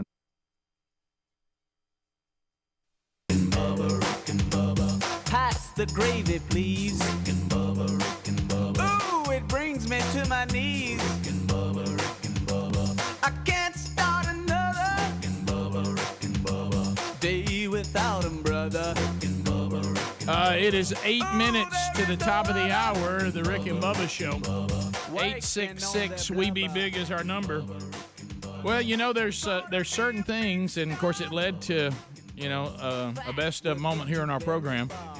And there's things that Bubba will set off a 5-bell alarm over. And yesterday, right in the middle of the Fugitives being captured in Evansville, Indiana, Bubba dropped right in the middle of it.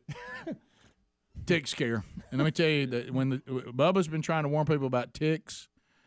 Speedy tried to warn us about it, but he got a little tongue-tied, and still something people should be concerned about. But it was a whole different kind of problem. It was a different kind of thing. I've been forbidden to talk which really about this. would apply to the Fugitives a little bit, but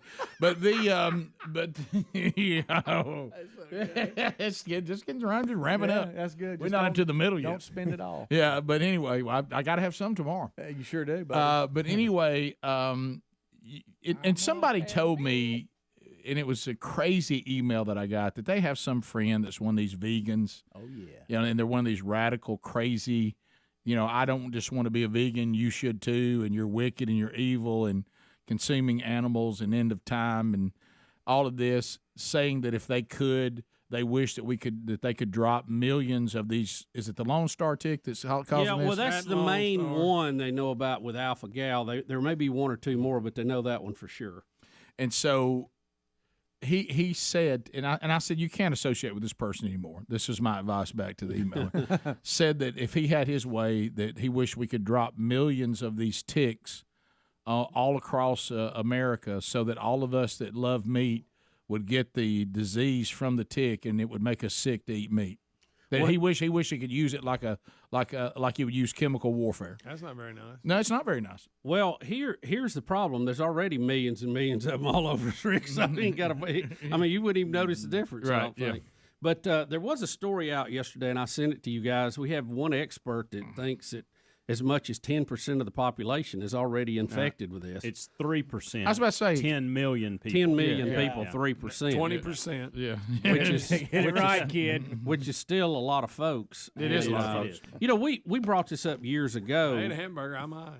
The first time that I'd heard of this, a guy I know that played football for Alabama, has got a couple of national championships. You think ticks would just jump off him? Yeah, I know. And, like, I don't want to bite him. well, They don't bite Saban. He's big as that door, and I saw him eating a salad and looking all depressed. And I said, I "Hey, bet pal, he was what's a- up?" I bet he was. He said, "I've almost died from eating a hamburger twice." And I said, "Wow, tell me about that." And so they didn't even know what the name of it was at that point when he was dealing with this. He was eating salad all sad. Is it eating chicken? Rick, Speedy, he said, I used to eat a side of beef, a week, and now I'm having to eat a salad. Every time I even smell meat, I have anaphylactic shock and have to, get the paramedics in here. What about one of them? That fake, ain't no good. One of them fake meat burgers. Oh, yeah. But anyway, he said he was sending his blood to all these medical companies like once a week. They were just draining him, wanting to study this. And we now know the name of it. It's called alpha-gal syndrome. And alpha-gal is it's a serious, potentially life-threatening allergic reaction. AGS is not caused by an infection, but it gets you get it because of the protein in a tick is very similar, or the chemical makeup is very similar to the one we find in red meat. So if you're bitten by a tick and your body reacts to it, then when it sees red meat, it thinks it's more of the tick venom coming in you. So that's why you have this over-the-top reaction. So I can still eat chicken? I can still eat fish and chicken? I don't see anything about chicken, Greg. I think it's any red meat. And that would hurt. Don't get me wrong. Yeah, I could always fall back to chicken. Could you live without red meat and still be okay? Yes, I could. Now, am I happier with red meat? Yes, but I am could too. live with it. Yeah. I'm happier with it. I'd rather not. But, I mean, if that was the worst thing I had to give up, I could live with it. I could function without it. Now, it would hurt.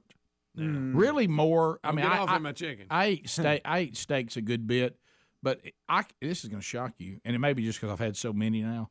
But I think I could live okay without steaks more than the hamburger. Well, I love a hamburger. Yeah. Now, here's the thing. It says any type of meat, organ, or blood from a mammal could set off this kind of thing. So chicken would be infected with that, too. We can't eat meat then. Dairy products, gelatin, and other animal derivatives, food cooked in lard, any food with any mammal products in it. Some drugs, medicine, hygiene products, and household products also have animal byproducts made into it. What do you think about this? What if somebody said, for those that were, I'm talking about... But 3% of the population is huge to already be infected with it. More than COVID. But think about... But it is, by the way. Death. Deaths, yeah. But think about this. If you... Say, why people have all this stomach stuff and they have all these surgeries. You're incredibly obese. Your health is at risk. Something's got to happen. What if you came up with a diet where they just inject you with this, and now if you eat outside of the fresh vegetables or whatever, you get so violently sick, you stop doing it. Well, you wish there was a better way to do it, right? Rick. But, and it's called the tick diet. But now, Rick, the guy I was talking to about this, he said that he had lost a lot of weight. I bet. His blood pressure and cholesterol is much better. Yeah, he's probably healthy. But he said he wasn't as happy. Now, chicken, look, I may be crazy here, okay? It's not a mammal. It's a bird. That's true.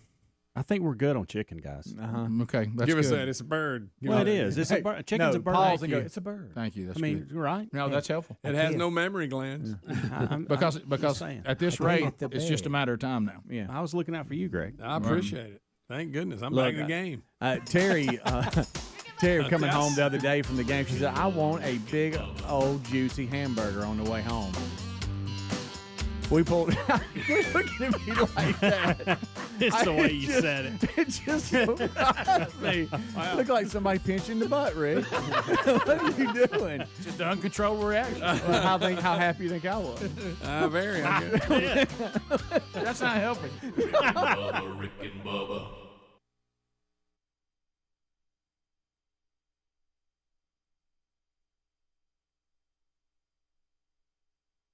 Hour before kickoff, and the players from '92 and some of the others that were sprinkled in that 5-year run that he played multiple years for him, all put together videos talking about what he meant to them in their lives and what they're doing now and how he and those coaches had impacted them. And of course, they had a lot of fun with some of his favorite sayings. And Greg, I'm telling you, funny. There were some sayings that the players brought up that I don't recall. Oh, I know. I thought I knew all of his sayings. Yeah, he had some new ones. He had some. The one about the wagon. Have you ever heard that? He never used the empty wagon on me. Yeah, I'd never heard empty wagon. I don't know if he developed that when he got into college. Probably. Yeah. And but he was talking about when you're playing a team that's very mouthy, and in his thing, he said, I've often noticed. He said, you know what I've noticed about an empty wagon? It rattles loud as as a place that has fire and eternal damnation. He said, well, those empty wagons rattle really loud, but they're just empty wagons. There's 2 or 3 sayings like that. One of them has to do with barrels. It was in the news like last week. An empty barrel makes more noise than one that's full. So anyway, but the rest of the video was very moving. Bubba, I know you're wondering whether I welled up or not. I think I did for just a second at least, but it was extremely moving. And I couldn't tell because it was still just a little drizzle. I couldn't tell which it was. It was I'm telling you, it was. Well, you talking about fighting that was emotional, and to watch those players. My wife was talking about how glad she was, for the grandkids to see that, because a lot of the grandkids either weren't here or they were so little, that they don't remember him as a coach.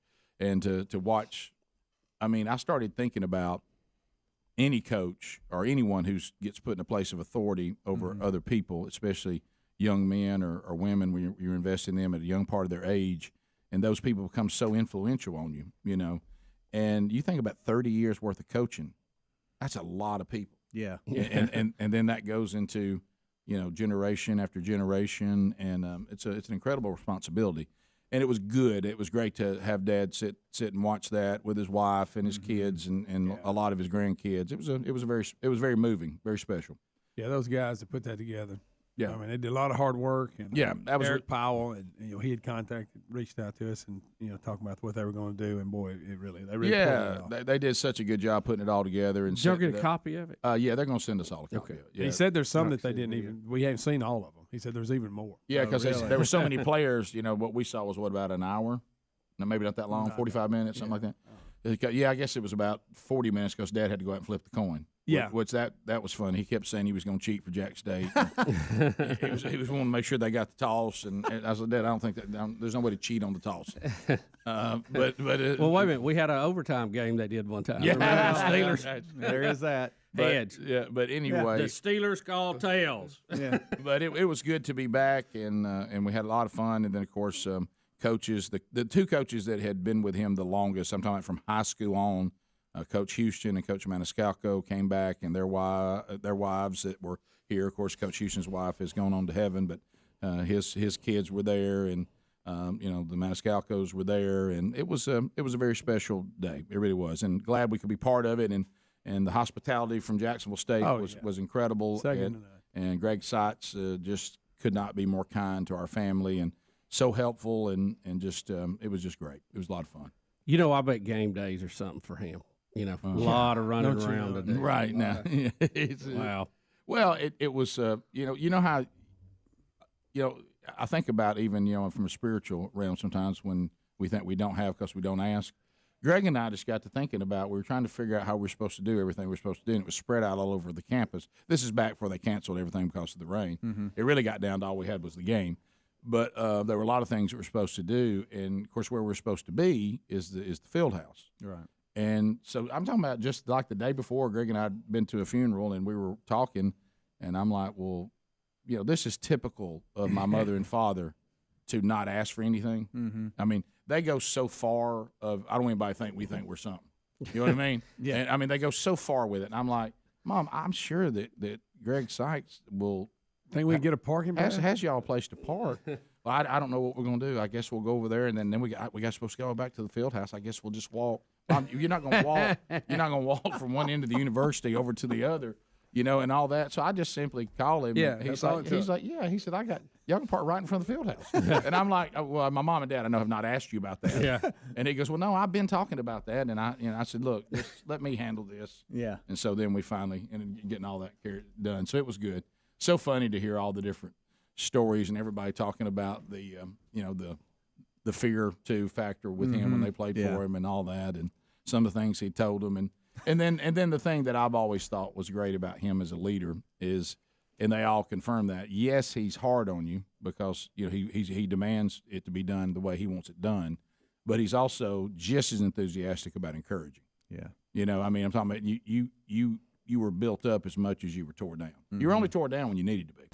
You needed to be humble. But you were also built up when you did it right. He wasn't one of these people that I can't stand that all you ever hear from is when it's wrong. Yeah. And if it's right, you don't hear anything. Right. So he definitely wasn't that kind of coach at all.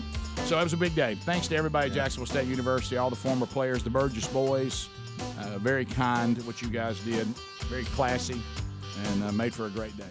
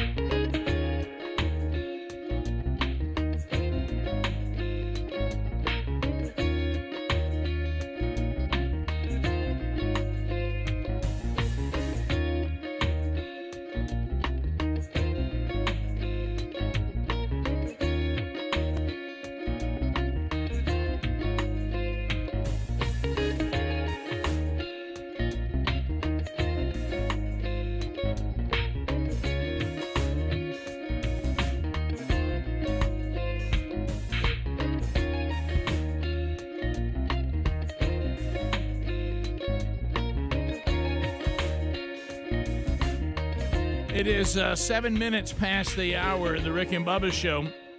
866-WE-BE-BIG, the number. Let my people go.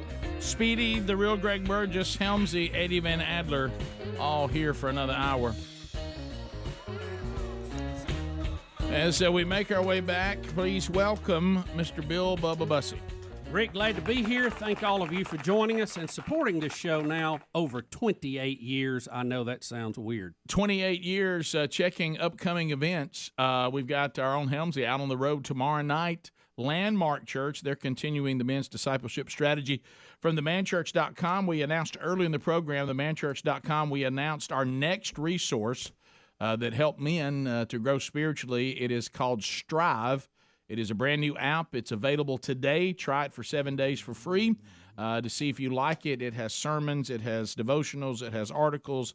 It has archives from the Wednesday Bible study, other Bible studies from other men we trust.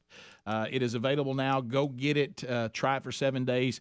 I think you'll love it, and then add this to your ongoing arsenal of growing spiritually. Strive.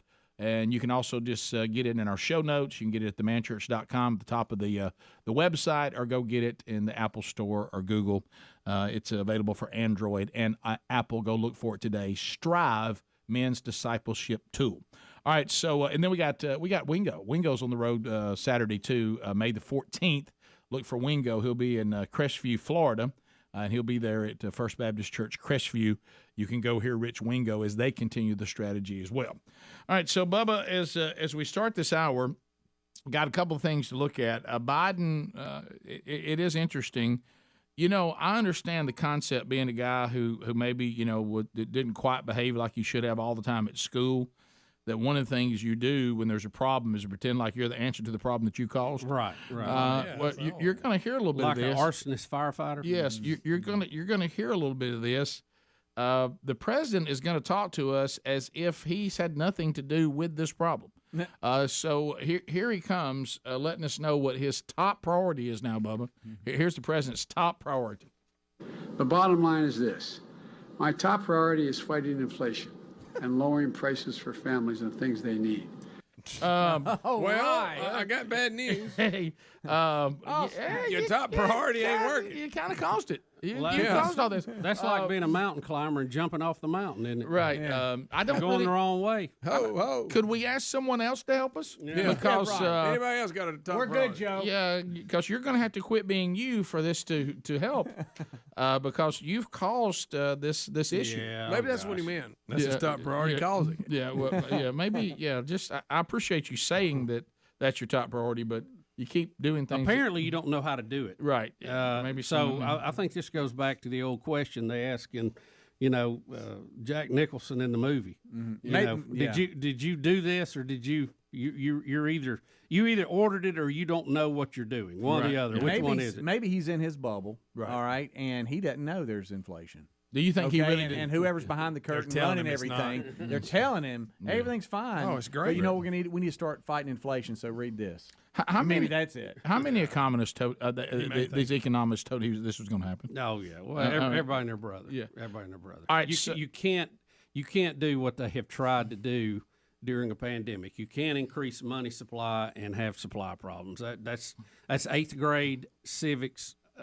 Surely, with all the degrees and all the time you spent public service, you know that. Please tell me you know that. Don't forget, he Well, was a the professor at the university. professor, we're gonna have to get him a picture of a hole in the ground in his butt and show him which one's which. So Adler, on this next one, help me out here. So his staffers keep trying to tell him how to say names, and he keeps messing up anyway. Well, I can't say anything about this. We do this all the time. Supposedly they said don't say any of these names, and then he's gonna go ahead and say them anyway. He's still gonna try it. Okay, I love this. Enjoy. Yeah, I started off when I had the list. I said, give me the, and I started off. I said, Sherry Boutros. I said, wait, there's a lot of people aren't here. Don't do it. Anyway, but the people are here. Are, John Hickenlooper, Sherry Boutros, Dan Kildee, Debbie Dingle, Tom O'Halloran, Eliza Slotkin, Alyssa Slotkin, and Representative Sansbury. Oh, good. Yeah, night wow. alive. Did you see the That woman? first name must have been a dandy for him to skip it after all that. Well, mess. he also mispronounced it twice. Well, he did. They even laughed. And they started laughing there. Did you see the person behind him? And you know this feeling, Speedy, unfortunately. When your handler says, "Let's don't even try that." No. I mean, there's no need to start the list. You'll leave somebody out. That's right. What they didn't want to say is you probably can't pronounce the names. Right. What's that girl that sang with John Cougar Mellencamp and plays the bass? You know what I'm talking about? What's her name? What is her name? Yeah. I know, you're exactly right, by the way. Look, she is just standing there going, and he's just going to pick the list up and read it anyway. Yeah, your face. She's like, please, someone. Look, y'all. She's struggling. There you go. You're just going to try it anyway. Please don't do this. Shouldn't you be working on inflation? That is, man. What was all that gibberish? Yeah, I know. By the way, not mine. Billy Dingle. I know. Boutros Galley. I like how you stopped it, Bust. Dingley. Dingle. Whoops. So now, when is Psaki going to do her show in this new secretary takeover, the press secretary? When's Psaki out? Because we keep finding out about this, the one that's going to step in, and wow, it's a wild journey to look at her, all the things she's been involved with. Yeah. The latest they've discovered now, because the Biden administration, their hires just seem to be great. The next press secretary once claimed that Trump. And also Governor Kemp in Atlanta stole elections. Yeah, let's get her in. Rick, Psaki's last day is May 13th. Is it? So this Well, Friday. don't you know she is looking at that calendar, just counting. It cannot get her quick Well, enough. look, I don't care who you are doing that for. It's a tough job because you're sent out there to put lipstick on a pig day in and day out. She's really got quite a job to do. Yeah. Oh. And you know the media is going to be working against you in most cases to some degree.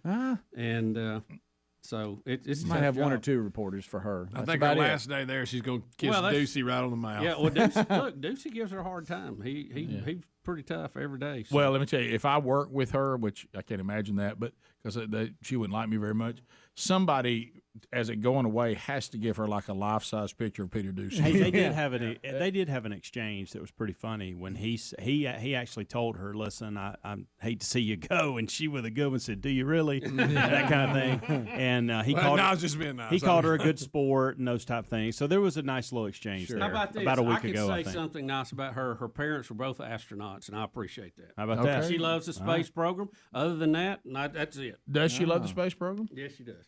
Did she say that? Yeah, she does. Her parents were astronauts. But that doesn't mean she loves it. She loves the space program. You know, she may be anti. I've heard Kept her her parents talk away about from her too much. I've heard her talk Have about she it. ever said it? Yes, she has. Bubba's questioning. Are you sure? No, I've heard her Who's talk her mother, about it. Sally Ride? I've heard her talk about it. Now, I wish we would have somebody that didn't have silent letters in there. Yeah. Jim Pasaki. Pasaki. Well, this next one coming in, it's going to be a party. I don't know if you read her resume. Yeah, ain't she Yeah, it's going to be a party. But she's female and black, so we can't speak anything negative for her. And a few more things. Right. Yeah, right. She's also LGBTQ. So she's. They've tried to put some up there that's bulletproof. They've tried to put some up there that's bulletproof. Yeah. I got a few more for you. We'll be back. Rick and Bubba, Rick and Bubba. If you.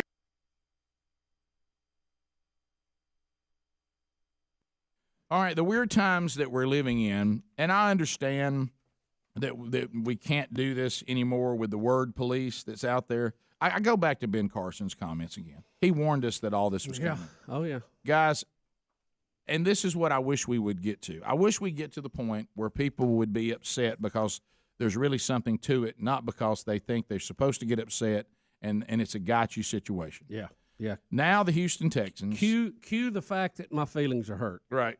The Houston Texans, now the NFL, all the problems we got going on and the lack of viewership, people tired of it, you would think we would have some sort of wake-up call. Guys, for as long as I have been able to reason and can remember life, I have heard the term, you can't let the inmates run the prison. Right. I've been hearing that really, like I say, as long as I can remember life. I've had bosses say that, people that are in charge of a school, people who are an employer, and the employees, people dealing with unions.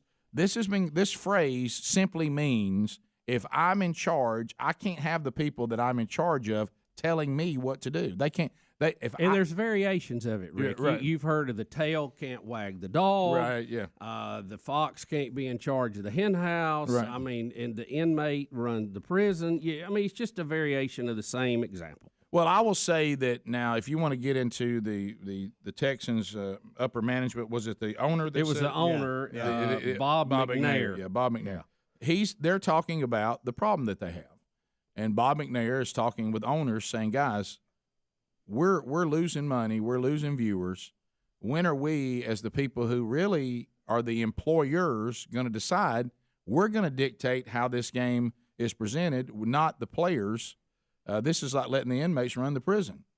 Now, everybody knows that does not mean that they're calling African Americans criminals. No, everybody knows that.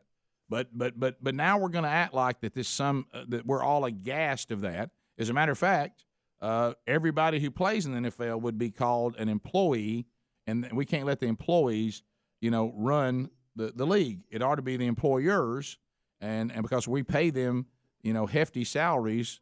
And we have a say on how the product should look. Those of us that are losing money, Rick, which is a reasonable statement. And he was calling everybody out. We all know this is not intended to be a racially insensitive comment. There are white players in the league. Yeah. And there are white prisoners in jail. Yeah, and there are white prisoners that are in jail. This is not a racial comment. This is a strategic comment that's been around for a really, really long time. Yes. And we all know that. Just to say. And now we're going to act like it's something other than it is because it's a gotcha and we think we have something here. Now we're going to he's calling these African American men a bunch of criminals. No, he's not. He's making a statement about when you are the person in charge, you don't let the people that you're in charge of run the place, you run it. It's been around for a long time. And Rick, there is principals have said this about and he even schools. apologized. He said, "Okay, maybe that I shouldn't have used." I mean, he never said my intent was wrong. He's like, "Okay, I'll even apologize for using that example, even though it's been around for." Yeah. Did it lack wisdom in the climate he's in? It did, but there's still got to get a point where we everybody's got to speak perfectly and say everything right. We really have to say what was the real intent of this. If he would have used the example of the tail wagging the dog, right, they would have said, "See, he's agreeing with the president. See, they would have tied it back into that." I know. You can't win. The fact is that that the business model of the NFL, which has been one of the most successful things in our country, is bleeding. It is hemorrhaging, and it's not clotting. It's getting worse. And they don't seem to realize that. You don't hear any of the players talk about the fact that the revenue is down for the league. They don't talk about a lot of these stadiums they go to have nobody in the upper deck. It just looks just a splattering of people. And that the TV revenues are down in the local markets, and all of that's going to come home to roost. And I guess they just think that I don't know if they don't read it or they don't understand it or they don't care. But when their next contract comes up and it's going to be 25% less of what they're making now, maybe that will ring the bell with them. I don't know. And that'll take longer, you're right, but when it gets there. So now ESPN also not learning. Now ESPN Sports Nation co-host Michelle Beadle has called for the Texan players to have a walkout. As soon as she heard about him, what they call botch the idiom, inmates running the asylum, didn't even say and by saying inmates running the prison, which that's not just inmate. That's been said too. Been two you can different say ways. that. You can say so that. So now too. we're critiquing if he used the right one. Right. Yeah. So when asked what should happen now by the other hosts, Beadle immediately responded, "Walk out, everybody." That's easy for her to say. She won't be the one doing away with the check. She later explained that the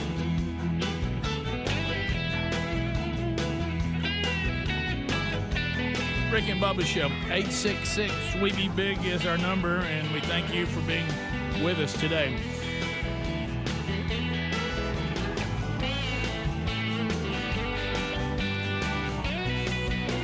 All right, so we're watching the TVs here in the No Name studio, and Bubba, we saw a headline come across involving Tom Brady. Can you confirm it? Well, when you see Tom Brady headlines, you don't know if they're true, one, and you don't know how long they'll last. Right, that's true. So you always have to double-check all that. According to published reports this morning, Tom Brady will head to the broadcast booth whenever he does decide to retire from the field. The 44-year-old Tampa Bay Buccaneer quarterback will join Fox Sports as the lead NFL analyst, according to Fox CEO. The lead. Brady retired from the NFL, you may remember, back in February, only to rejoin the NFL in a mere 40 days. Now Brady will join rivals Peyton Manning and Drew Brees as NFL analyst. He'll work alongside announcer Kevin Burkhardt. They've already set it up. How do they know he's going to be any good at it? They don't care. They think the name will bring viewers. Remember Bill Walsh? He was terrible. He was awful. Joe Namath wasn't any good. Well, you got to give Tom Brady a chance, though. No, you got to give Tom Brady. You've got a chance to sign him. You sign him. Of course you Especially what they're going through, losing Buck and Aikman, and I think it's good. No, you're right. I mean, that's a no risk. Good, and 2 years from now, you re-sign somebody else. Right, that's a no risk. Yeah. Now, Brady's current side gigs include his own athletic apparel brand, which recently began selling golf gear, as well as an NFT platform and other things. I hope he doesn't get high going like that. Tony Romo does school. Is he going to start calling the plays before the snap? Scooby. Is he going to bet you $5 they throw a screen? They're going to throw the in route here, Jim. Yeah, I think Y'all Brady maybe not like it. Don't you think Brady will be a little more laid back? Oh yeah, you would think. Sure. Well, he just. I'm thinking about his voice in my mind. It may get on my nerves. Greg, come on now. I don't know. Don't do it. Goodness gracious. Calling every. I guess you didn't like. Talking a lot. They said he still has a chip on his shoulder about going in the 6th round. It'll make him a better broadcaster. I guess so. I want to move past that. How about this? Also, his 12th Super Bowl appearance. Also, and I noticed this even when I watched a little bit of Man in the Arena. That series they did, it was pretty good. He has finally all but admitted that the tuck rule. Oh yeah. He has admitted that was a fumble. Yeah, I've seen him and he's Charles certainly Woodson arguing over it. Have you ever seen that one? Yeah. When they break it down? Yeah, because Woods was one. Well, he's doing a commercial funny. that he's making fun of it now. Mm-hmm. So Your microphone looks good, Greg. Well, something happened to it. Yeah, I mean it Your was a microphone's fumble. hanging like your life. I've seen My thread. I've seen some of the Patriots will do the deal where we're not even going to argue whether it was a fumble because it was, but y'all acting like they would have automatically won the game. There was a little more time left in the game than everybody says. Of course, now that it was big. Hey, it was big. But by the rule. But hey, you would have thought the Seattle Super Bowl was over too. The Patriots pull that one out. I believe that was a fumble, Jim. Now Charles Barkley in our sports update today, he says he has a solution. The NBA is having a hard problem right now with fan altercations with players.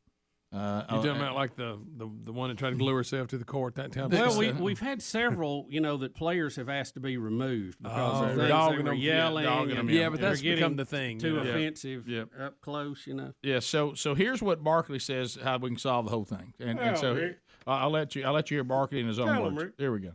Look up fans. I've always said, hey, we could put an end to all this stuff. Some of the stuff these fans say, let's take them right down to center court for 5 minutes. I've always said that. Some of the crap they say to you, hey, just give me 5 minutes to center court with them until say, you ain't gonna press no charges. Nobody gonna get it. Ain't nobody gonna be sued civilly. Say what you just said to me right to my face right here for these 5 minutes. I'm gonna beat your ass, beat the hell out of you. Oh no, I'm gonna take my time. I'm not gonna beat them up quickly. I'm gonna jab them a little bit. Then I'm gonna lay the haymakers on their ass.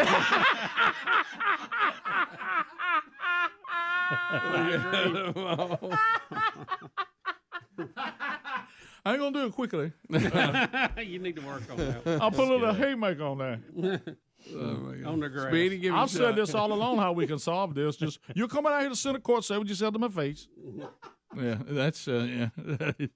That was so much better than I even thought it was. That was really good. His wires jumbled up a little bit. Well, but I'm not going to do it quickly. Yeah. But the thing you have to think about, like he's talking about, but he says, now we got to remove all the civil lawsuits. and all this stuff. All that's out. Have y'all know? I focus on Shaq when he's saying stuff. He's a big Charles Barkley humor guy. He gets to laughing so hard. Now they hate each other a lot. Yeah. But boy, he gets to go. Listen, anytime that they get going at each other, the last move that Shaq always does is just show him the rings, Yeah. And then it's over. Yeah, that isn't, and then he tries to pull that he couldn't get one though till he got with Kobe. Rick, you thank Kobe for those. Rick, if Charles comes by, you can thank Kobe for them, Shaq. if Charles comes by tomorrow, and I know how he's always, he'll get there late. He'll be loud. But if he comes by, and he always talks off mic. If he comes by the tent, you need to start it with, how about we go right over there for 5 minutes or whatever and just see what he does. Please do. The first time I'm Rick. going to say, Charles, let me tell you something. I would have come to a game. I'd say whatever I wanted to say, and you better not invite me to center court because then it's going to go another way. Well, you Sean Hannity now? Yeah. Sean can Don't beat everybody up. That's right. I have to take on Sean before I get to Charles. Yeah, Sean owns me with that.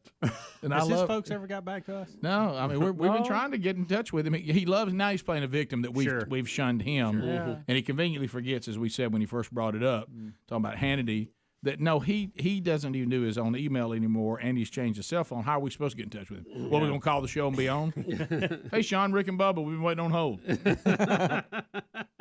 Back to the NBA. So Chris Paul's family was in the crowd watching last night, and apparently they said some fans just wanted to hug him, but two fans started putting their hands on the family, and they got kicked out. I don't know. People can't cull themselves. No, I mean, you shouldn't be putting your hands on family members. Who'd they think they were? Supreme Court justices? Yeah.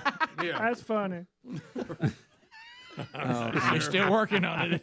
That's good. But no, I think Bubba's very funny. I do too. Nice. I think you need to stick with King Richard. Yeah, Greg, it's King Richard thing. Oh, it's hey, let me tell you something. He's committed to it. Oh, he is. Yes, he is. He's committed. Him eyes are shut. Oh man, I can't even eat breakfast with y'all. I didn't got a tick on me. You better be careful out there. By the way, Bubba, get your white shirts out. I don't know what really to do about it other than just. I tried to spray bug spray in the woods. I know. Yeah, I'm pretty good. I've put enough DEET on to kill COVID. And it's so good for you. Yeah, I know. That's what I'm talking about. We're gonna stop a tick bite with poison. Yeah, we're gonna poison We're ourselves. just gonna have somebody said, I don't think the tick was gonna hurt you. You killed yourself with all that DEET. Yeah, got that Agent Orange in your blood. That's right. Bubba, I'm not going in the woods looking for your golf ball tomorrow. Well, me neither. What I normally do is She's gone. I spray myself from head to toe with DEET, then I throw a little bit of Roundup on my ankles, and I go in there. There you go. That's so funny. Hey, man, let me tell you, I don't care who you are. That's funny. What Bob? Hey, meet me out there at center court. All right, we'll go phone calls, 866-WE-BE-BIG. Rick and Bubba, Rick and Bubba.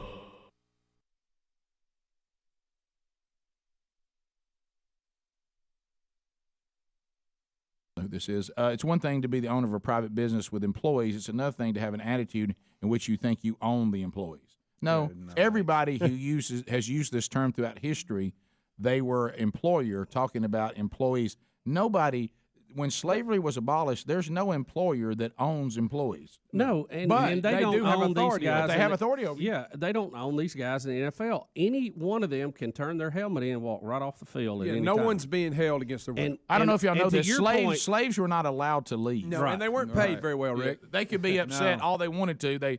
They were provided food and some sort of shack to live in, and different ones may have had different environments in which they live. But the bottom line is you were owned, which is hard for us to even wrap our mind around. Oh, I know. But you were owned, and so you could get mad all you wanted to. See, the difference why this is not slavery and why I'm not a slave is if I don't like it, I can tell everybody to have a Coke and a smile. Yeah. And then now I'm going to have to deal with the contract I just broke, and everybody's going to be very upset about that. Yeah. But, I mean, no one can make me keep doing the show. Now, I may have a price to pay, but I am free to leave. And it's you know what I mean? There's no dogs chasing me. There's no, you know what I mean? And if these players want to say, I'm done, they can go to the contract, say, here's how my exit strategy is going to be. Here's what you owe me, whatever. I'm gone. Well, they make a big deal about being treated like professionals. Yeah. You know, their relationship with a coach, they want to be professional. And that's the point. They don't even understand their own business model. They don't understand that there are customers involved with this, and without customers, you're not needed. And to your point, the history, we've had a lockout before, a stoppage of workage, and it was a disaster because the billionaires who own the team will be fine if they lose the team. They wouldn't like it. It's an asset. They don't want to lose that. But they're not really out anything if they lock the gates and go, no footballs, guys, no football today. They still got their money. But the people who are getting paid to play is out of money immediately. No more checks. Well, if you want to see how principled everybody truly is, go back and look at 1987. Watch the ESPN documentary 30 for 30 Scabs. I know we have a lot of times convenient memories where we try to change history. What really happened was this. The owner said, we are going to play football without you.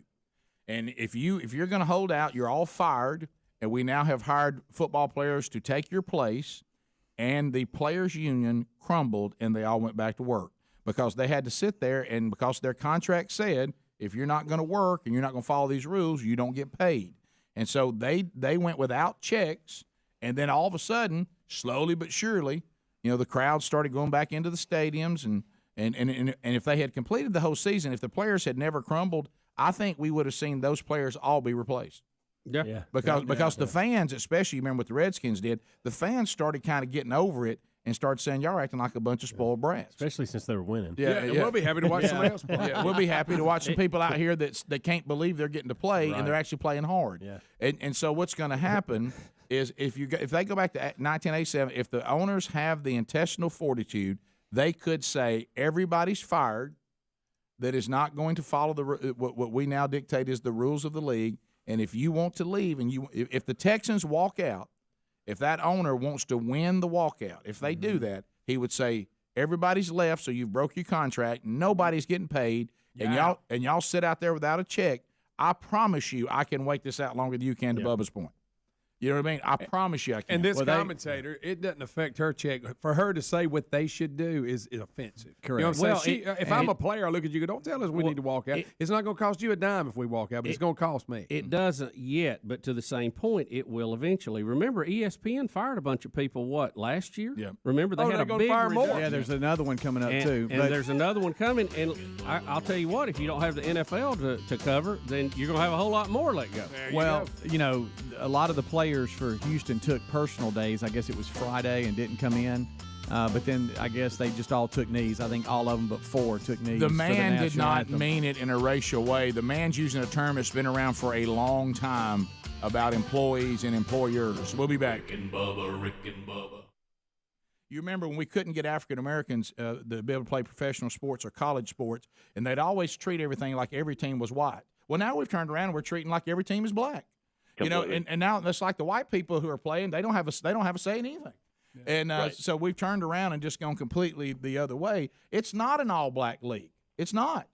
So when you're saying that any player, including the white players, trying to run the league, and we the owners are the ones who really own the league, that comment applies to people who are white or black, and it's just a comment that's made about we're in authority. Agreed. But in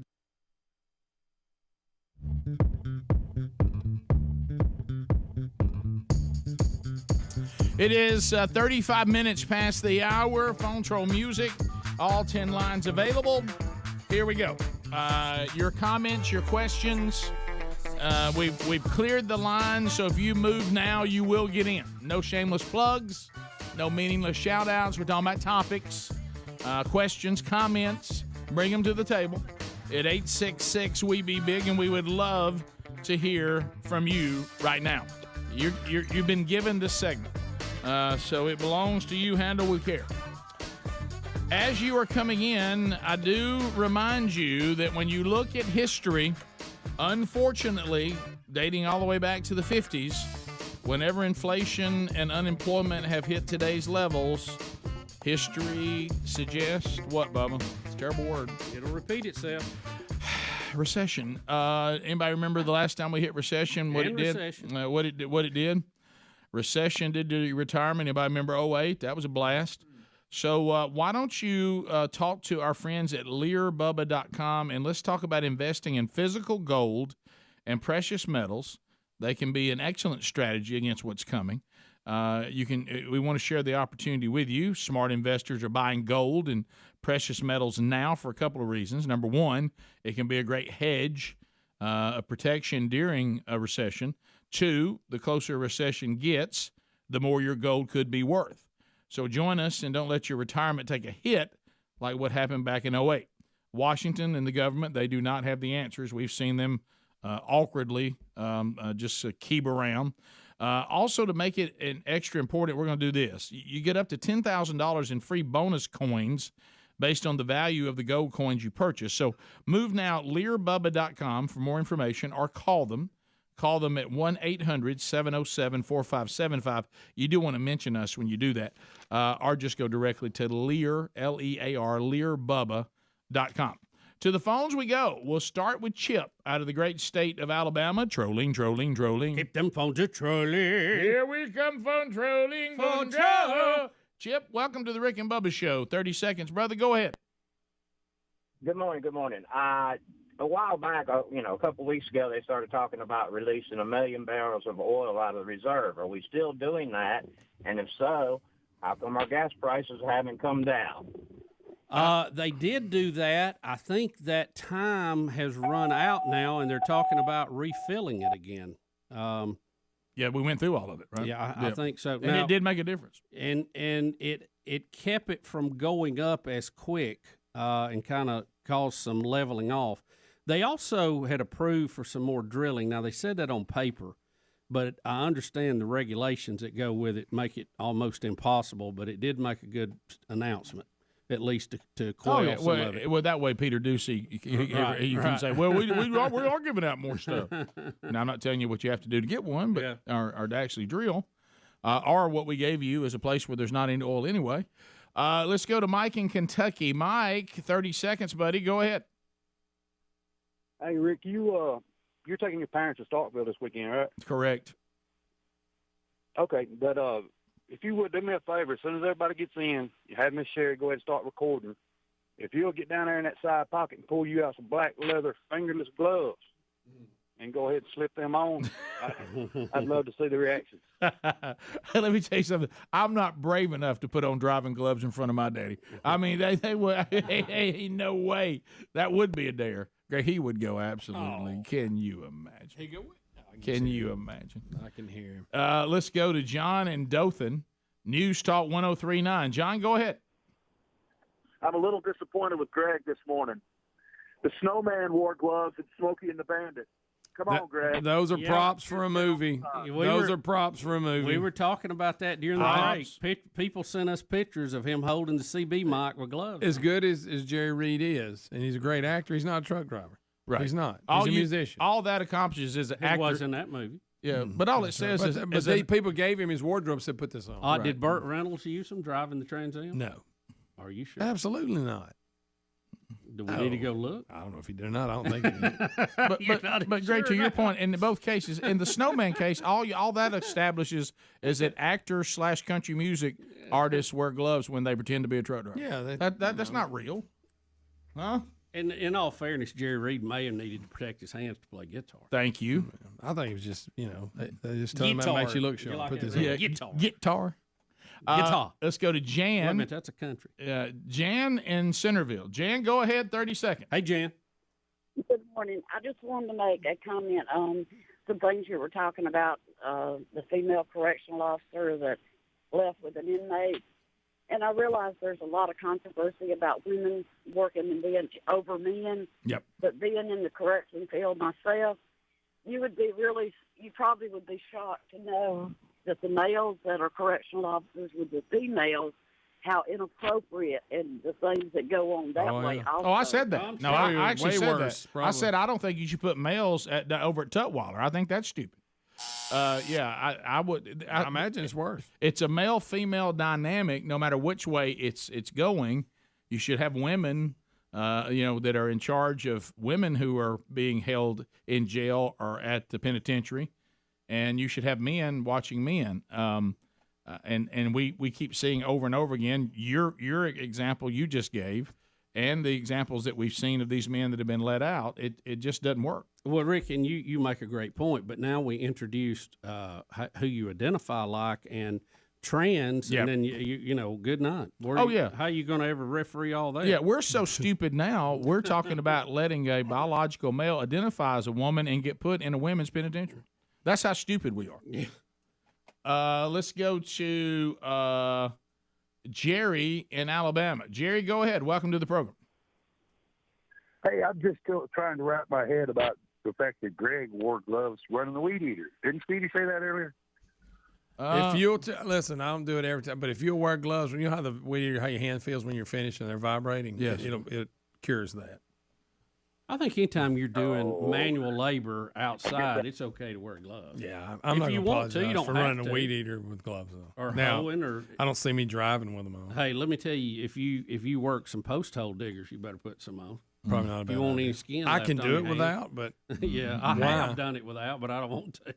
Mike in Childersburg. Mike, go ahead. 30 seconds. Hey, guys, my stepdad has drove a truck for 40 years, and he wears gloves while driving. And he said mainly it's for fatigue in his hands, that he's driving, 3,500, 4,000 miles a week. And over time, that wears the muscles in his hands down. And that's the reason How why do gloves help that? They think make it worse. Yeah, it sounds like they give you you're still gripping the wheel. With a grip. They give you a better grip without grip on the wheel. Much pressure. That's what I wouldn't wear them with truck stop. You know what I think you ought to wear is those gloves like those NFL players are wearing now, that you can catch a football out of midair with one hand. Just stick to it. Look, here's the deal. I'm not a truck driver, so I really don't have an opinion on it. But there are some people who wear them because they think they look sharp. They are. That's in anything you do. Of course. Well, has this been something that has been going on a lot in truck driving, or is it something that's relatively new? I mean, you heard some of the old guys calling this morning. They sure didn't care for it. Well, you remember people driving sports cars and all, they put their driving gloves on for whatever reason. If you were going to be driving aggressively, maybe not just highway driving. Yeah. I don't I mean, some people weren't, Greg, for no other reason. I mean, do the racers at Talladega drive? Do they wear? Yeah. Well, Fire that's protection, for- too. Fire protection. Fire protection. Well, too. I mean, that's a lot of wear and tear in a short amount of time. James and Meridian. Go ahead, James. 97.9. A little different. Well, Matt, those guys are full of it. I've been driving. Matter of fact, I'm unhooking from the trailer right now, and the only reason they wear those gloves because they think they're cool. You ain't got to have gloves on the whole steering wheel. 35 years you've been at it. You don't have hand fatigue? So let me ask you this. What do you think the percentage of people who are driving trucks with gloves are? Give us the breakdown. That's very low. Very low. Most of them got their hair slicked back, and they wearing those muscle shirts. That's good. Helms is trying to get you attention. I like it. Which one? 4. Jeremy, go ahead. Hey, guys, in this day and age of transgender, if men want to wear hand panties, man, let them go buy the skirt smack. You call them hand panties. You see what I mean? You see my point? Hey, guys. So good. Hey, David. Hand panties. It's David repeating what we've already talked about. David in Prattville. Did you not hear us talking about Snowman? Yes. My point is, you got to think about where the movie come from. California. That's right. Well said. Bunch of pansies out there. Yeah, there you go. Yep. So if Jerry Reed himself was driving the truck and didn't have somebody telling him to put them gloves on, I'm sure he would have been driving. Ain't no way he would have. Me and him, we're pretty good friends there before he went on. That's right. Ain't no way Jerry would have done that. Y'all's tight. All right, we'll be back. 866 We Be Big. Got a couple of updates for you. The NIL world. We have an update on that. I'm going to text a trucker buddy of mine and ask him if he wears it. And also, if we have time, if you had $195 million to spend, would you spend it on this? All that coming up right after this. Rick and Bubba, Rick and Bubba.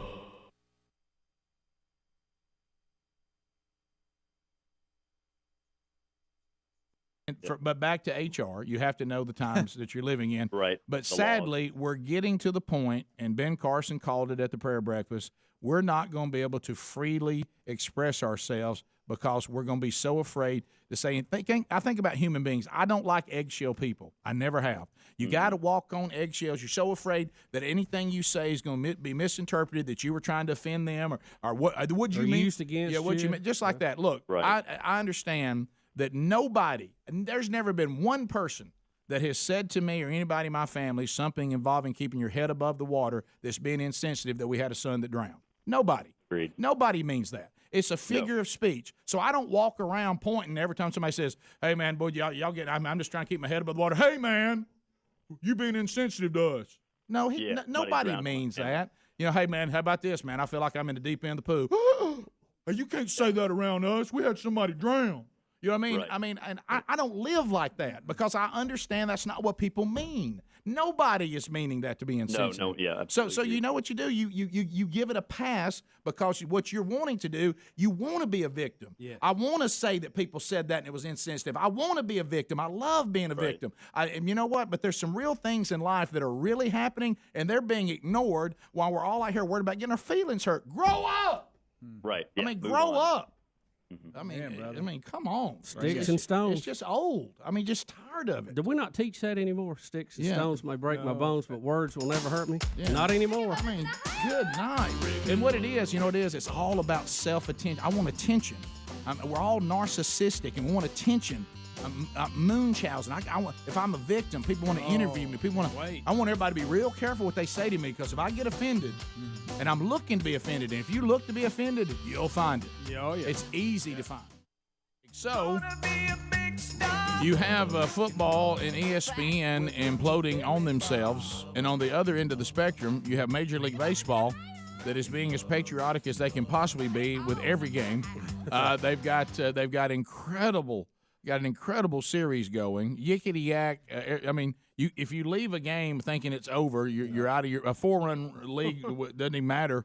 Like you think the game's over, then the Astros come back, and then the Dodgers go back up, and you think it's over again. They're having incredible games. They're being incredibly patriotic. They've got incredible atmosphere. They are grabbing ground with this World Series. And last night was just when you thought it couldn't get any better, it did. And for those of you that went to bed when it was 4-0, first of all, you got to understand, too, you thought last night would have been a pitching battle. Yeah. It'd be low scoring. You got Clayton Kershaw, who is arguably the best pitcher on the planet, okay? Then you got another guy who's in the top 5. They're head-to-head. Dodgers go up 4-0, you think, this is not going to be good. This is probably over. Yeah. You got Kershaw on the mound. You got a 4-run lead. Well, the Astros tie it, 4-4.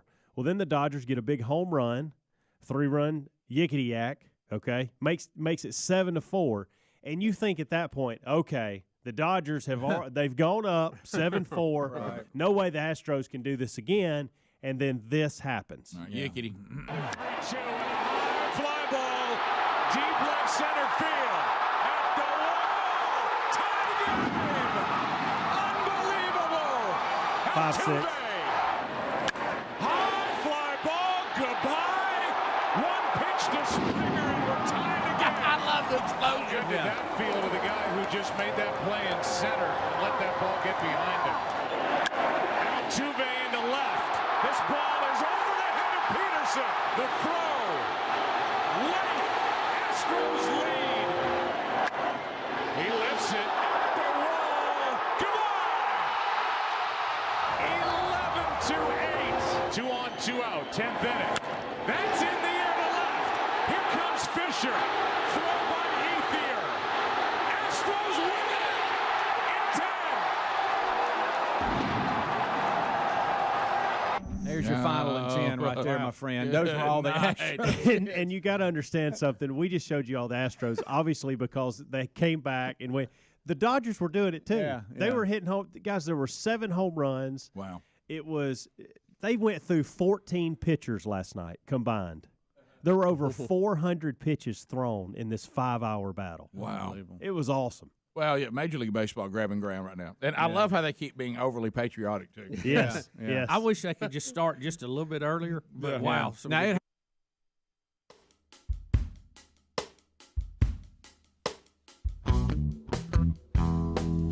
10 minutes to the top of the hour, the Rick and Bubba Show. We're back. 866-WE-BE-BIG is our number. Thank you for being with us today. Bubba, people are screaming, NIL, we must police it. We must police it.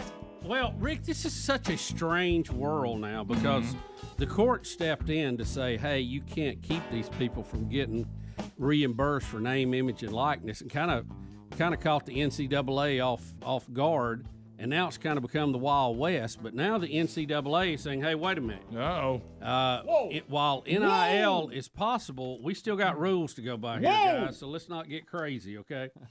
The NCAA's Division I Board of Directors have published new guidelines Monday to clarify that boosters, including recently created companies designed to provide athletes at a particular school with an endorsement deal, should not have any contact with prospective college athletes, their family members, or their representatives.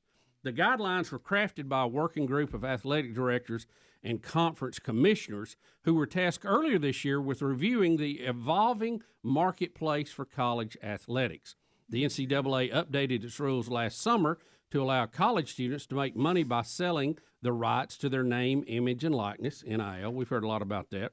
The group's first public response comes amid growing concern that some boosters and NIL-focused companies known as collectives are offering money as incentives to attend a particular school.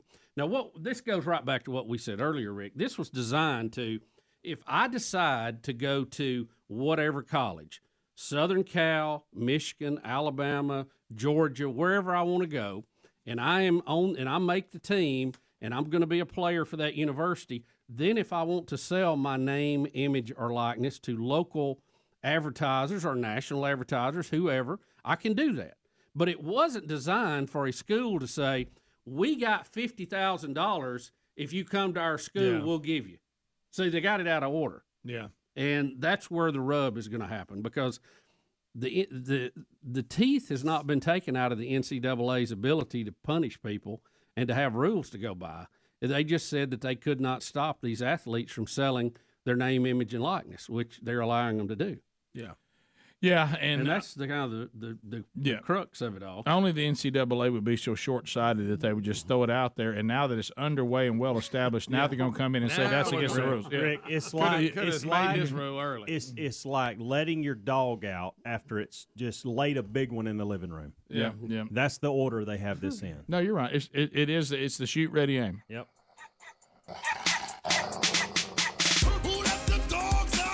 So basically, some of these people who have these collectives or these groups, or even speaking for themselves, when they say, if you come to my school, you're an offensive lineman, you're going to get $50,000 up right out of the gate, that would be illegal. Yeah. Mm-hmm. And could cost the school disciplinary action. So is it illegal now under these new rules for me to say, Johnny's Auto Sales here has got $150,000 for you to do an ad campaign for him. We got that set up and ready for if you come here. That would be illegal. Well, and I asked the question earlier, so in the kickoff hour, so if we got a list, because this has been going on, obviously, or we wouldn't have changed it. So do we have a list of, are they policing this now on what's being already done, or are they letting that go? I know. And then everything coming forward, you address it this way. Have you ever seen the NCAA rulebook now? There's a list right now of people that are currently breaking this rule. Correct. So what happens to them? I think they left it intentionally vague so that it might curb people even if they don't have the ability to go after them. And it does say in the article, if I'm not mistaken, that they will look. The NCAA will take it case by case. So we'll see. Yeah, I think it's like Bubba said. They're almost trying to do a reestablish, but the problem is you're going to end up. We already have a rule book that it's bigger than the of War and Peace for you to have to go through. Which should be cut down. Yeah. And what's going to happen is now we're going to have a bunch of schools get in trouble because of the way they did it, because they're now changing the rules midstream. Yeah. Wait a minute. Yeah. What are we supposed to do now? Yeah. Then you're going to have a guy go, well, no, wait a minute. I've given this kid this amount of money, and he's got this many commercials to do for me. Y'all can't pull that away from me. That violates my contract. I don't know. I think about what they're doing. They know that's going to be very difficult to do. Yeah. The biggest problem with the NCAA, when they investigate something, it takes so long. Yeah. And they always punish somebody that had nothing to do with it. The teams, the school, the people who are left. Really, I think this whole thing needs to. The NCAA needs rules for competition to be fair, but they need to leave all the investigating and prosecuting to government, and they're the ones that need to pass the law that you can't mess with these college athletes, and then they got teeth and they can actually do something about it to the people who did it. Like this basketball thing they've been investigating. Mm-hmm. They're putting people in jail who broke the rules. They're not punished. Well, they are some, but they're not punishing. At least they're punishing the people who did it. Let me put it that way. No, you're right.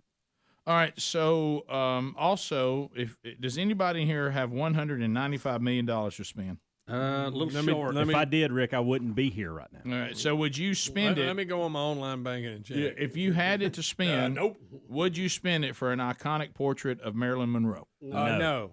No way. Plenty of images on Google I can look at. How in the world do we say that this image could? Well, I guess, Rick, the reason why it's worth that is because somebody was willing to pay it. That's right. Andy Warhol did a portrait of Marilyn Monroe, and it has broke a record. It has now been bought for $195 million. Good. And we have Elon Musk. Wall Street Journal has a package on that. Do we want to play that or just look at the images here? Ladies and gentlemen, we come to the American Dream, Warhol's sublime depiction of Marilyn Monroe, arguably one of the most iconic pictures of the 20th century.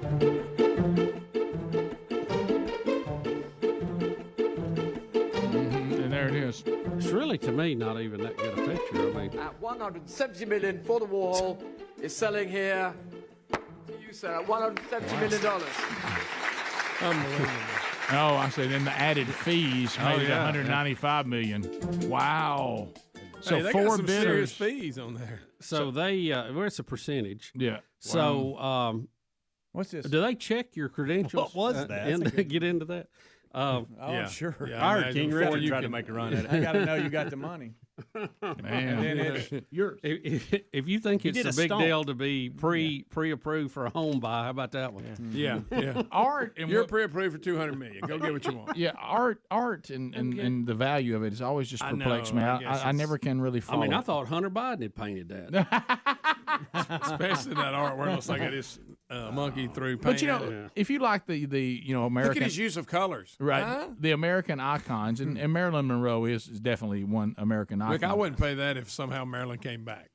Right, I guess. I mean, that's ridiculous. Right, she I don't know if I'd pay that for a date with Marilyn Monroe. She was going to hand deliver it and was going to be very excited about you buying. Yeah, sing happy birthday to you. But hello. But what I'm saying is that looks like something. You know, he's going to do an impression of Marilyn Monroe. I mean, you're on fire. Now Hunter's got something. Look at that. Look at his use of colors, Rick. Look at his use of colors. Even I could do that. I may be the worst artist there's ever been. I think a fifth grader did that. Yeah. But what I'm talking about, that Marilyn Monroe thing that Warhol did, it looks like something that you could buy like at a souvenir shop. Yeah. Right. And put it up in your or house. some kind of app you do on your All right, thanks for being with us. Rick and Bubba, Rick and Bubba.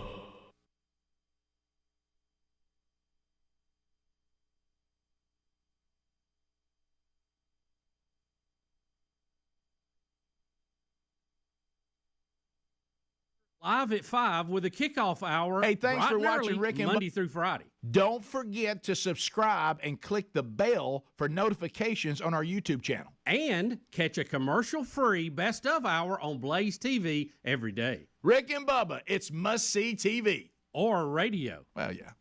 Rick and Bubba, Rick